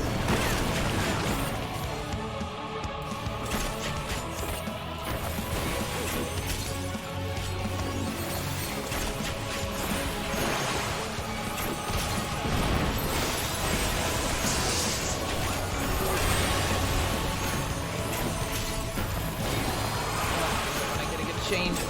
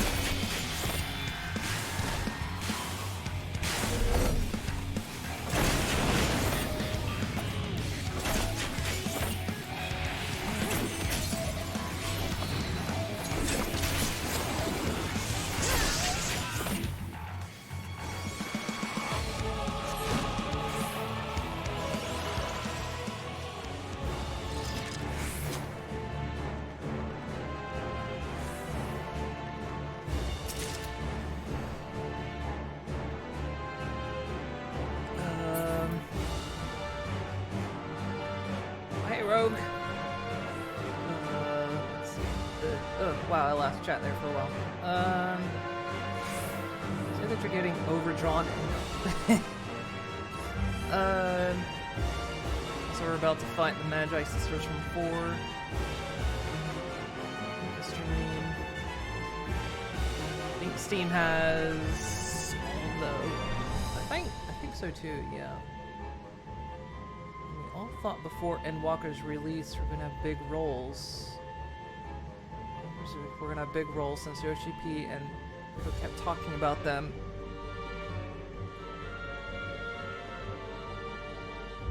For release.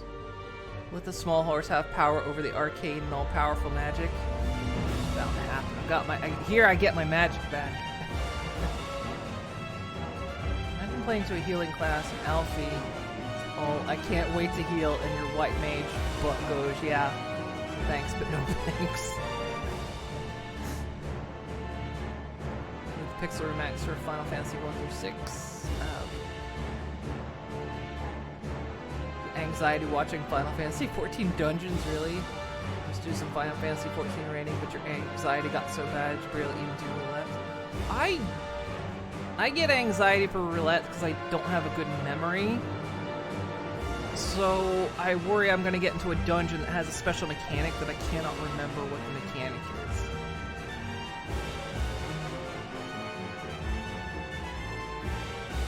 Roulettes are slowly becoming more optional.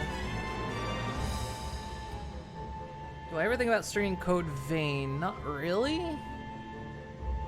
I don't know much of what it's about. It's not really on my radar at the moment. Since trust system is getting applied to all the dungeons, at least ones in the main story. Yeah, I really like that they're doing that.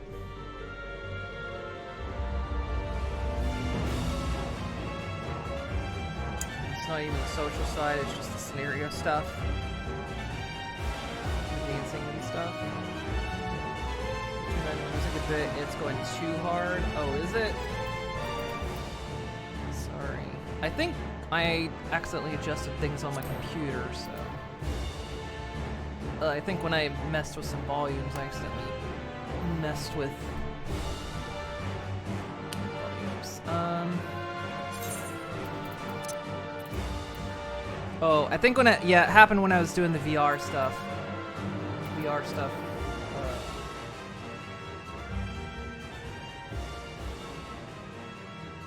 What's that? Is that better? The VR stuff went like changed all my volumes around. Sorry about that. Apologies.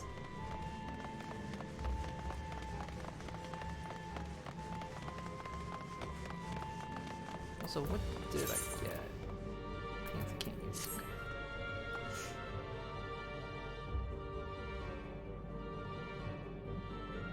Okay. Oh, character. Okay, social. Character configuration,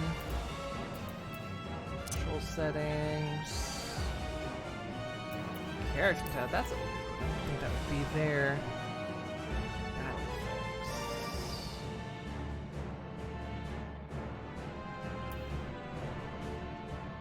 Battle effects. Show all, party, show limited, show none.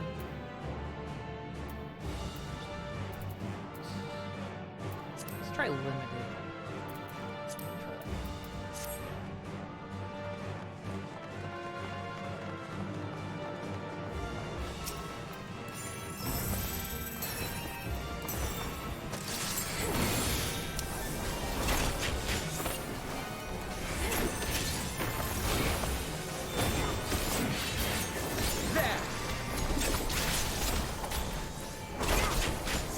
That really does take it down, doesn't it?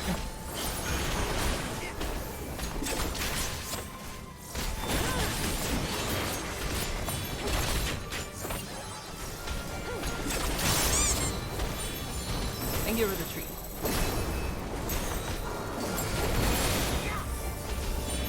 My turn.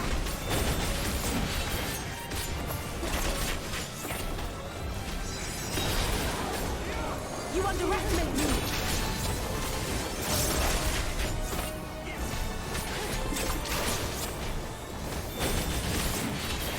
Suddenly things are a lot... Wow, I did not realize, like, the effects just get totally rammed down like that.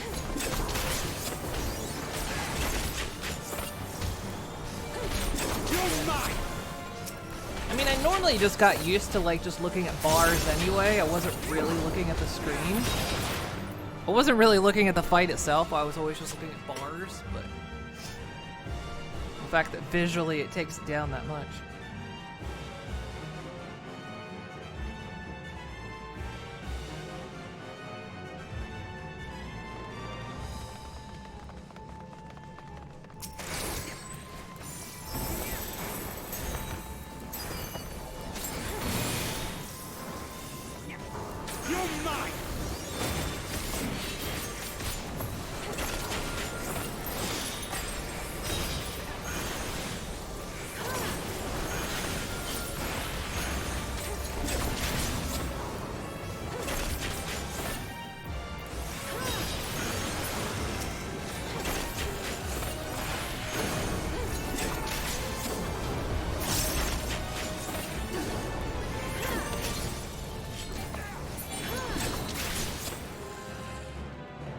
Is the true action of the game.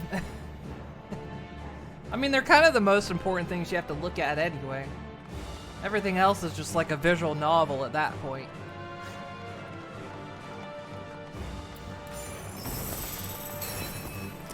Looking to see what the enemy's casting, see like what like life is it, what space, all that kind of stuff.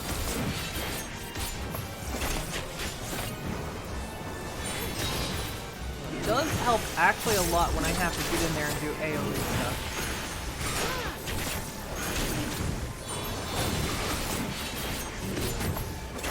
My AoEs, I have to get in the middle.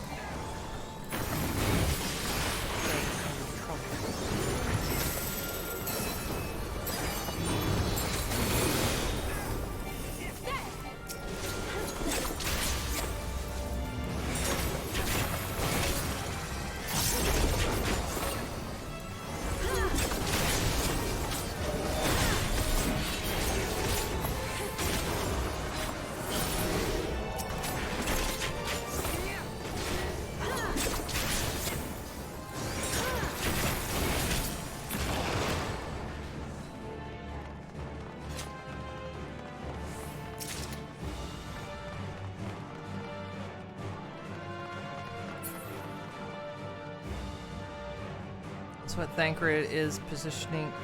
So wait, Thancred is positioning like that by himself? Yeah, they've actually made the AI kind of smart in terms of positioning.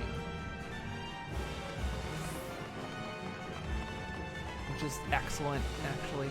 I mean, they kind of had that feature with the Grand Company stuff. Because you could actually take the AI into dungeons to, like, level up your Grand Company group. I guess that... I wonder if that was, like, the test bed. What would eventually become duty support.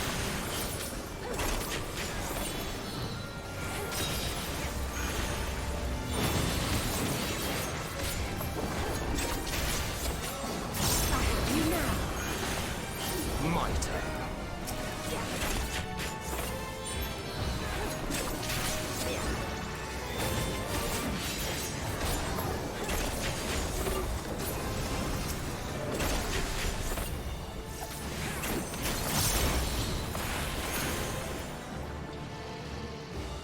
Most of your Skyrim followers just position themselves into the doorways. Yeah, pretty much. And if you're about to take an arrow shot, they'll leap right in the way of it.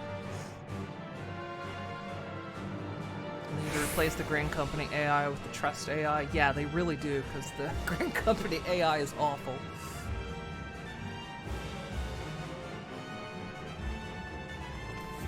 Shoot, must get crazy. Because I was using a lot of that actually to raise my White Mage, since I was too scared to actually heal people.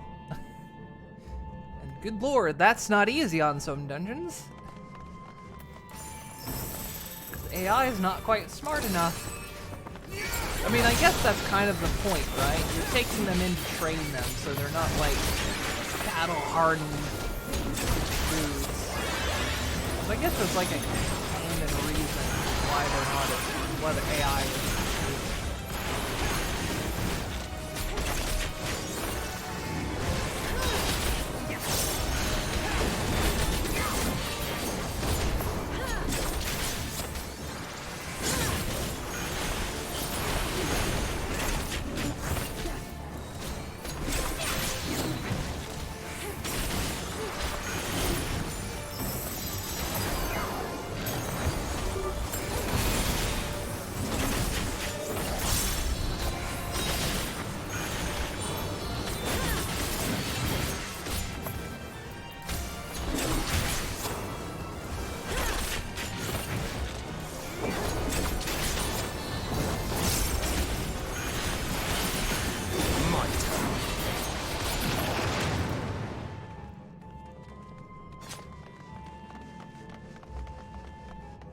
You only did the Grand Company dungeons to rank up your GC rank and then never touched them again the moment they weren't required. I still haven't finished it. I did it for a while, especially when I was like leveling things up in ARR, but I haven't really done it much since then. I still got like a lot of beast tribes I need to do. I completed some beast tribes, but there's a bunch I haven't done yet. I just figure, you know, I'll save that stuff for when, you know, I'm waiting between content.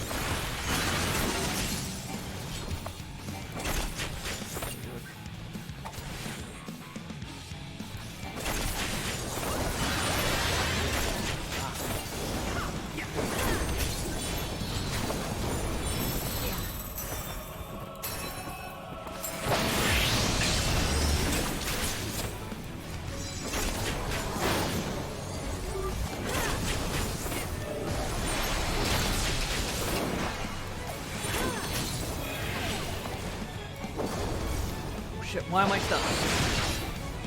Oh, you're like blocking the dice?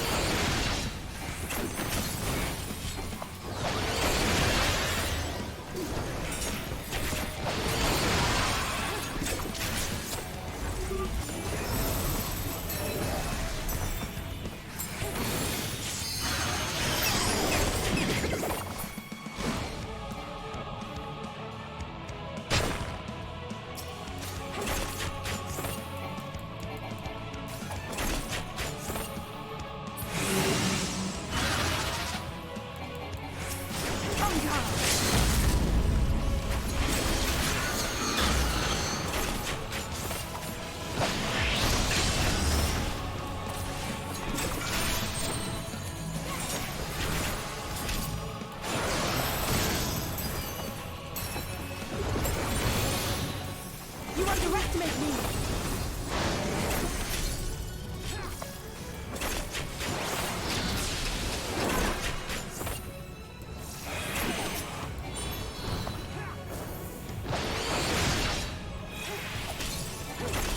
Oh, I see. She does freeze every one of us one.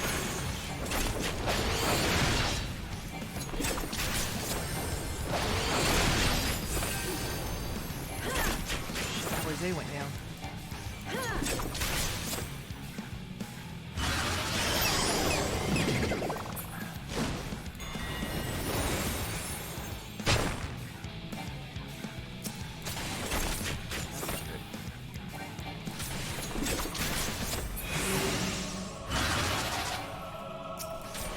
We must stay strong! I owe you one.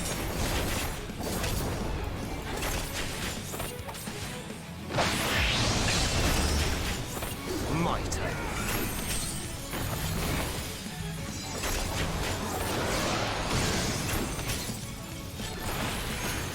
Charged.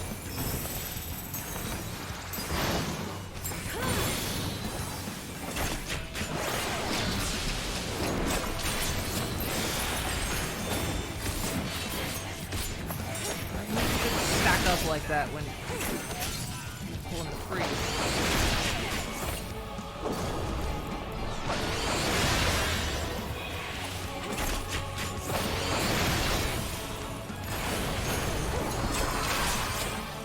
My turn.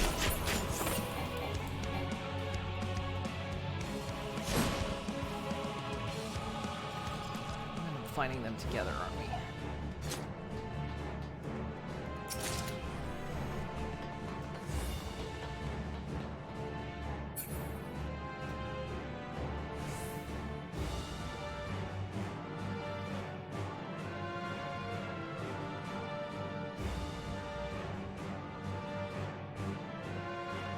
Look for the one not posing or emoting.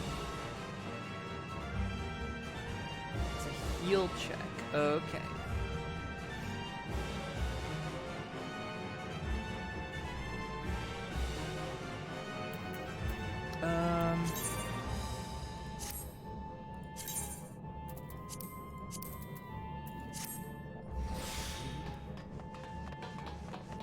Or busted any crafting experience.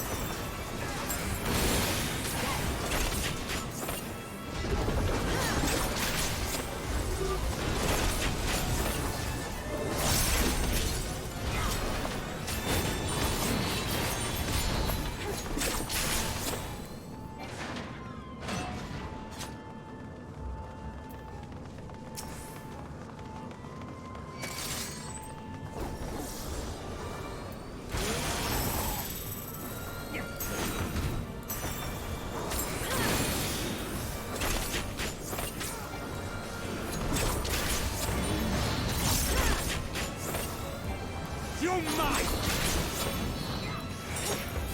You cannot stop us!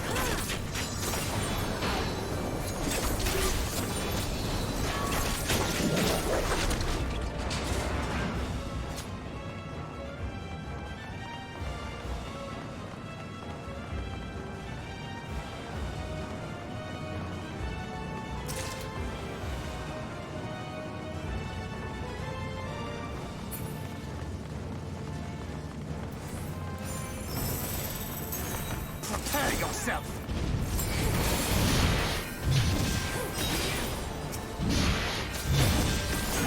You're mine!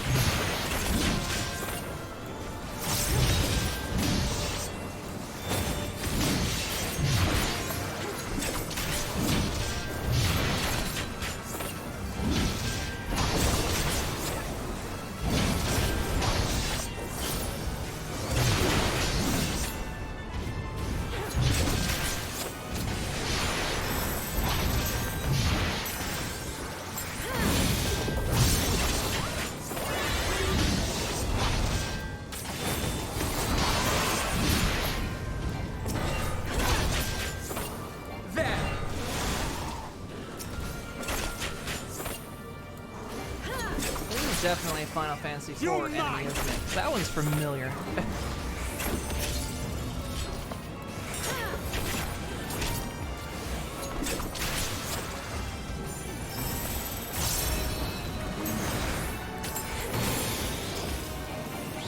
That enemy's definitely familiar to me.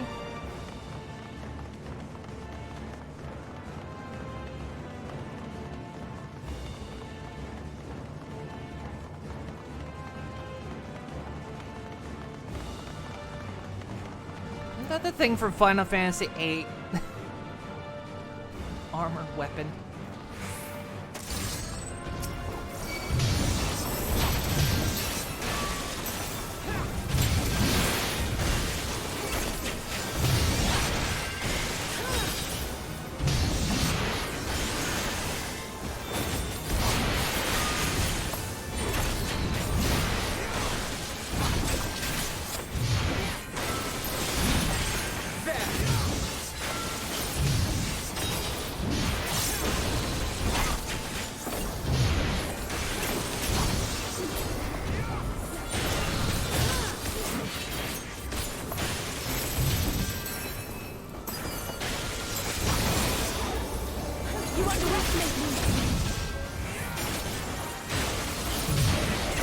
You cannot stop us!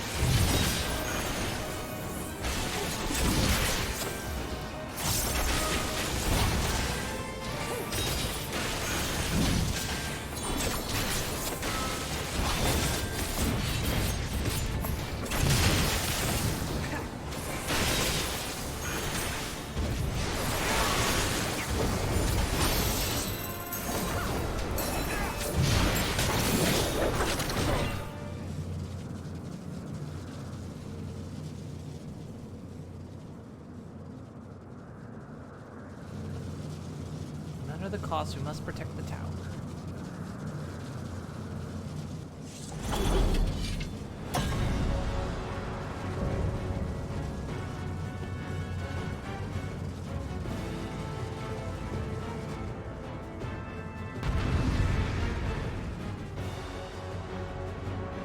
The side dungeons and Shadowbringers and Endwalker's enemies from 13. Shadowbringers had a boss from 13.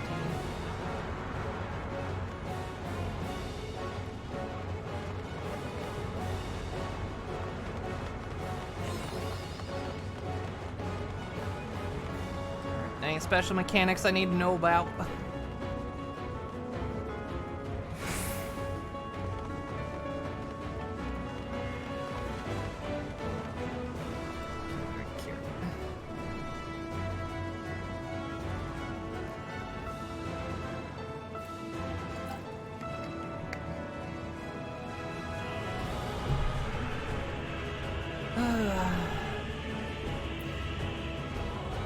Alright.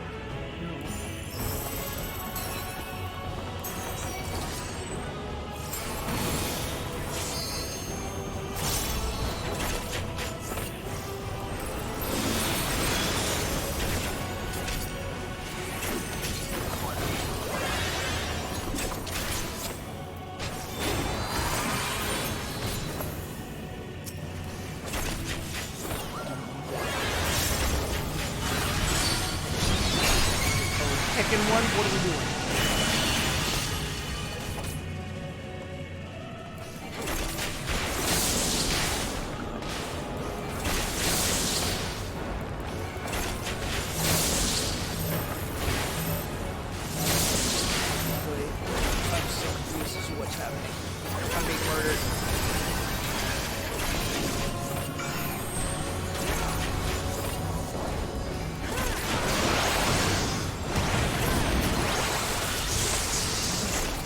focusing him down or what's happening?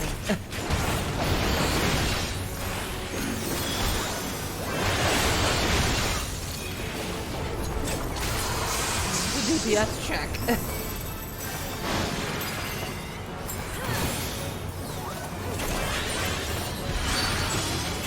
Or is there...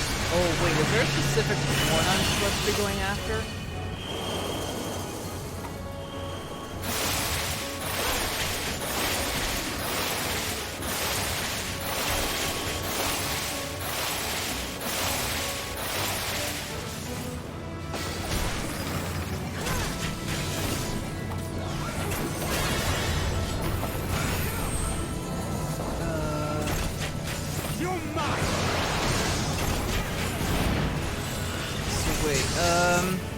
Chubby Tail Shorty?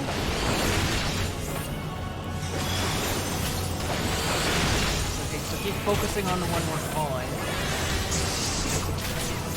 Chubby Tall, then Shorty.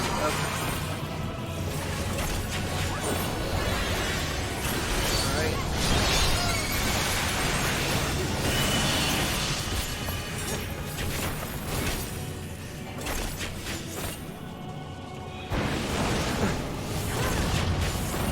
God.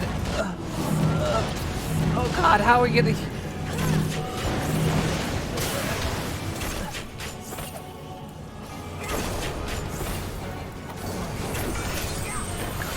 Charge marked.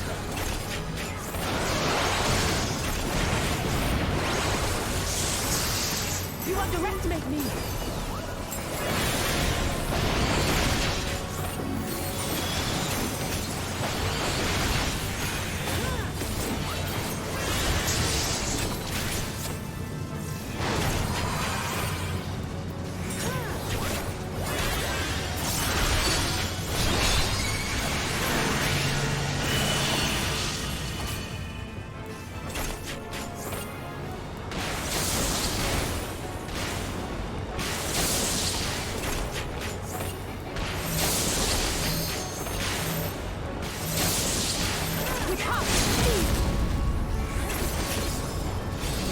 AI is getting a little confused. Let's give them a show!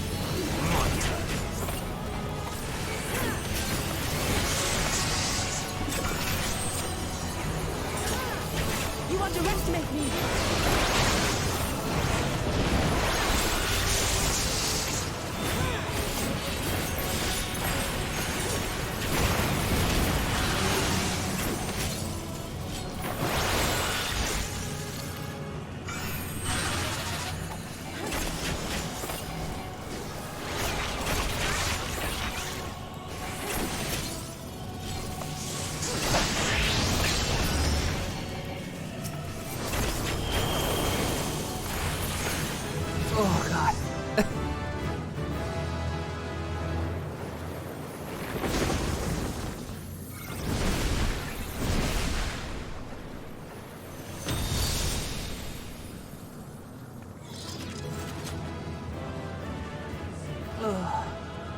Hey, how you doing?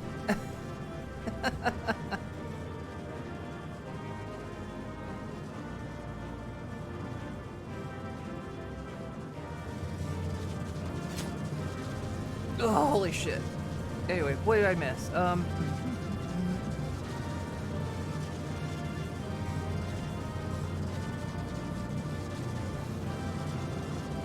You can't win unless you type with your feet. I don't have toes. Kill them in reverse order. So the new one, then the tall one. Okay, yeah, we got that. Chubby tall, then short. Okay, thank you. Thank you very much.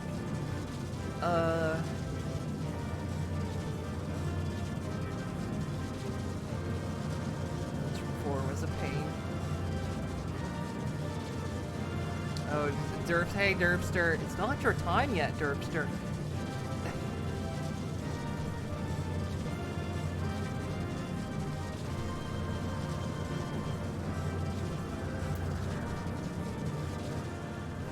Destiny has not yet called upon you to be banned.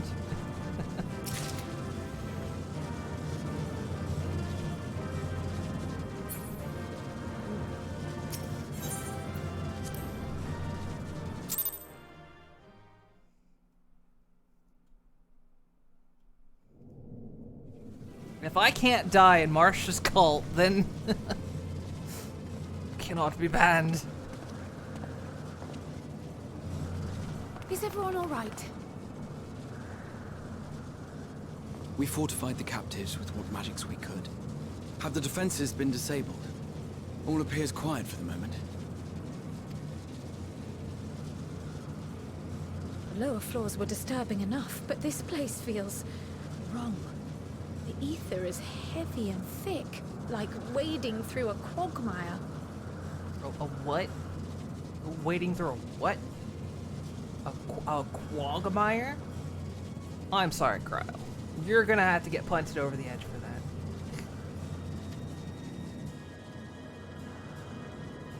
I believe we stand in the tower's beating heart. What sayest thou, Stola? I see it. Ether siphoned from the land runs up through the spire, flowing to a single point. This is the core we seek. Too pretty and too British. It's like people that say archipelago. You mean an archipelago?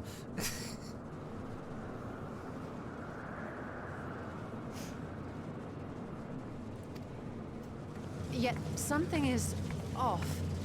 As large as this structure is, it siphons far more ether than is required to sustain it. He's trying to drain the land.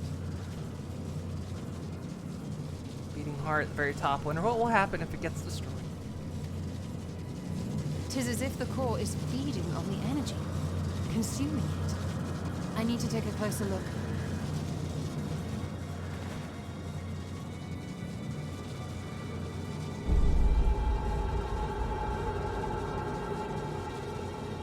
Curious. There is something there embedded inside the core.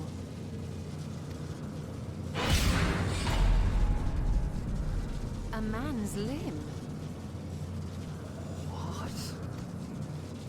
This is what we came to destroy?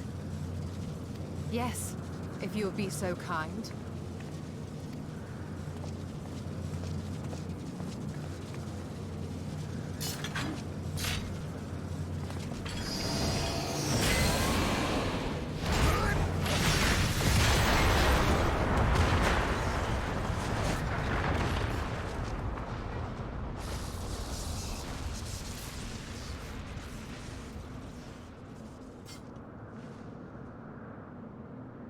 And that should be the end of it. Can we go back to the limb thing?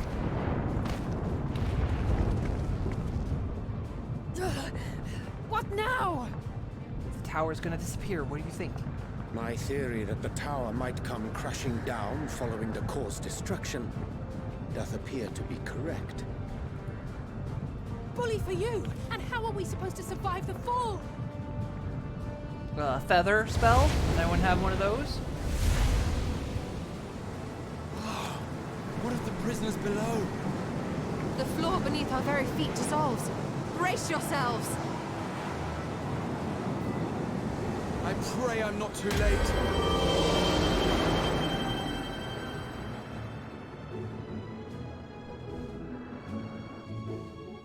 Reverse the flow.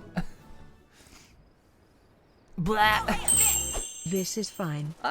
The bits dropping works. Thank you for the bits.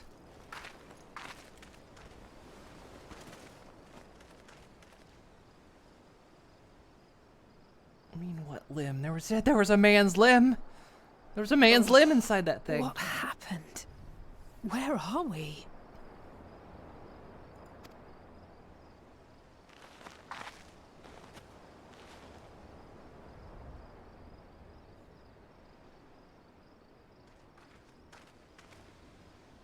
By my reckoning, we're still on the island where the tower stood.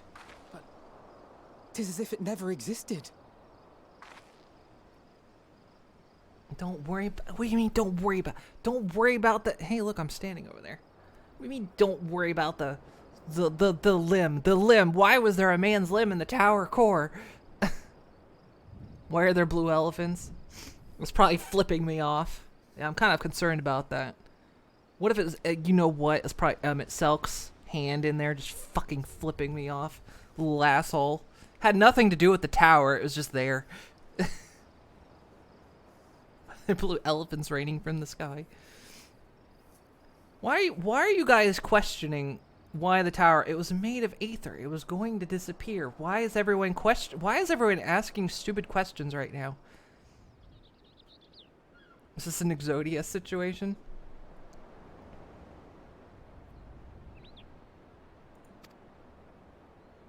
Hardly a scratch.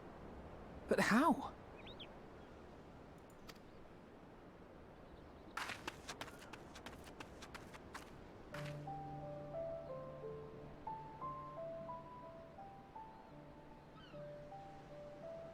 Graha wove a levitation spell at the last moment. Large enough to catch everyone, it would seem.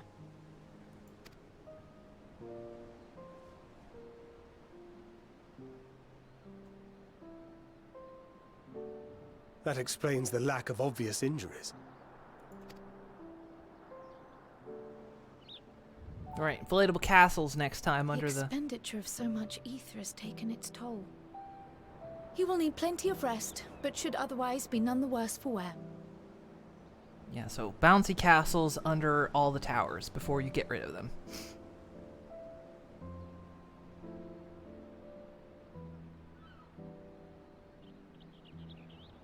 It wouldn't be out of character.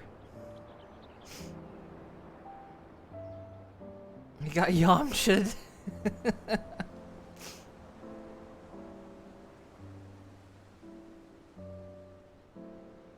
Don't worry about the limb like you don't worry about the sword. Wait, what sword?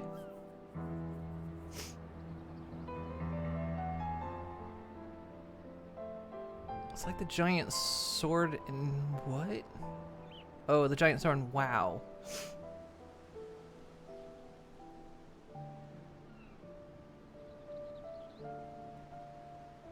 Oh, he only did it for us. The elephants are all dead.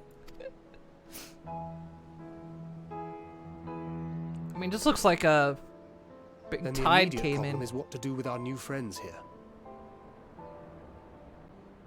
It's like a big tide came in and went out, and this is the result.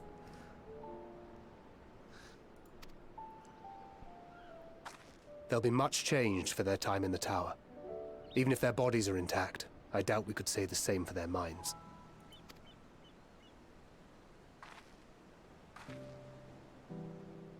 Angelo and I will take care of that. I have every faith in you, Alize, but there are just too many for you to treat alone.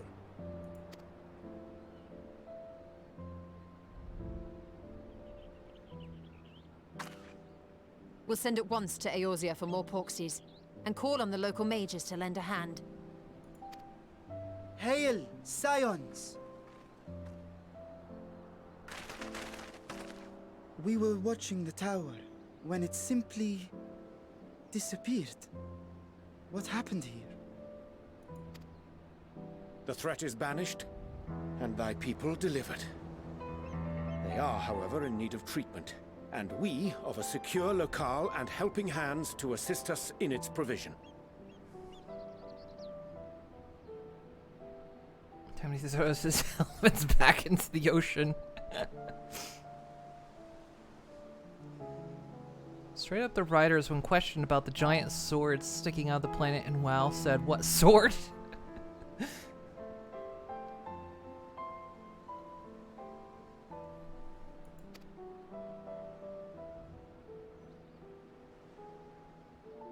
I have more faith in the Final Fantasy writers, You though. shall have all this and more. Come, let us convey these unfortunate souls to the city.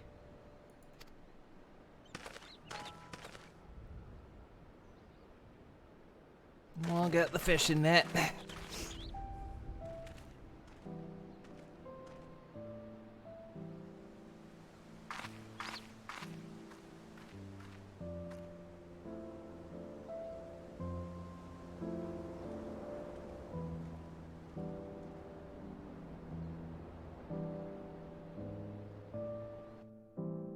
gonna have to throw some of them back. It's too much for this time of season. You don't want to overfish. The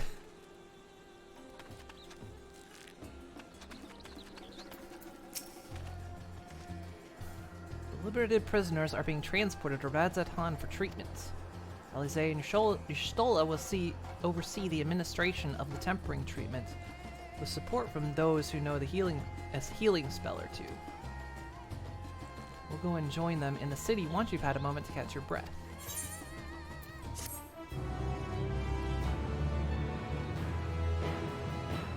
I'll enter. Okay.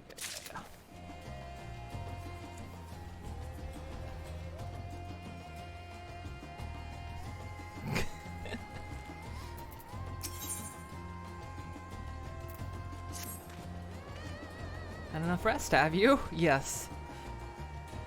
You were never one for being idle, right? Roshan bade us come to Megaduta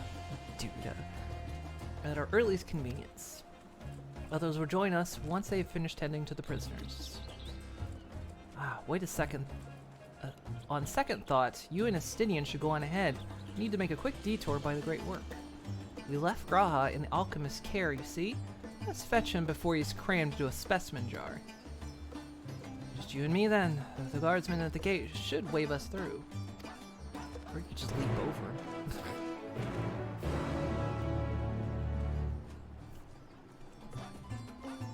Where are we? Okay. I'll wait to deal with that equipment in my inventory when we get there. Alright. Drive in time.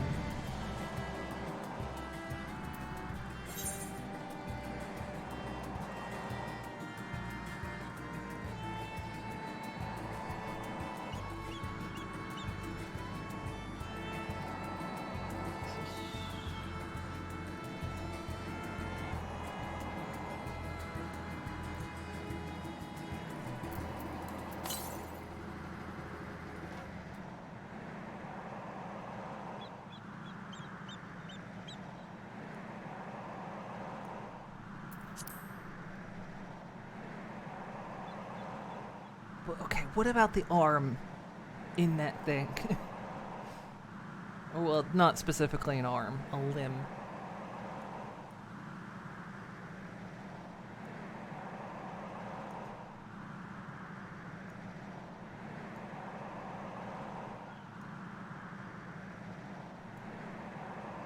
Don't you wet limb me.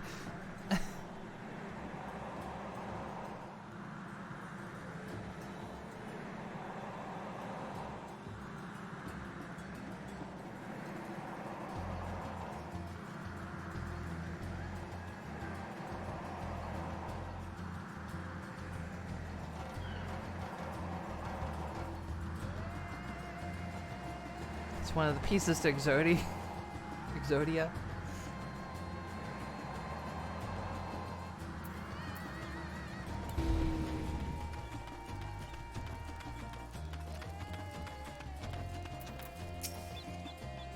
Honored scions, you are free to enter at your leisure. As I cannot leave my post, I'm afraid you must make your own way. Should you require directions in the city, a sentry stationed at the fountain atop the steps should be glad to assist you. There's 5 dungeons per base story. Though I've been to Radzatan before, this place is a veritable maze. Rather than risk getting lost, we'd best ask for directions from the sentry at the fountain. Lead the way, and don't expect me to act as your tour guide like certain others. Stini is now accompanying you. Okay. Blah, blah, blah, blah, blah, blah.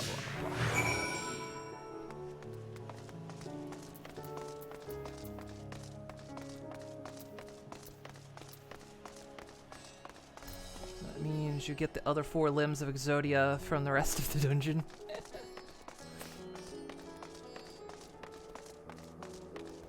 Maybe it's the pieces to Johnny Long Torso. He's the man that comes in pieces.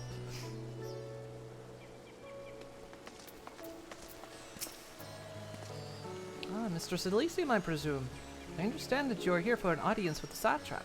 If you require directions in Megaduda, I should be glad to provide them. The satrap's residence is situated in Dharma, the highest part of Radatan. To get there, I would ordinarily recommend a route that takes you by the bazaars of the city north. Due to the state of alert, however, most businesses are currently closed and Aetherite disabled. As such, I provide you with an alternate path. First, please ascend the steps next to the fountain and continue left. There will be more steps, and upon ascending them, you will emerge on Pax's path. Proceed through the large door to the right, and you will arrive at Rovedia Fibers. And soon you'll find a center. Blah, blah, blah, blah. In other words, head up. Sounds straightforward enough.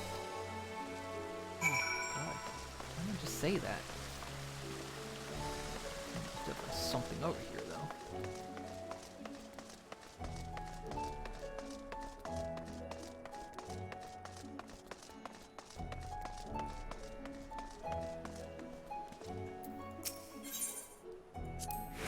Ah yes, I know about this portal.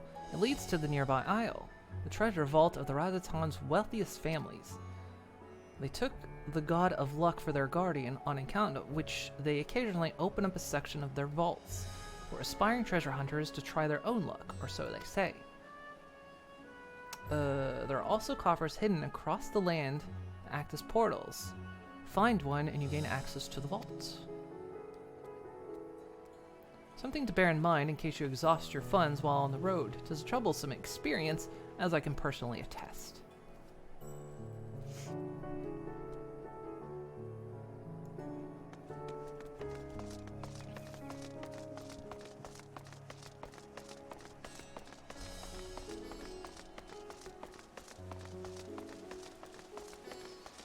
I don't think I can attune to these, can I? I can.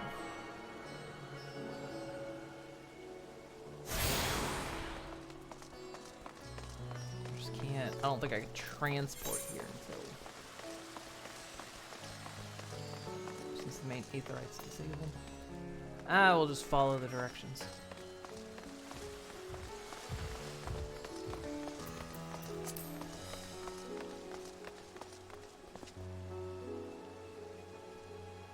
It's actually a reference to JoJo Part 7 where you have to find the limbs of Jesus Christ.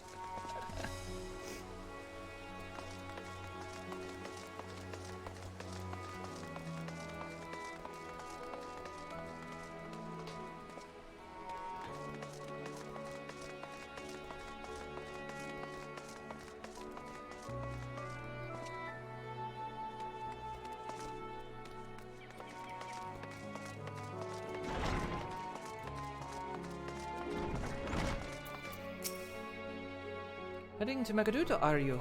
In that case, please follow the hallway to my right and go through the door to the top of the stairs. You'll emerge in an entrance to the airship landing, where another sentry should be on hand to assist you. Incidentally, if you ascend the steps to either side of me, you will find the workshops of Ruvida Fibers, though you're free to observe that the artisans take care not to lose your way. So go that way, it's the wrong way. I can see this place being a bit of a maze.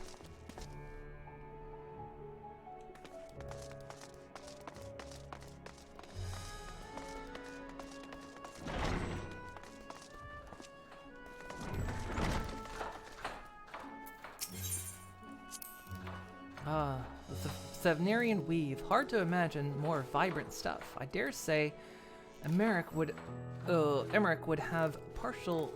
be partial to the gold thread. And the blue, of course. He loves his blue. Never put so much thought into what I wear. A spare set of clothing is usually all I carry. And if it isn't enough, I can always obtain something locally.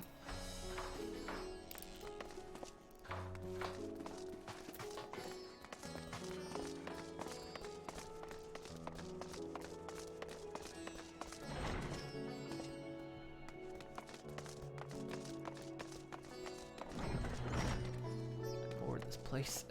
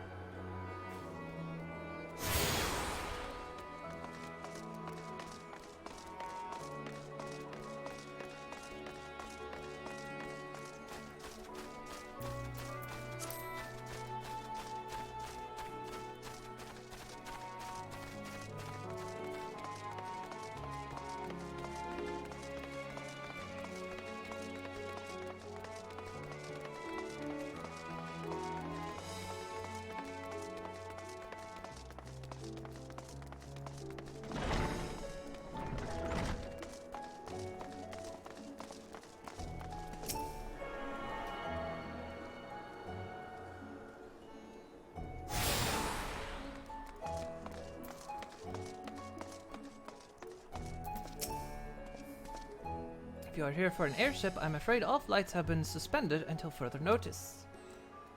So the state of alert is still in effect. Perhaps it's for the best. That aside, we're not here for an airship. We've business with at Megaduta. Oh, in that case, permit me to direct you. From here, it is quite simple, really. Ascend these steps, and then continue straight ahead across the bridge. You cannot miss it.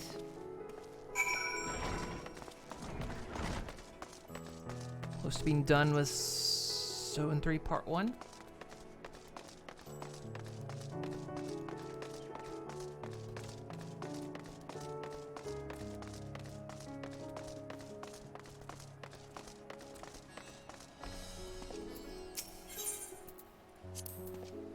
I remember passing by here with Varshan.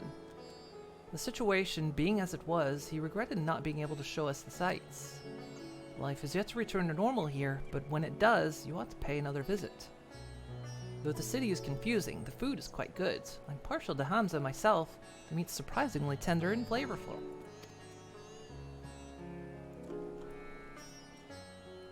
Squawk, squawk.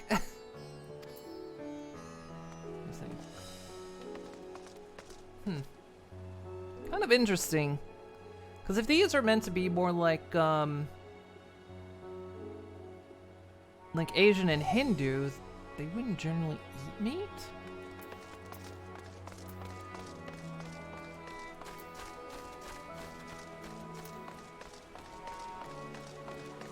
Zone 2, Part 1, I was wondering.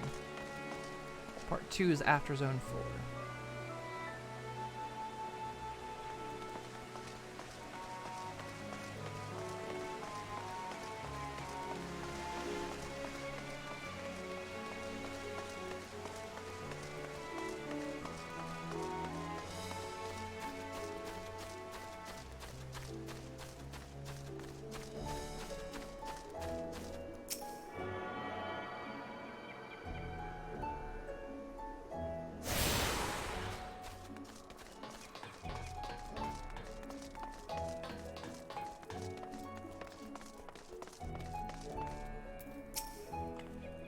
Greetings and welcome to Megaduta. May I inquire after your business? You're members of the Scions of the Seventh Dawn. Come at the invitation of His Excellency. Ah, of course. We have been expecting you. I will show you to the audience chamber, if you would please follow me.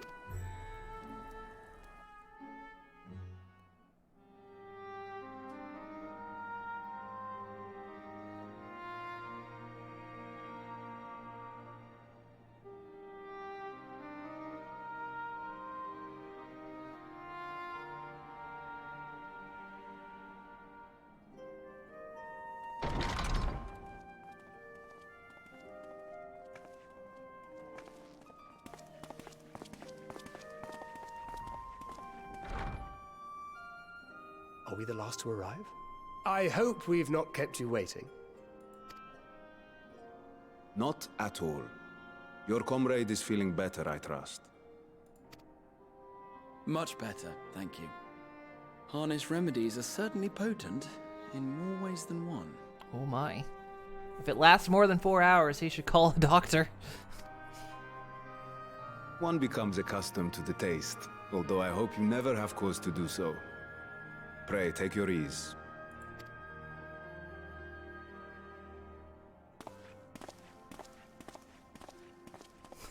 But he is a healer. Good point. Does he work on himself then? Full glad I am to see you all unharmed.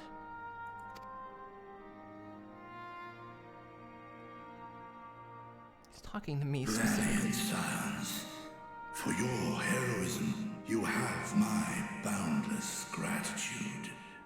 You cast down that dire tower and set free its hapless captives. You cleanse their souls of its corrupting influence. No words of thanks will suffice. In place of platitudes, I offer a bounty of warding scales. Pray accept your due reward, along with the goodwill of Radzatan. Alchemists throughout the land were put to work in the forging of your talismans. The finished ones have been collected. and now await you at the High Crucible of Alchemia. Okay, but what do I get? Present this letter when you are ready to take them into your possession.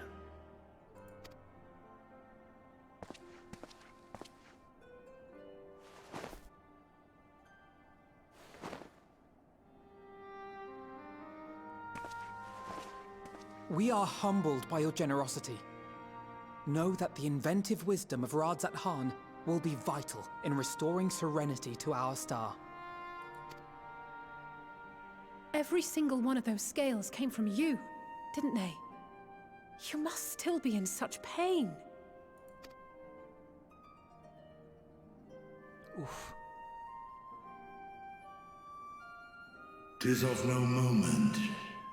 A mere annoyance compared to the dreadful suffering inflicted upon this land and its people.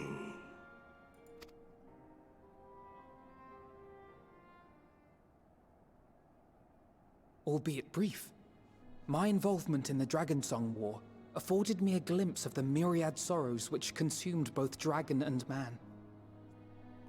You don't trust... Do you trust... You don't trust anyone. You get a smooch from the dragon? I'll take it. Why not? Come on, pucker up, buddy.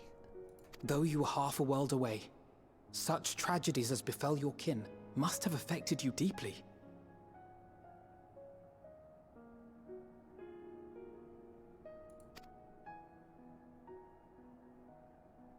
And yet, you chose to live among men. In the age when that conflict first bloomed, my choice had already been made. In some distant place, man slew dragon, and dragon slaughtered man. Yet no hate could I muster for those smiling faces which did look to me for guidance. Not even my brother's righteous rage could rally me to his cause. I huddled here, secret and still, hoping against hope that which I had built would remain untouched by the chaos and carnage.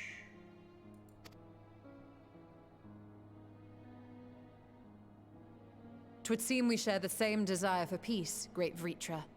To that end, I wonder if we might trouble you with another question. The Telophoroi are intent on recreating the final days, an apocalyptic event which we know to predate the sundering of the star. As the longest lived among us, know you aught of this terrible cataclysm?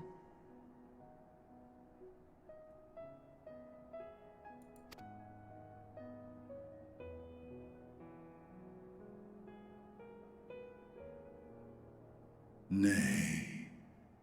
When war and strife drove my sire from his home, he crossed the great expanse with only our unhatched eggs as company. He alighted upon a shattered source, its 13 reflections long since scattered beyond the rift. Of events preceding his arrival, he knoweth naught, save that which Hydralin hath deigned to disclose. I see. So again, 'tis the inscrutable Hydralin to whom you must look for answers.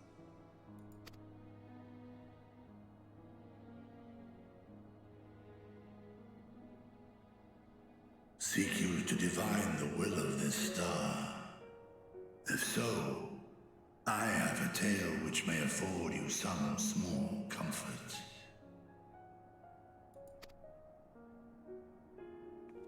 'Tis a story from my youth, many, many years ago. To my sire, I once posed the question, of all the stars in the sky, why didst thou settle upon this one? To which Midgardsormr did reply, 'twas the last bastion of hope. He believed so long as Hydralin endured, so too might dragonkind. Solemn and portentous were his words, What deeper meaning they held, I could not, dared not pursue. 'Tis a stone I've left unturned ever since. Midgar Summer, you want to say something? Because you're still chilling with me, aren't you? Yet take you solace in the knowledge that whatsoever Hydralin does strive towards, 'tis an ideal which hath earned my sire's conviction.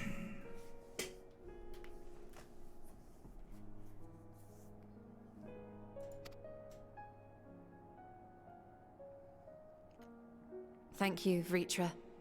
You've given us warm reassurance in a world gripped by cold uncertainty.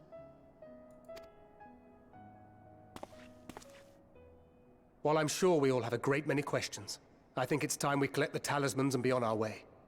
Our fight against the Telophoroi is far from finished.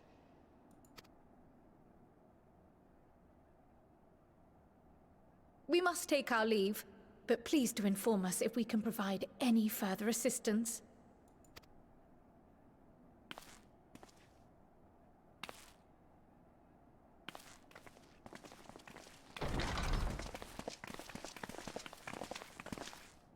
Prithee, a moment. Midgar's still napping since almost killing himself when he saved you from Omega.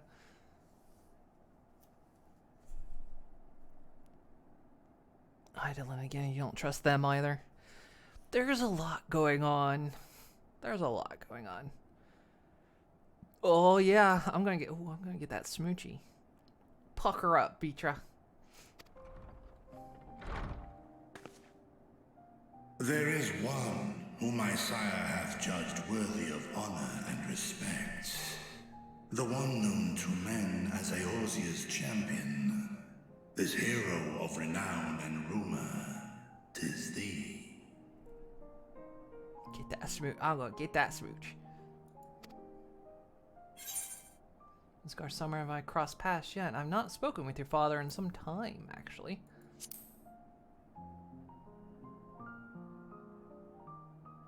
I mean, I still ride him sometimes, but...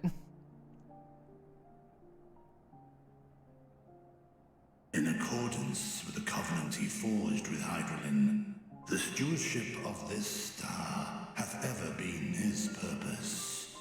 Silence in the face of thine actions is the greatest sign of his approval. Hey, Nina. 'Twas a revelation most pleasing that thou, a child of man, had gained Midgard Summer's trust. But alongside mine elation runneth a rivulet of dread. For upon thy life's reel wind too many threads of fate, power, wheel enmeshed with woe. Amidst this tangled knot thou shalt know no rest. 'Tis an endless confluence of forces, a struggle without cease. More terrible still is the attrition wrought upon thy companions, as they are swept up in the storm of thine existence.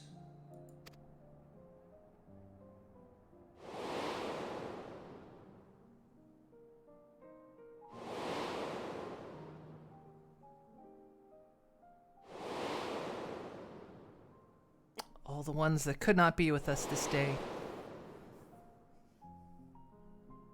In memorandum.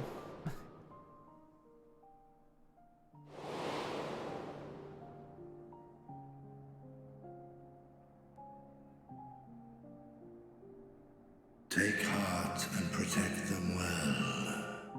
They will be your strength and your salvation. The hope thou wilt need come the end. Even cowering behind my curtain, I know the suffering of the powerful. I have watched my siblings driven mad by loss. Thus do I exhort thee to spare no effort to keep thy loved ones safe.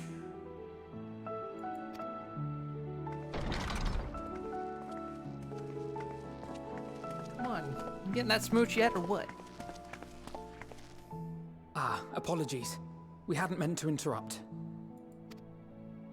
It's just that we do have a history of suddenly collapsing, and when you didn't follow us out... 'Tis I who must apologize. I have detained your champion overlong with idle chatter. Go.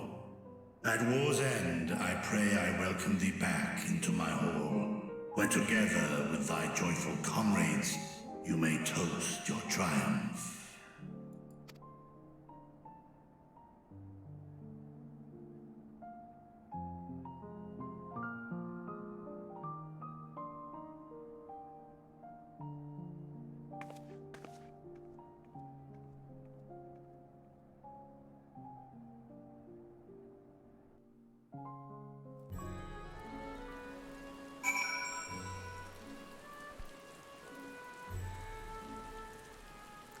Now show you all the people you killed. You may want to sit down.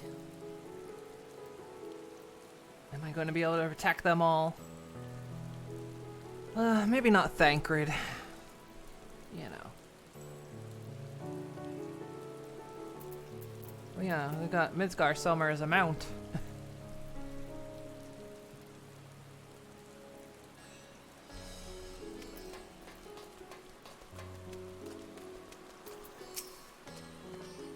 So, what were you and Vitra talking about? We're not smooching!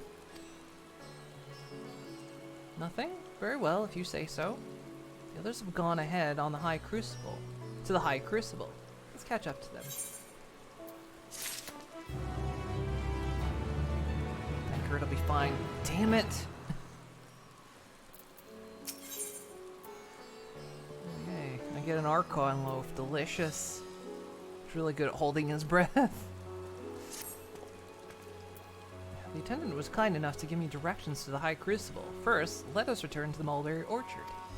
Yeah, I'm sure he was good at giving you directions. He probably told you to twist around 4 times, go up the stairs, down the stairs, through the hallway, under the sewers, around the chair in the back of the living room, and then straight down the hall that's directly next to him.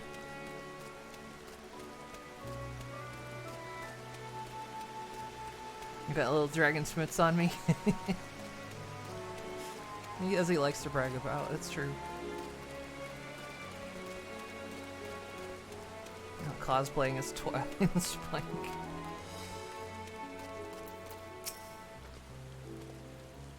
From here, we're supposed to follow the path left and past the mulberries.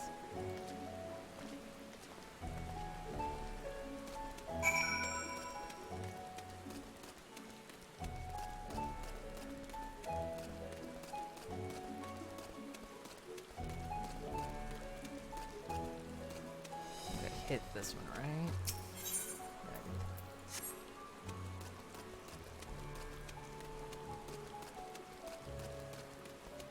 Hey, look, it's huge! That building is huge! With the street turns, enter the doors straight ahead and descend the steps. Not the Crystarium is confusing, but it doesn't compare to Razatan. Architecture and decorations make it even harder to get your bearings. Anyway, let's see where this door takes us.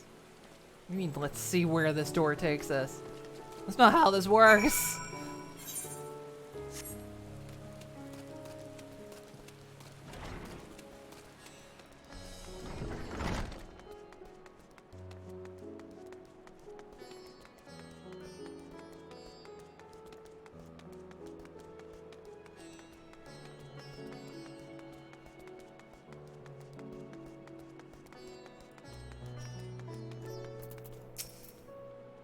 Here it is, the Aetheryte Plaza. So far so good, there isn't much further to go. From here we just need to cross the other side of the hall, then pass through the larger of the 2 doorways. The High Crucible lies beyond. I suspect the others have already collected the warding scales. Come, let us join them.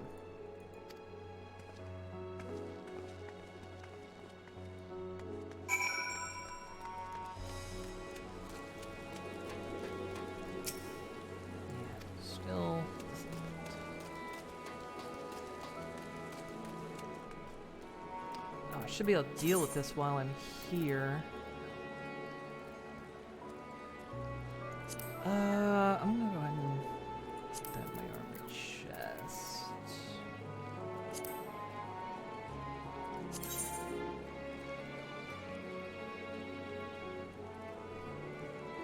Is better.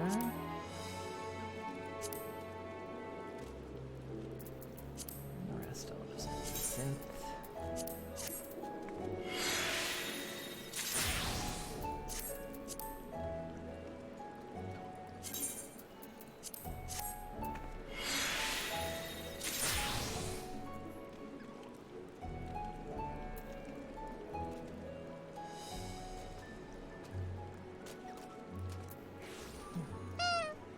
Thank you for the boop.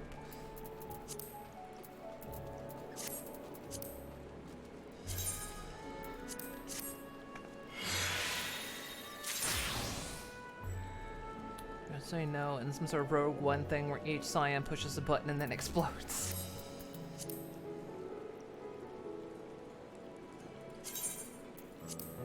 So actually I'm curious about something. Is there like any word on what's coming next? Like I know they have more stories planned for this game. But like kind of the previous trend has always been like roughly every 2 years they release a new expansion. And we're coming up, at least in a few months, on the 1-year release of Endwalker. So I'm curious if there was like any kind of word on an expansion that comes next. If they're just kind of focusing on like all the upgrades and further standard content.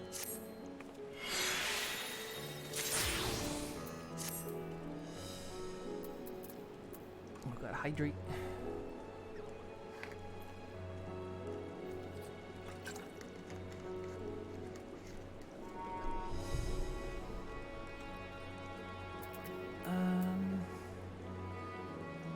We're doing the post story and we don't know what 7.0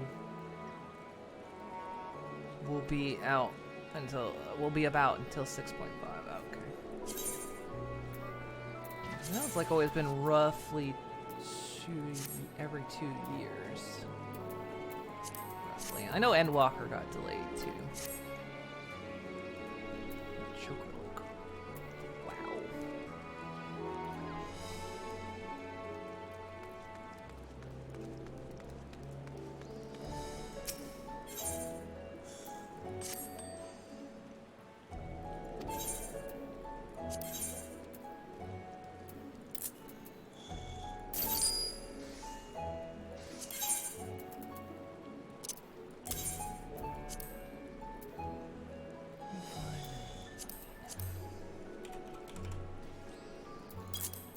Oh, what's the price of this become?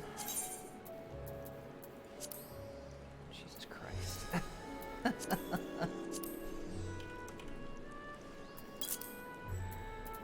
It's amazing how much prices fluctuate.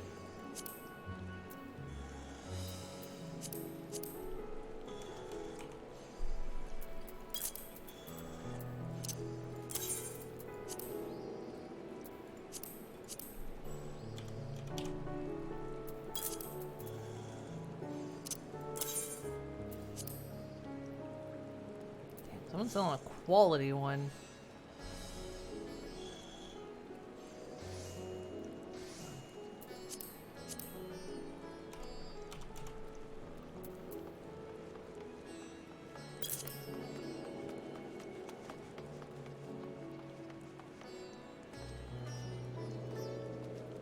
Usually you find out the 0.4 patch the next expansion is, but this time it won't be until 0.5. Okay. 7.0 will be Ada, a Realm Reborn again.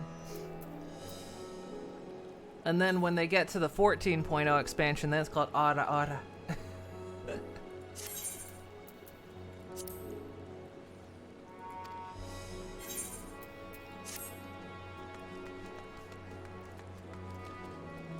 Is my gear still okay?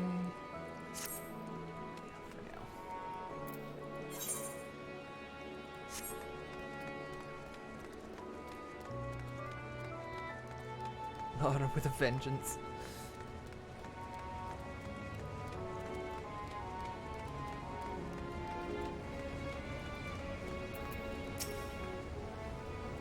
last, of course, but at least we found the place.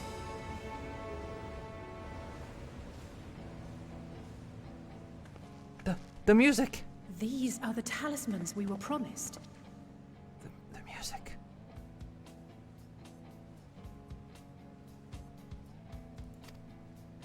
Yes, and I made a quick count. There are far more than we could have hoped for.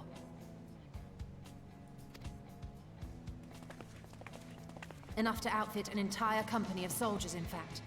Considering the involved process, that they were able to manufacture so many in such a short span of time is nothing short of a miracle. The music playing in the background.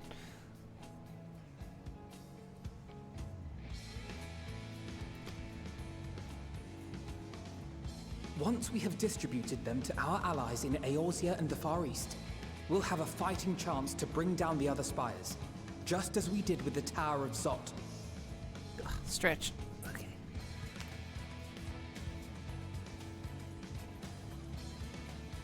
And a blaster chip. Okay. And a Hydra. I just hydrated. Okay.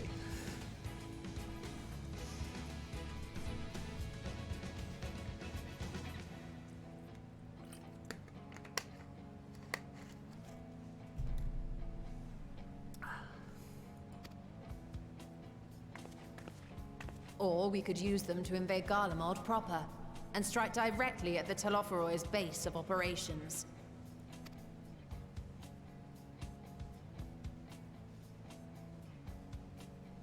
Of course, we would need to consult with various Alliance leaders before such a drastic measure could even be contemplated.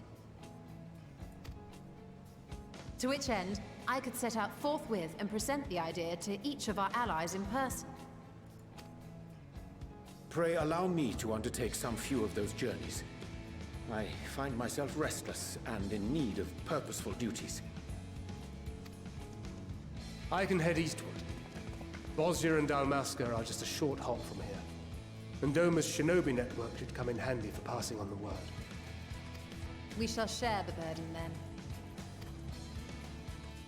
Meanwhile, I think it best that you and the others take the talismans back to the Baldessian Annex. We must keep them safe and secure until we've decided upon a course of action.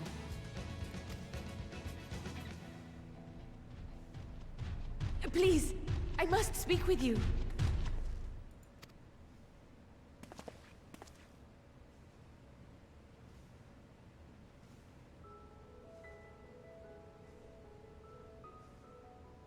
Nidana, you're awake.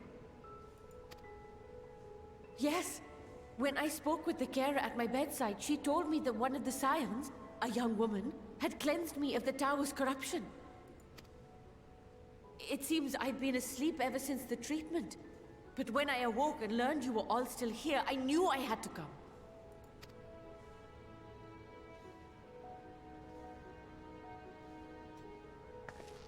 As you said, Nidana was captured only recently. Such a brief exposure is swiftly cured, so I tended to her before we gathered at Megaduta. And I am truly grateful that you did. I cannot thank you enough. All of you, for everything you've done. Destroying the tower, rescuing our people. You've saved Thavnair from an awful fate.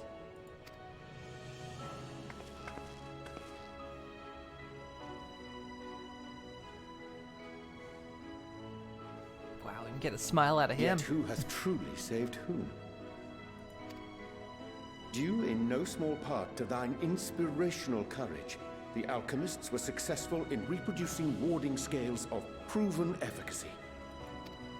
Replications of thy work now stand ready to travel across the seas, unto the hands of those who might wield them against this rising evil.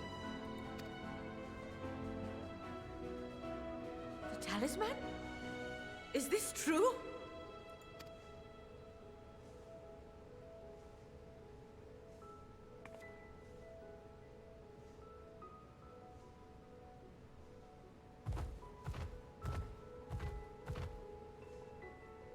Oh, I was so groggy from sleep. I didn't even think to ask. Oh, our great work sent across the seas. was worth it. Oh, it was all worth it.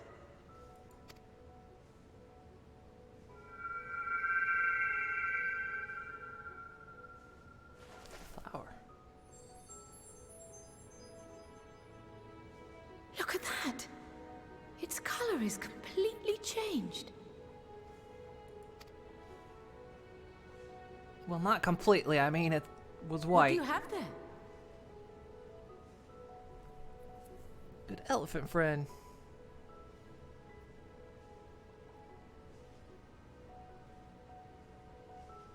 Where are you keeping that? Look. Don't ask questions that you don't want to know.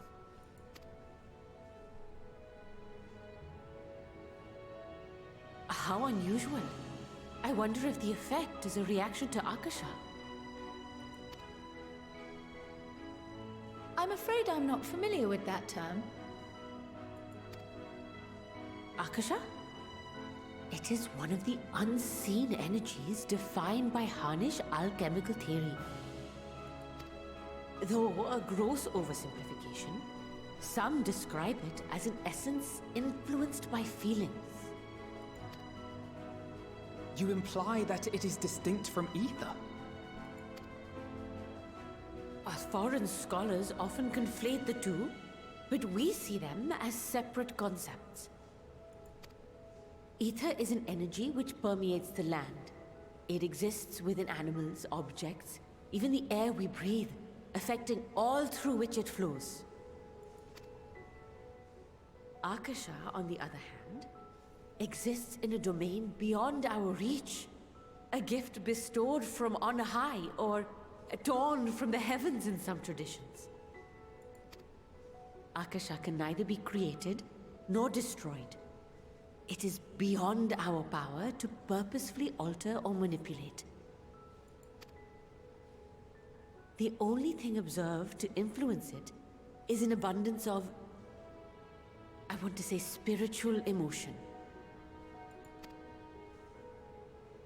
As a veteran of the battlefield, surely you've experienced moments of desperation or exaltation when you've transcended the usual limits of your capabilities. That is a manifestation of Akasha, the invisible essence harnessed by heart, mind, and unyielding spirit. I really must hear more about this theory. Our disciplines are based entirely upon the idea that ether is the fundamental form of all energy. I'm glad my haphazard explanation has piqued your interest. But even for us, Akasha is a somewhat abstract field of study. A lack of practical application lends itself poorly to formalized research. So it's the power of friendship and energy mood rings, yeah. Which is why my analysis of your flower can amount to little more than idle speculation. I am sorry. Nonsense! You have nothing to be sorry for. Your insight is much appreciated.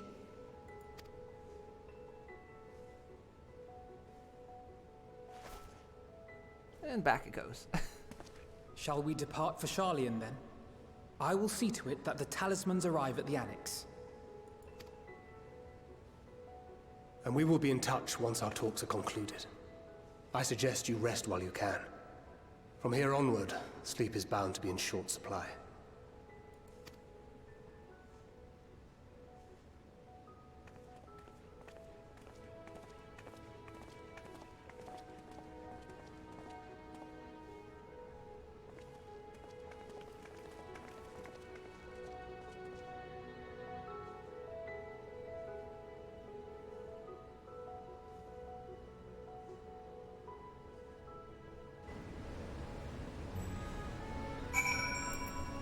You got to say. The last thing I remember before being absorbed into the tower was you rushing towards me. I can only imagine the hardship you and yours must have had to overcome to rescue us. No amount of words will suffice to express my gratitude, but I hope the flower's radiant glow says everything I can want. Going back to...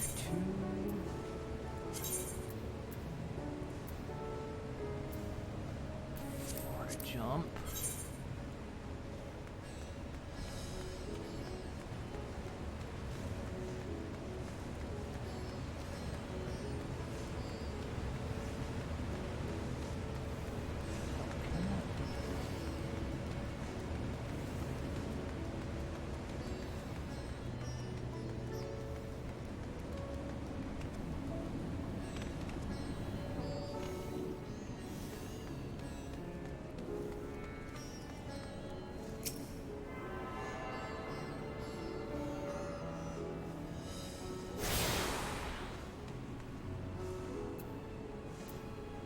Okay.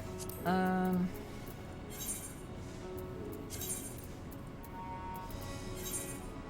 much better price.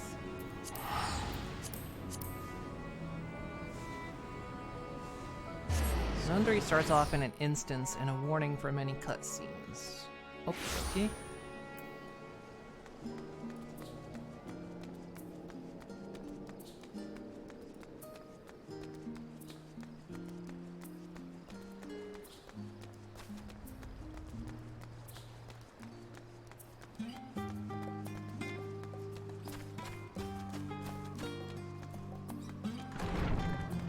No, we'll go on a bit.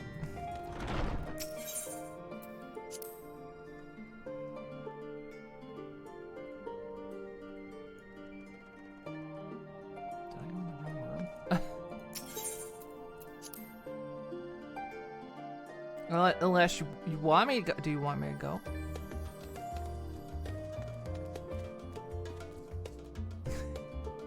You gonna get rid of me?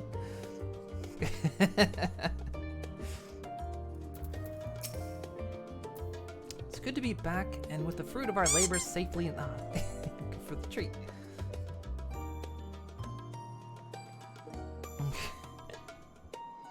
It's good to be back and the fruit of our labors safely in storage. For now, we have to but wait for the others to return from their respective meetings with the Alliance leaders. As Tancred suggested, you should get some rest in the meantime. Welcome back, Elysium. Kryl has apprised me of your recent accomplishments. What an amazing feat to eliminate a tower and pave the way to deal with the rest. While it isn't much, I've changed your sheets and plumped up your pillow. After all, there's nothing like collapsing a nice clean bed after completing a major maelstrom, be it penning a thesis or defeating deiform entities. So, would you like to take a look at your new improved lodgings now? Sure. Oh, gonna hit me with all of them. Okay.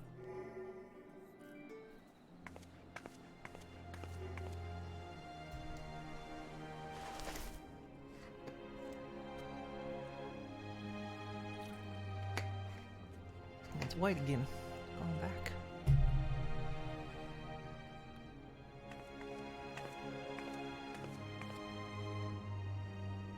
Take heart and protect them well.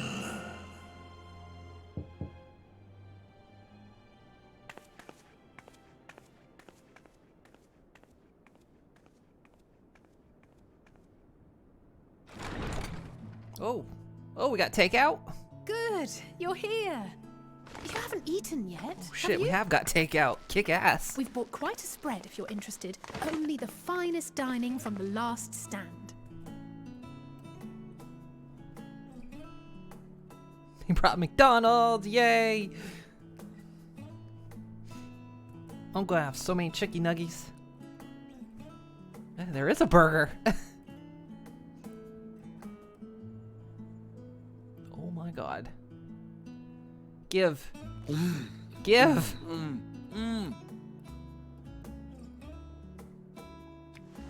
Not kidding, by the way. You're...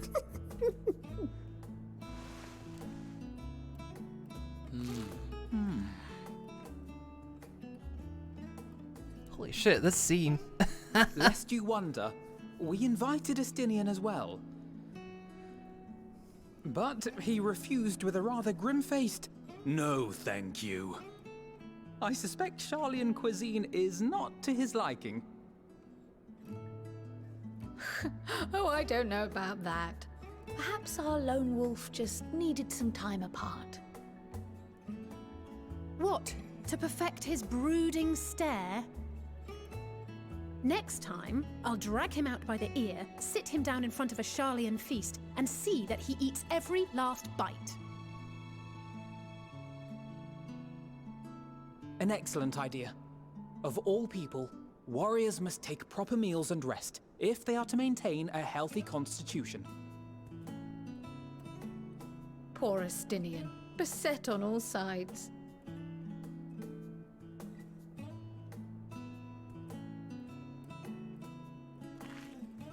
Oh god, that burger looks delicious. Speaking of one's physical condition, Mistress Cryle, I hear you recently played literal host to Heidelin herself. And what an experience that was.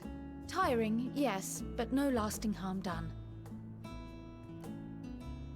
Grabbed a bag and jumped out the If window. anything, I should have liked to speak with her longer.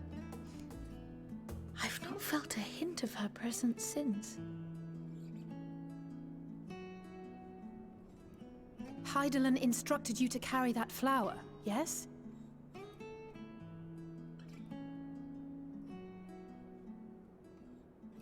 Twill be your guide, test and proof of your conviction. And then something about seeking joy in darkness, was it? Come to think of it, isn't that what happened with Nidana back in Radzat-Han? The flower did seem to radiate a joyful glow, as if reflecting the elation we all felt, the relief of a people with renewed hope. Indeed, and in turn, I felt buoyed by that radiance. 'Twas akin to spotting a beacon and knowing we were on the right path. I know we've not yet triumphed over the Telophoroi, or learned the full breadth of the Forum's plans. But even within the midst of our struggles, we find small moments of joy to sustain us. Rare and hard-won perhaps, but it is this pursuit of happiness that gives us the strength to carry on day after day.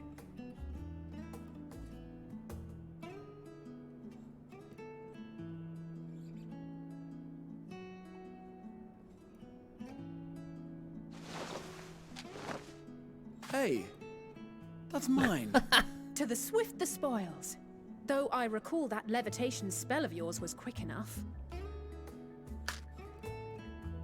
Only barely. And even at my best, I'm still too slow to wield it effectively in battle. Mayhap I simply require more practice with this new magic. You unearthed it from the depths of Numenon, I presume? Do it.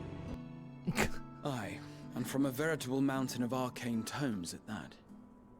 'Twas necessary to facilitate my solitary explorations.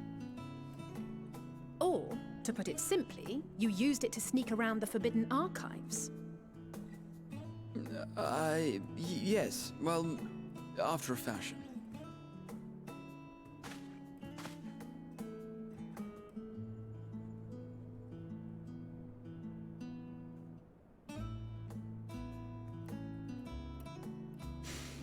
They're tall, you see. The shelves, they're too tall for me. And I could hardly move the library's platforms without attracting attention now, could I? Oh.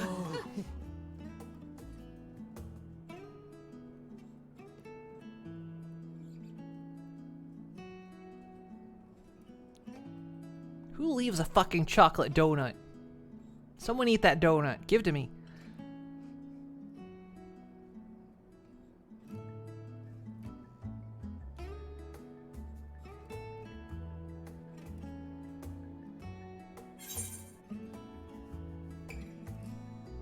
That's going to turn out the real villain is Tataru. Look, if she is, then we will accept our fates.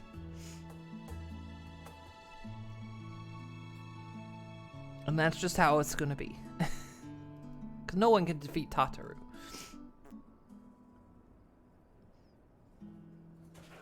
Oh. Sparrow. Okay, son. Hi. One moment.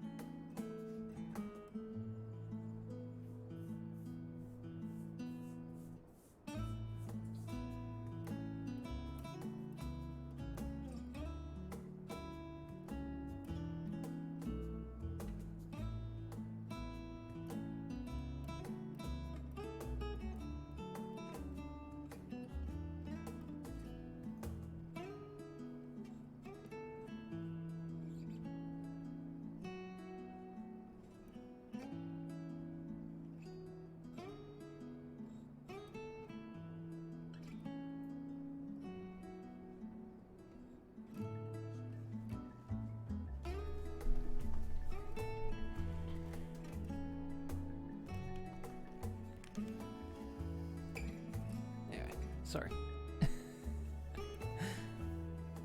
I'll have to get up in a second because Sparrow was up, so I was he wanted a hug, and then he wanted on top of the cage where he's probably gonna sniff around for a couple minutes, then went down.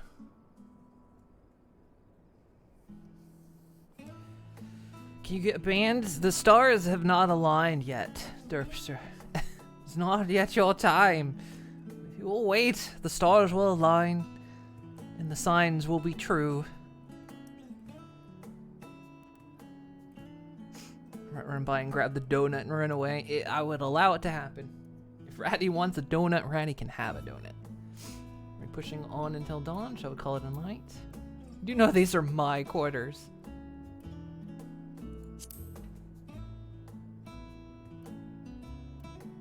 Why else did you think we were here?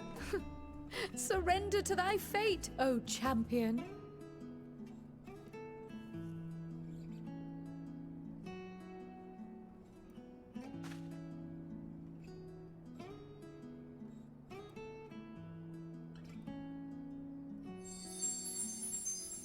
That's green.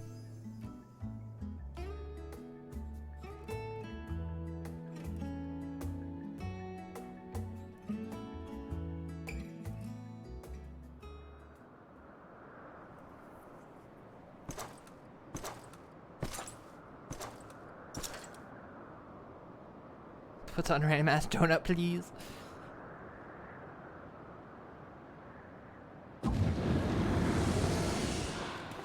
Ah! Enjoying the bracing cold, I see. Do you not own a warm coat or a cloak? Something in fur? Or fashioned from the skins of your enemies? Or... well, never mind that. His next line was probably going to be something about foreskins, probably. Hey, horse no name. How you doing? Hey, Raiders. How you doing? Hey, Chick DVV. How's it going? Welcome, welcome. Hello, hello. Sorry, I keep looking back and see if my rat one's down. Oh my. 5 months. Oh, thank you for the sub. Much appreciated. That's been 5 months. Wow. Has it been 5 months already? What was you doing? How'd your stream go? Burn the theater, kid. Do it. Oh, you're playing Hat in Time. Nice. It was an interesting time to raid.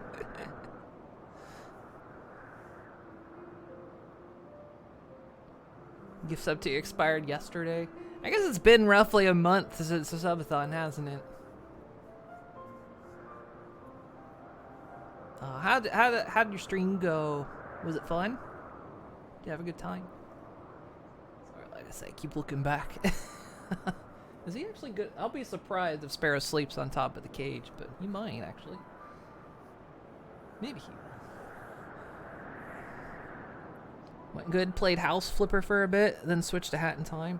I need to play House Flipper again. I enjoy House Flipper. I need to get the Pets DLC, if that's any good, because I hear it's got rats in it. Good, you had a good time, though. So hello, Raiders. How you doing? I'm playing Final Fantasy XIV Endwalker, so if you don't want spoiled on Endwalker, be warned. Normally I play this off stream, but when I played this during my subathon, people enjoyed me playing it, so we decided we would play it on stream. But I play all kinds of things. Tomorrow we're playing 7 Days to Die, which I'm looking forward to.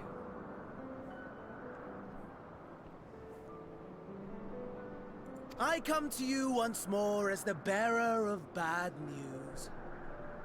Our tower in Thavner has been toppled, and I need not tell you by whom. Given how many we have at our disposal, the loss of a single spire is hardly fatal to our plans.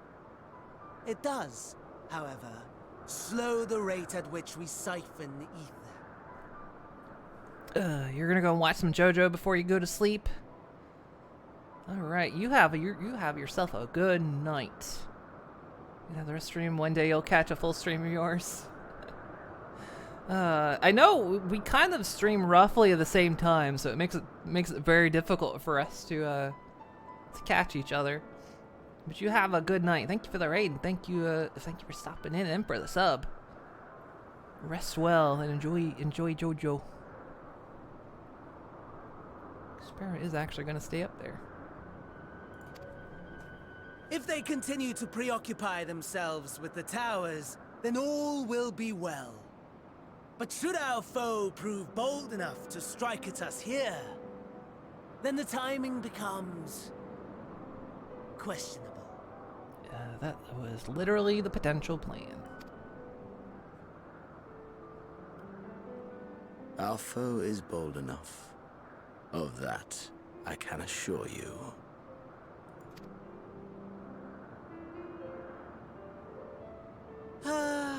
Yes, very well then. I suppose I must prepare a proper welcome. Honestly, talk of your nemesis is the only thing you seem to enjoy. Does nothing else spark your interest?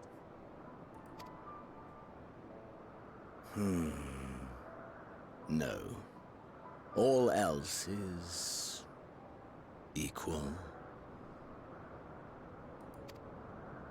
Equally tedious, equally disappointing.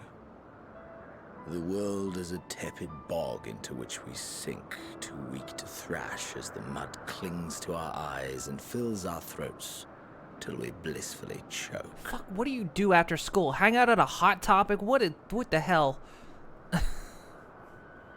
Smash cut to Uriage's chest.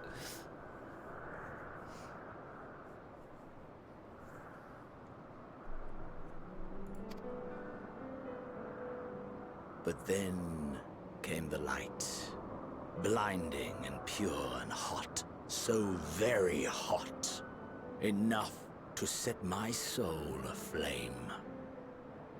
hate both these losers, you Miss Emmett. I know. Are you done reading from your goth poetry? I basked in the afterglow until the void yawned once more. And then I knew the muck would never claim me again. There was naught for me ahead, so I drew the curtain on all that had come before. She sneezed and Emmett is back doing shenanigans. Good lord, man. Go have a cookie or something. Jeez.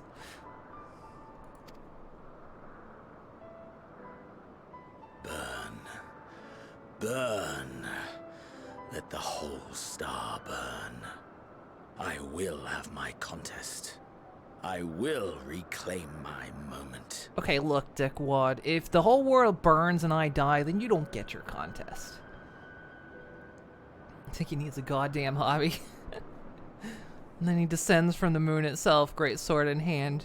He gives a wave and smiles both. And smites both these guys. Maybe this guy needs to, like, put model Gundams together or something. Him and Stidian need a brood off.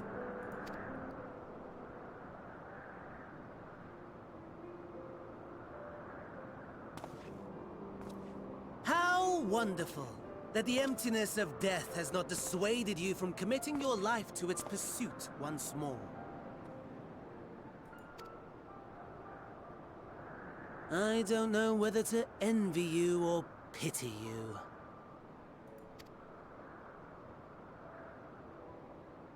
You question my disinterest, but what of yours? Despite your noisome antics, I sense you take little pleasure in this endeavor. We tried maxing out your fishing stat. He plays 40k. One of those weirdos who plays Chaos Space Marines really seriously. And hates any bright colors and any other armies.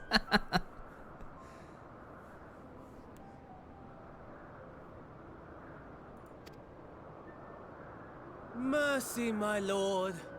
Such pointed barbs from one who barely acknowledges my existence.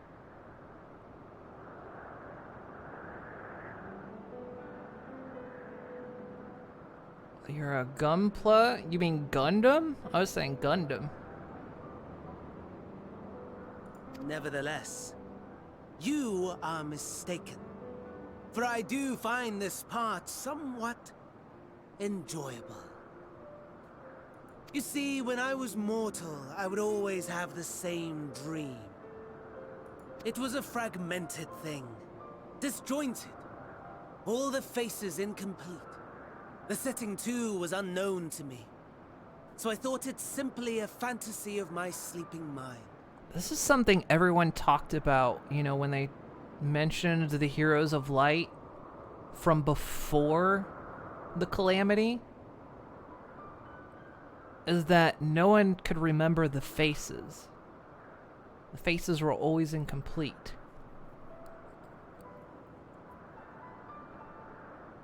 Gunpla is the term for Gundam modding kit. Oh, okay. Oh, I see. And this guy plays Dark Elder, but makes it really weird.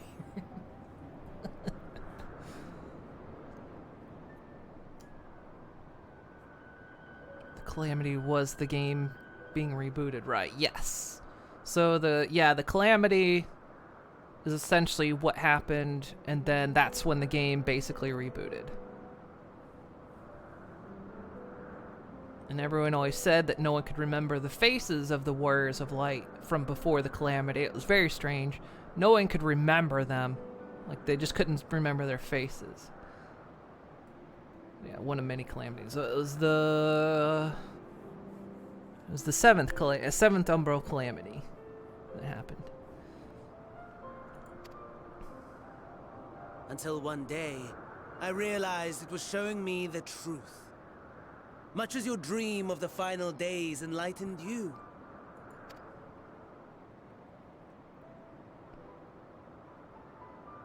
And soon, very soon, the rest of the world will see the truth of my dream, too. Yes, I think that is something we can both enjoy. So this is one of the things I'm sure they will, and I hope they will answer, but what was happening to the world before they summoned Zodiark? Like, everything about the world was unraveling. There was a weird sound. You know, what was happening in the final days?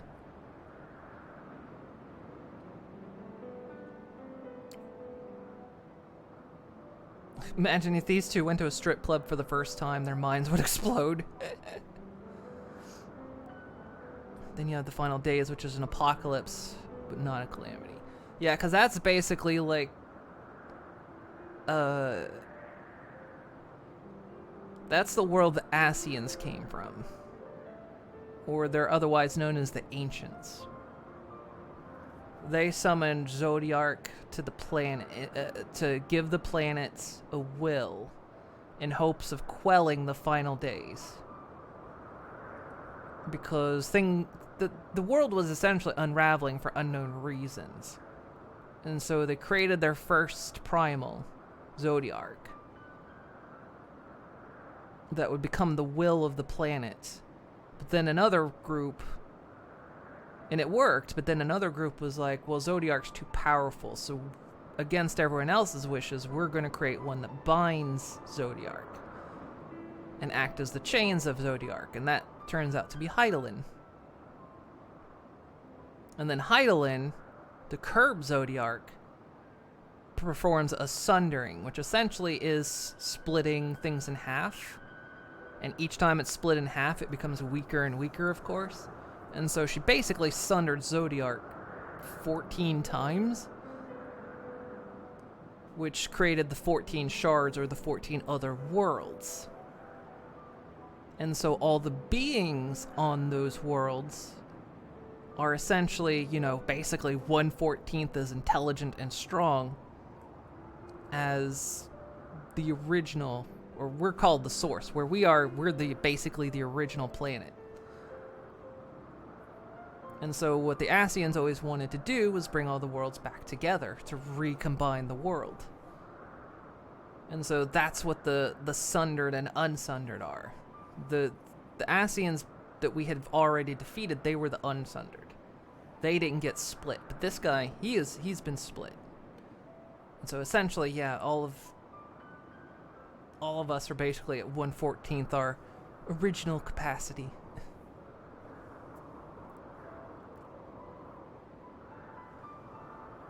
As described, yeah, Shadowbringers pretty much describes exactly what happens. And Merrick needs to gather the Egyptian god cards.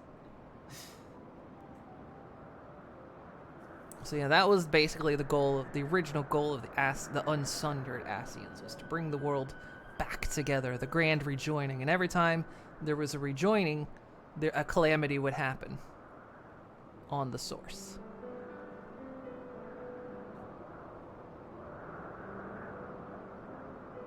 Yeah, exactly what Digi said. So that kind of catches you up to speed on at least kind of what they're talking about. Though there was one world that got completely voided, because when the Ascians first tried to create a rejoining, they accidentally voided one. The 13th one. Which, honestly, I think they're all referencing all the Final Fantasies, to be honest. Yeah, Shadowbringers was about stopping the 8th Umbral Calamity. Which we did. We stopped it from happening. But so, like, the end days and the kind of the awakening is kind of a memory that everyone has. It's like an ancient memory, because all our souls are, of course, split many, many times. But somewhere deep inside, we have memories of the end days. It just, for most people, it's not awakened.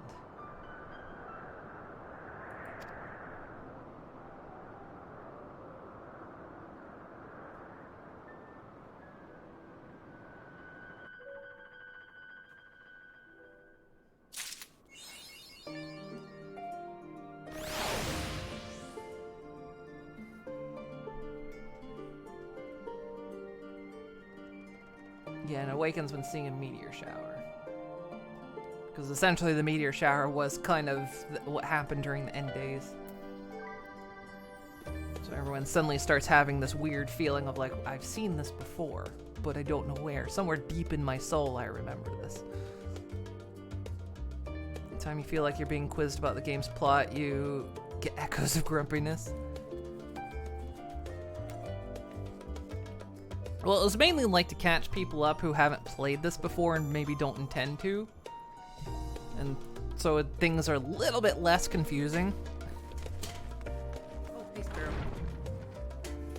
Come on, careful.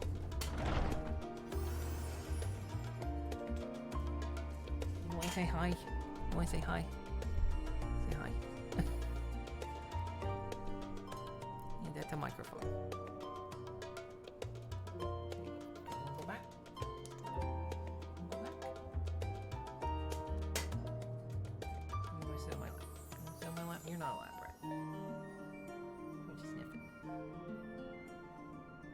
You're just sniffing.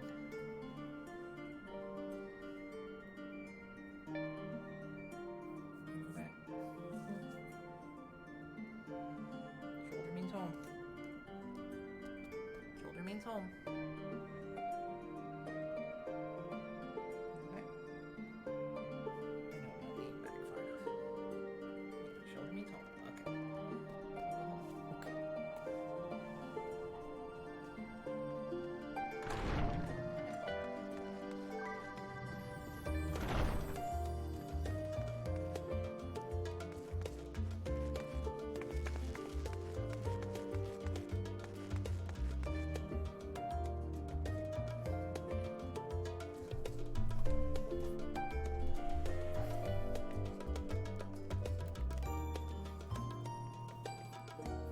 Yeah, I held Sparrow up to the microphone.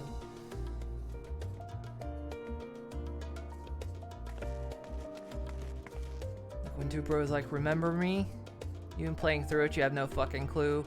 Yeah, that happens to me a lot, because my memory is bad anyway. And so it does happen sometimes where it's like, you remember this person? I'm like, no, I don't remember that person.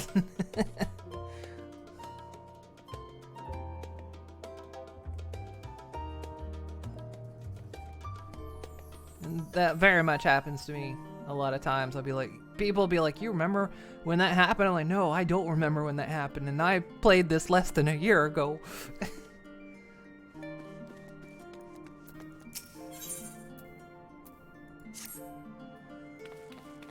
Oh, there you are, feeling refreshed, I hope. I was about to make my way to the studio, as it happens. I wanted to try and speak with Sholark. Okay, stop it. Stop it! These names. And thank him for coming to our rescue in Rostra. As it turns out, he come here to see us following the hearing, only to find that we'd already departed for Thavnir.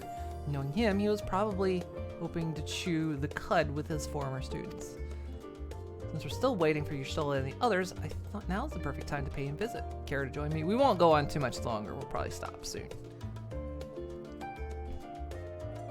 You remember way too much with this game? I wish I could, because there's definitely a lot of attachments. And it's like when I have to go and be like, oh, that's who you are, and I remember it too late, I feel like, damn it, I would have had such a bigger revelation when that happened. But I think as well, I've gone through this kind of quickly, whereas a lot of people have gone through this over the years, and you've had time to like let it stew and think about it. I've been going through it in like a year's time.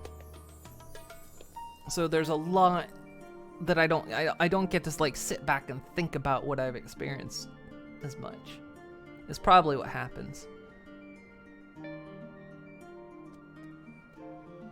You just fight chronic FOMO from so many of the friends being invested.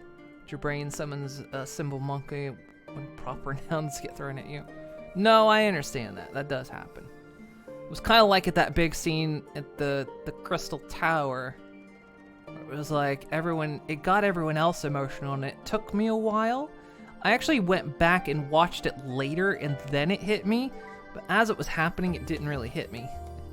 Because I had to actually really sit there and think about what I was experiencing and what was all being said. Yeah, and waiting to do the next part really makes you think about the who and the what and the why.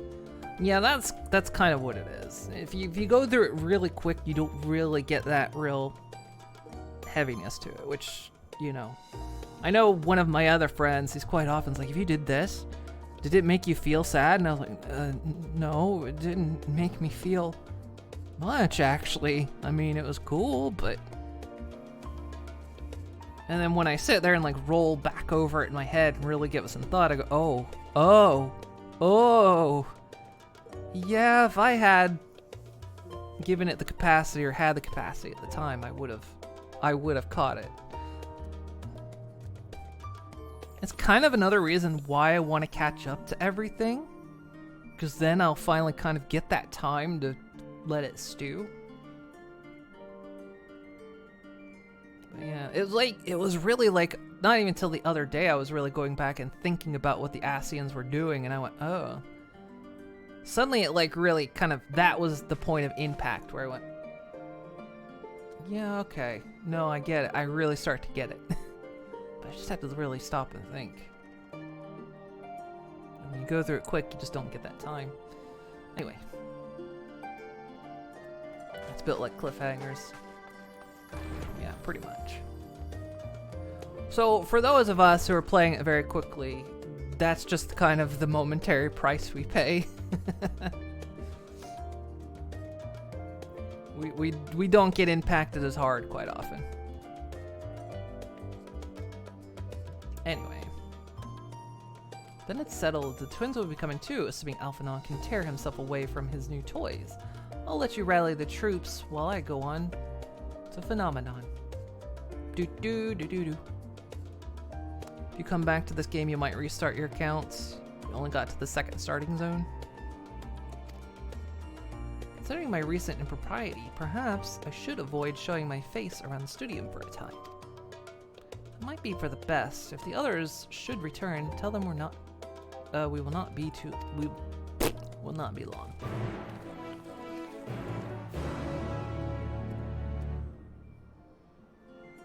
And to bring it around, it's why you don't quite place it with the others. The experience is totally different. Very much why Yoshi P says take your time with the game. There is a welcome back, yes. Poke DD about the welcome back thing. Yeah, there's a welcome back campaign. Like, if you can get someone to, like, invite you back, that person gets a bonus. Sort of deal.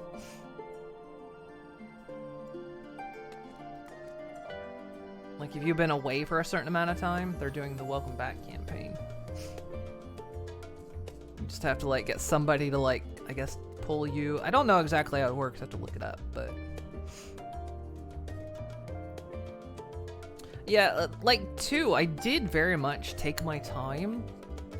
Because, like, not as much time as everyone else, of course, but, you know, I would sit there and do, like, some post-game content. I didn't do the raids, but... like beast tribes, and I would get my crafters up, and I'd do the side quests before moving on, so I wasn't like speed demoning through. Like, I remember I started this game probably 2 or 3 months before a streamer I had been watching started, and she was like fucking done with it before I even got through Heaven's Ward. And I was like, holy shit.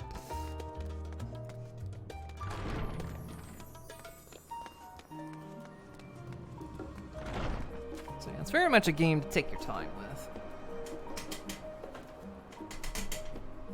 There's no rush. Don't blame players who are catching up on the story for not being as emotional invested as a different experience. Yeah. Well, like I say, too, it's one of the reasons why I wanna catch up. That way I can kind of think on it, you know, get those emotional impacts in future content. Heading out for a stroll. Scholark himself was here. In that case, what are we waiting for?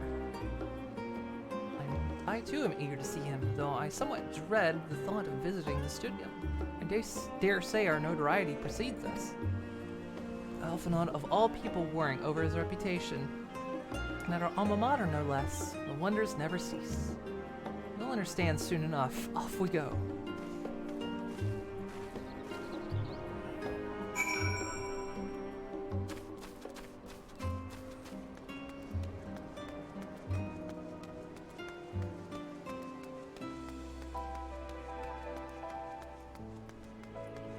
Yeah, I get that. Yeah, when one of my friends would always ask me, did this make you feel emotional? I would feel bad when I said no. No, it didn't. It didn't hit me.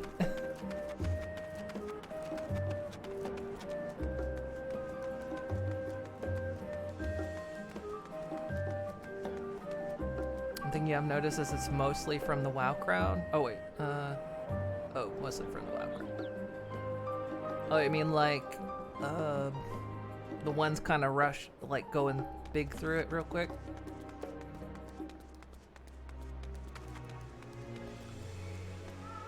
WoW's just kind of a different thing anyway.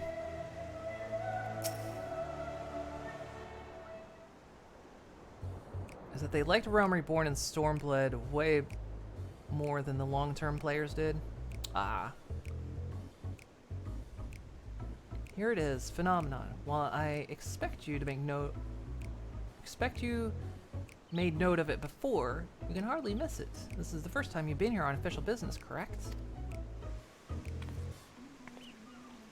Most of the space is taken up by expansive auditoriums. It also houses numerous laboratories, testing grounds for experimental magics, and a host of administrative offices and so forth.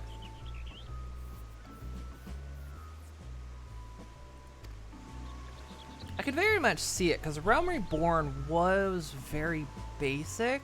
Like, Realm Reborn was good, but it was a very basic, like it was... I guess you could say it was very WoW-like. Like, story-wise, it wasn't super deep. It was introducing a lot of the elements that you would find later on that would become deep. But it was, you know, that kind of intro storyline to get you introduced to the realm, its characters, its politics, all that kind of stuff. It was nothing super deep, but it was still good. And then once you kind of hit Heaven's Ward, then the depth starts happening. And Stormblood kind of goes a little bit more shallow.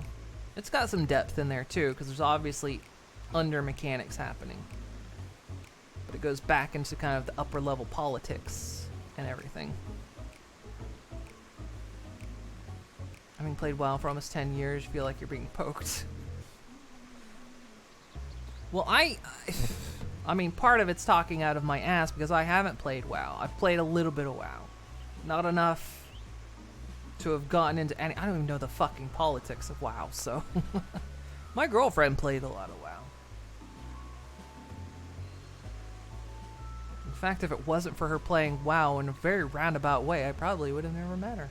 I didn't meet her through WoW. But the friends she made and met are the ones I ended up meeting and all that kind of stuff. Anyway. The center of what would later become the Studium. It was established to promote the study of aetherological phenomena, hence the name. Though the aether being a fundamental aspect of nature, its scope expanded to include every conceivable facet of life, even the universe itself. And then, in the 432nd year of the 6th Astral Era, Phenomenon was decreed complete and the Studium officially opened as a place of learning. With a long and storied history, it is without question the world's leading authority on aetherology, the arcane, the occult, astromancy, and countless other fields, standing proud as Charlian's foremost educational institute. I think it's because it's basic, but because it's more because they don't have much of an interest compared to the Final Fantasy crowd. So I don't feel the burn of storytelling nearly enough. It's not that, honestly. You're also a 10-year WoW player, and you like AR and SV more than average player. Or it might also be that Square Enix edited AR a lot and deleted a ton of stuff. That is true. They did shorten a lot of content in AR and kind of refined it, especially when the big surge came in. When the big WoW surge came in, ARR had changed quite a bit already.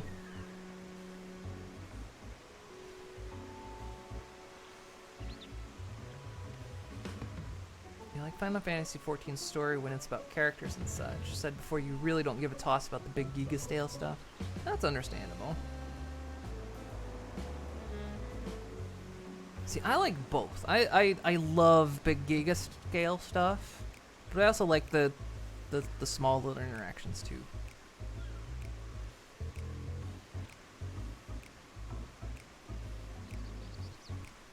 See, I like both things. My storytelling eventually becomes about Giga stuff. Can't help it, it always happens. I always did enjoy giving the grand tour to new students. Indeed, I've long since lost track of how many times he has recited that same foppish speech, such as his undying love for his old stamping ground. He was in top form back then, youngest to enter the studium, graduated with highest honors in magical arts and atheology, undisputed champion of the debating chamber. Hold on, you both joined the studium at the same age, yes? And from where I stand, you're equally prodigious scholars. Nice of you to say, but Alphanon actually entered a half year before me, nor did I do well enough to graduate with honors, and I'm certainly not the studium's most notorious master debater. Master debater. In all respects, have I ever been in his shadow? If nothing else, just remember that it was where the legend of Alphanon Lulier began.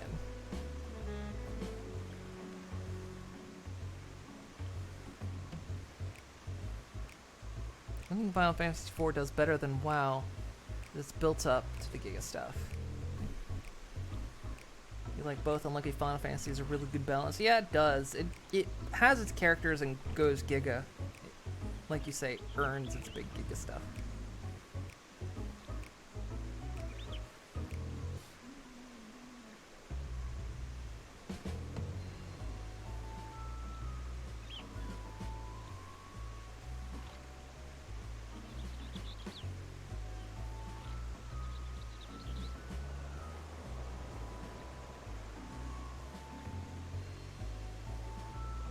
Hee master.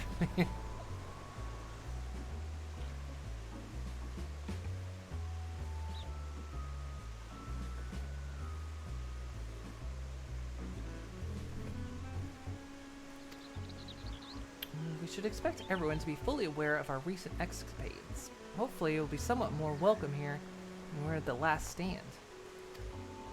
I know better than anyone the adoration the student body has for Alphanon. With a bit of luck, it might work to our advantage. Well, there's no time like the present. First things first, let's look for the Scholar Monterey Jack. Other faculties tend to frequent their office, but unfortunately for us, he's fond of wandering wheresoever his whims take him. Let's split up and ask the students if they've seen him.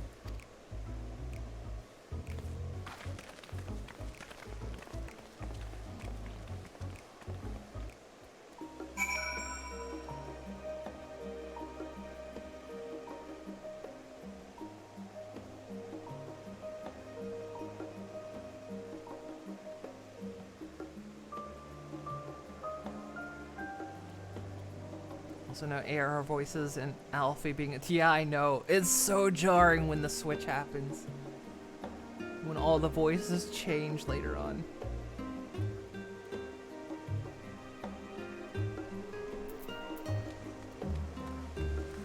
Get this either right.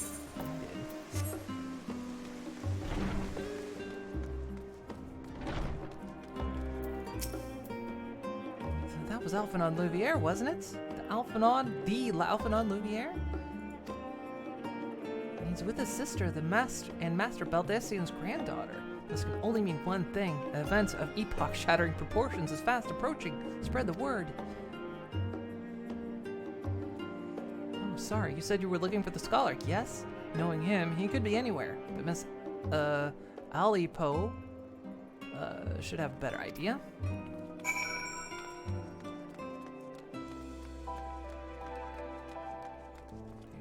This way.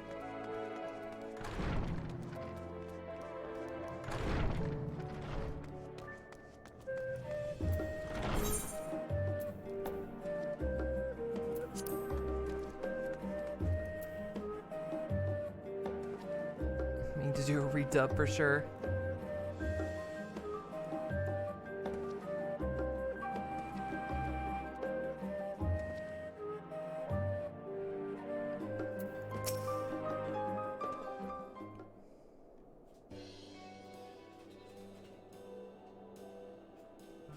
You lost, wandering off the street, perhaps?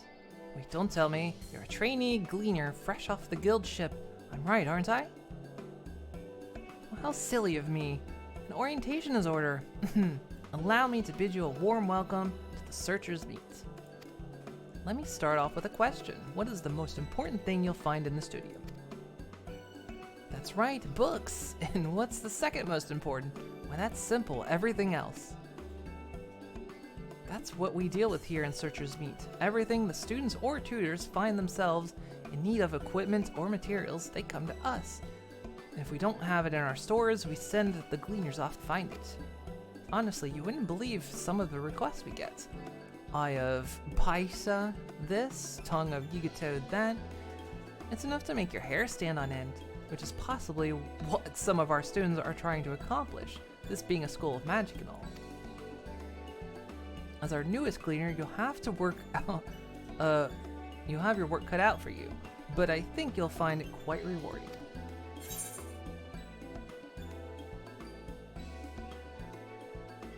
I've tracked down many miscellaneous knickknacks in my time, but I'm no gleaner.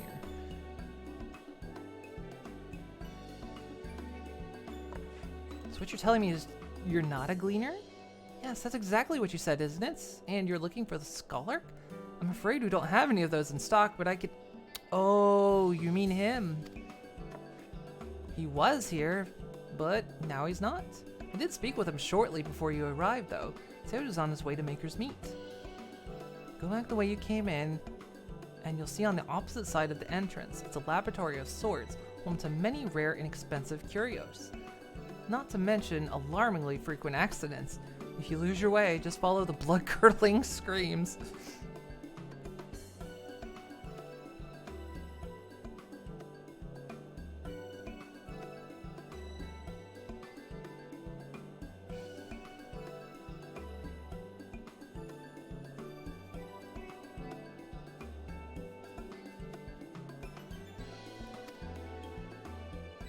Huh.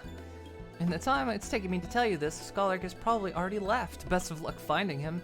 I have a feeling you'll need it.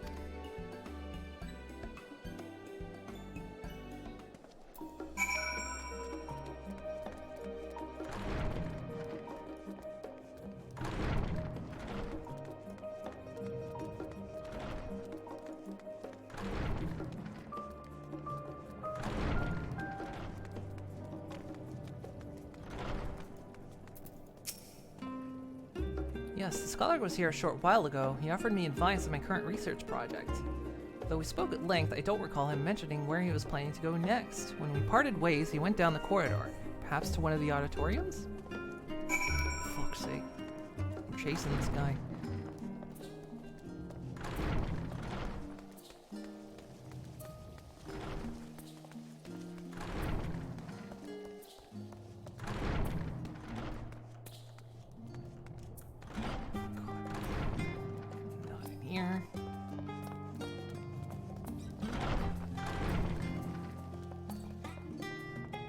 It's Monterey Jack.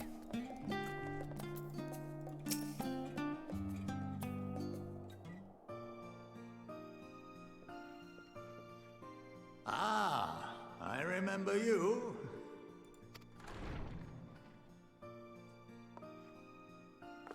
I pray we have not called you at an inopportune moment.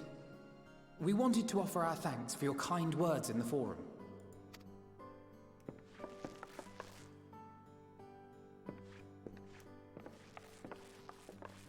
Well, I could hardly let that inquisition go unchallenged.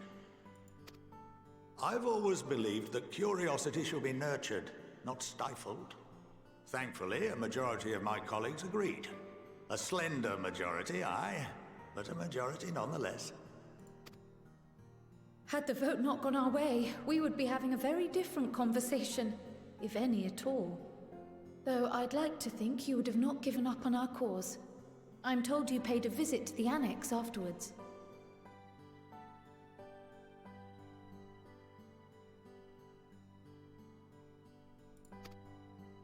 Yes, that's right. I was hoping to speak with the grandchildren of my dearly departed friends Galuf and Louisoix in a less dour setting. But it seems I just missed you.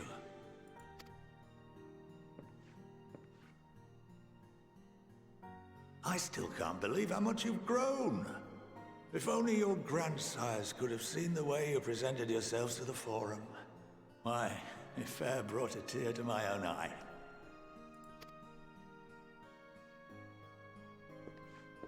You must have the patience of a saint, putting up with this lot and their antics. Never mind Matoya's prize student. Luckily, I know a thing or two about managing unruly younglings. If you ever need advice, don't hesitate to ask.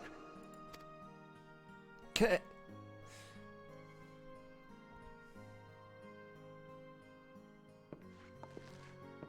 If I may, there is a rather more pressing matter we wish to discuss. What can you tell us of this duty that the Forum must fulfill? Nothing, I'm afraid. Like all humble servants of the Forum, I am sworn to secrecy. Or rather, I couldn't tell you if I tried.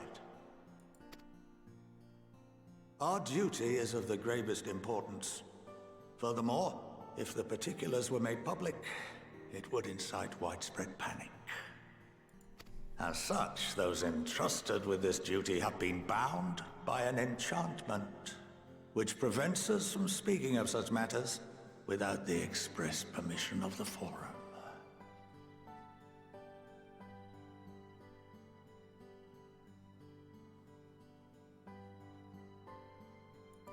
How is that even possible?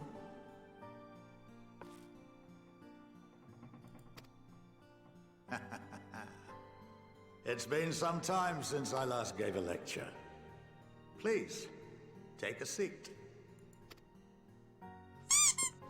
Thank you for the treat.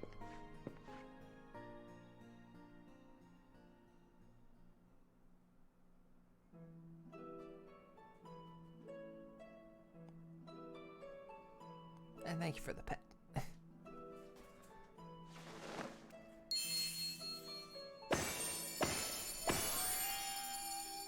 Triple threat. Okay. He's gonna go with some Schoolhouse Rock on us.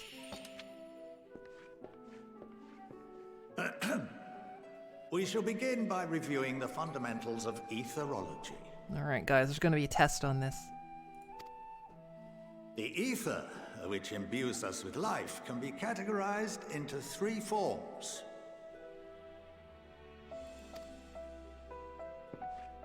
Two are of the incorporeal sort, the soul and the memory. Can anyone tell me the third?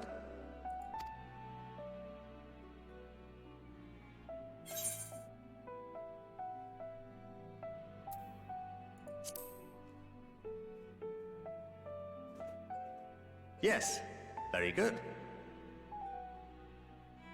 Forgot about this part entirely. You don't trust. You don't trust. Of course, you don't trust this guy. This is the form with which the layman is most familiar. You'd be a puppy running down the street. Now they're gonna go, I don't trust that puppy. Consumed by even the simplest of daily activities and replenished by the food and drink that sustain us, this form of ether is in constant flux. In contrast, the ether that comprises the soul is rarely subject to dramatic change. The same can be said for memory, as the two are intrinsically linked.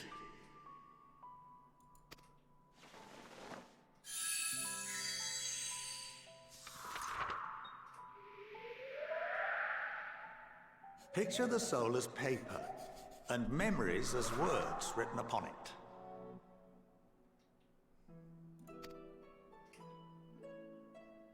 Now, what would happen if that paper was doused with ink? The same type of ether as comprises the memories. Does that say welcome to hydrophobia?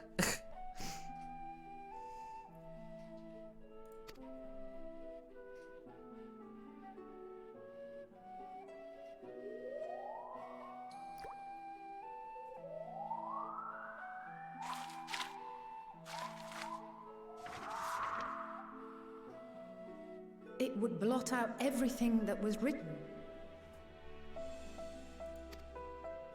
Precisely. We would be unable to recall the memories, and any activities that depend upon them would be hindered as well. In fact, this exact phenomenon was observed on a vast scale not so long ago. The calamity, that's what I was and thinking. What might that have been? That's exactly what I was thinking. About how people's memories are a bit fudged from the calamity. Slams hands on the table like the clam thing. You're getting it. You're getting it.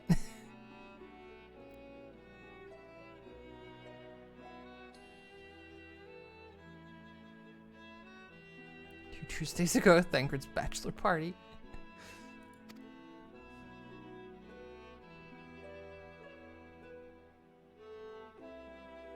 The 7th Umbral Calamity. The people of Eorzea vividly recall Bahamut breaking free of the Lesser Moon and raining hellfire down upon the realm. But no one could seem to remember the events that followed immediately afterwards. Indeed. To this day, we have yet to determine whether it was an unintended consequence or a deliberate act. The enchantment which binds me and the rest of the Forum is based on a similar principle. And yes, it is a contravention of the Charlene prohibition against the practice of memory manipulation. Only when a new member is inducted and told of our great duty are they subjected to the process. A necessary evil. You have my word that it would never be used to manipulate the populace? I should hope not. But can this enchantment be dispelled and your memories restored? If 9/10 of our members give their approval, then the process may be reversed. Then, and only then, would we be able to speak freely to others of our sacred duty. Barring that, we must wait until we return to the ethereal sea.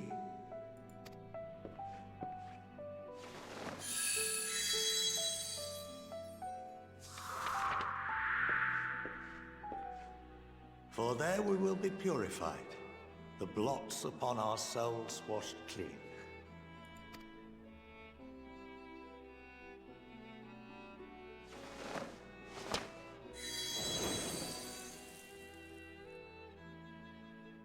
And our memories drift apart and dissolve, rather defeating the purpose, I suppose.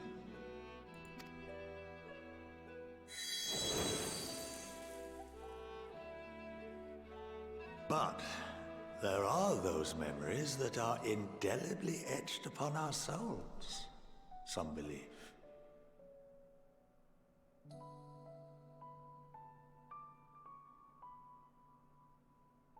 We all know the Warrior of Light would be trying to eat the paper.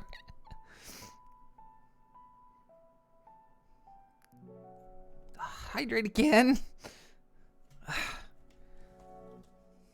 Fucking hell.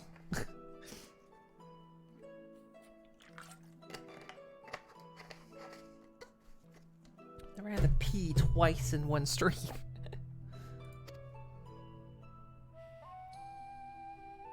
What happens after that? We are reduced to pure ether, coalesce with that of others, and create souls anew. Alternative schools of thought assert souls remain whole and return to the corporeal world, reborn into another form. Both theories have their proponents. Personally, I consider each equally probable.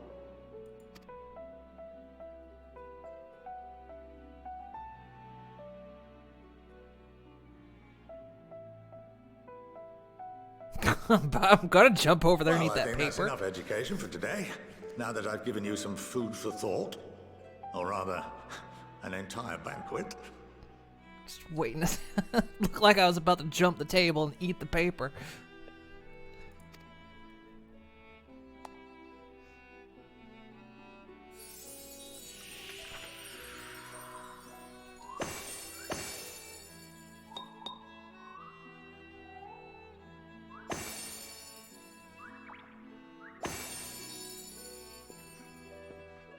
I would remind you that although I'm unable to assist you with certain matters, the resources at my disposal may still be of use to you. You'd be a fantasy atheist. Yes, but what if we just, you know, died? I don't know if you could do that, considering all that we've experienced so far.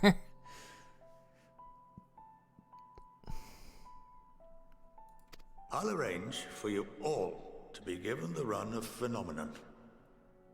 Of course, as associate to our alumni and the students of Baldessian, this privilege is extended to you as well, my friend.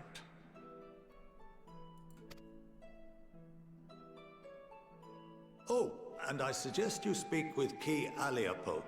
She's well known among the artisans of Sharlayan, and her network of contacts may prove useful in your search for knowledge.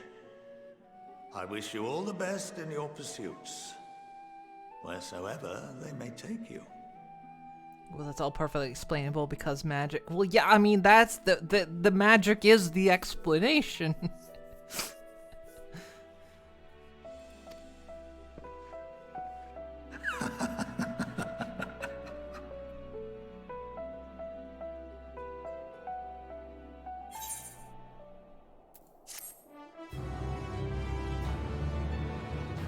Yeah, but magic doesn't mean your dead fairy dust makes a puppy somewhere.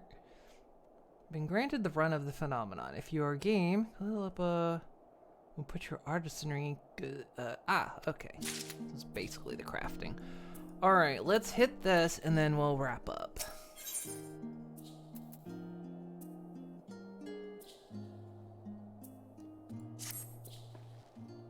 Well, it's giving me much to mull over. I feel as though we're a step closer to understanding the form's true motives and the mysteries of life itself for good measure. It's funny, I came here with the intent of expressing my gratitude, only to leave more indebted than before.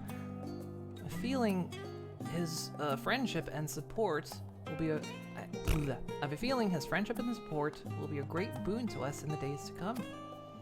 And on that note, let us head back to the annex.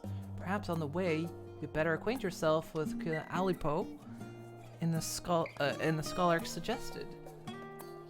While I share our findings with Raha. Oh, I guess we're going back there. You running the wheel, sir, or are you pooping in the wheel? Or a little bit of both.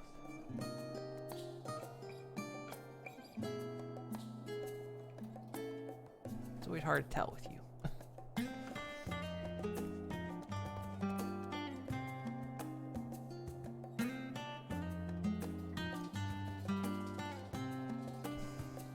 Let's hit this 6 cutscenes later.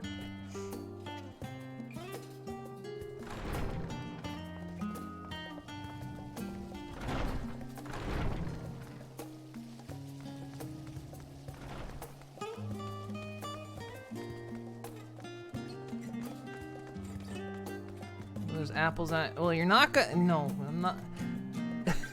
I disabled apples for a couple days. I don't want to be assaulted. I've had a hard week.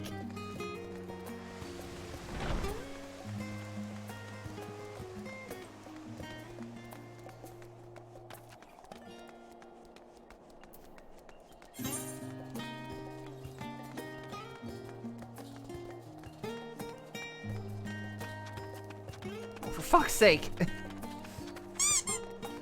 God, I've got to pee again, guys. Thank you for the treat. I may enable apples tomorrow, but we'll see.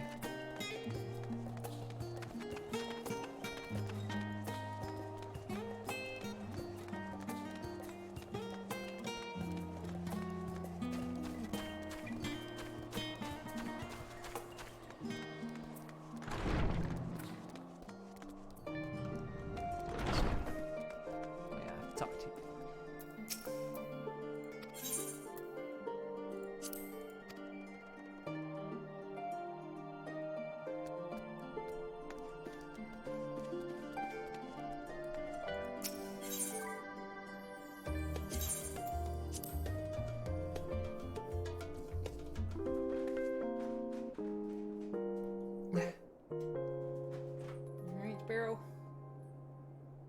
Well, you had to get to that food bowl, huh? Yeah. Okie dokie. Let's go back here. Alrighty. There we go. I was really enjoying it, so that's why I went long. I don't actually want to stop. I want to keep going, but especially with the knowledge that we're not going to be playing this again until next week. I feel like got too many games going right now.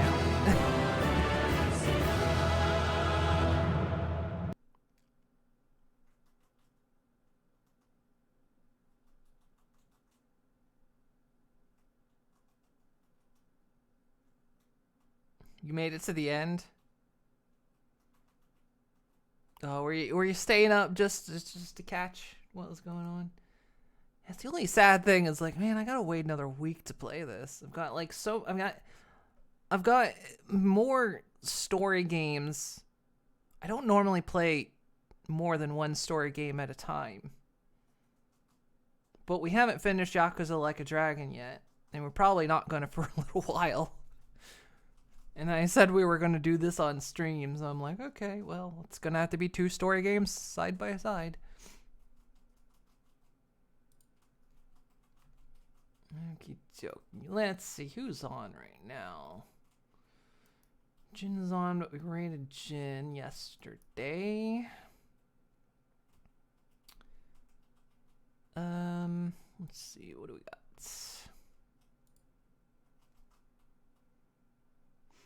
Who's on?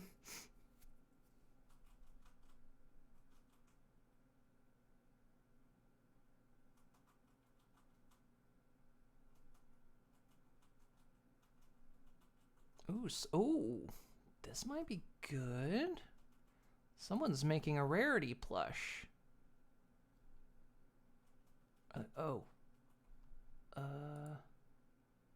Ooh. Let me see. They've been on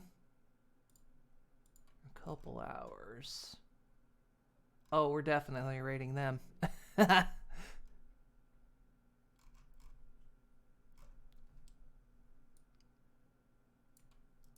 gonna raid this person. They're currently making a rarity plush. They're almost done with it, but yeah, they're making one. Okay.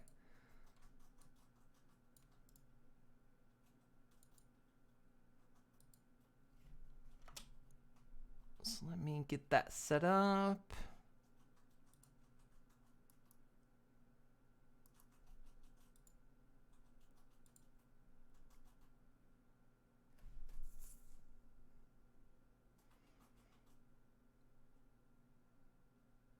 You can always do gathering things. Yeah, but I mean, I want to go through the story. There's a lot I can do on the side, not on stream. But I mean, I actually just want to do the story. It's not even that late for you, just extra tired. Understandable.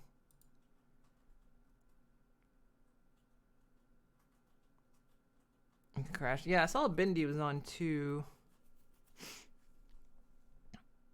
Staying up was worth it. You enjoyed the guy's lecture?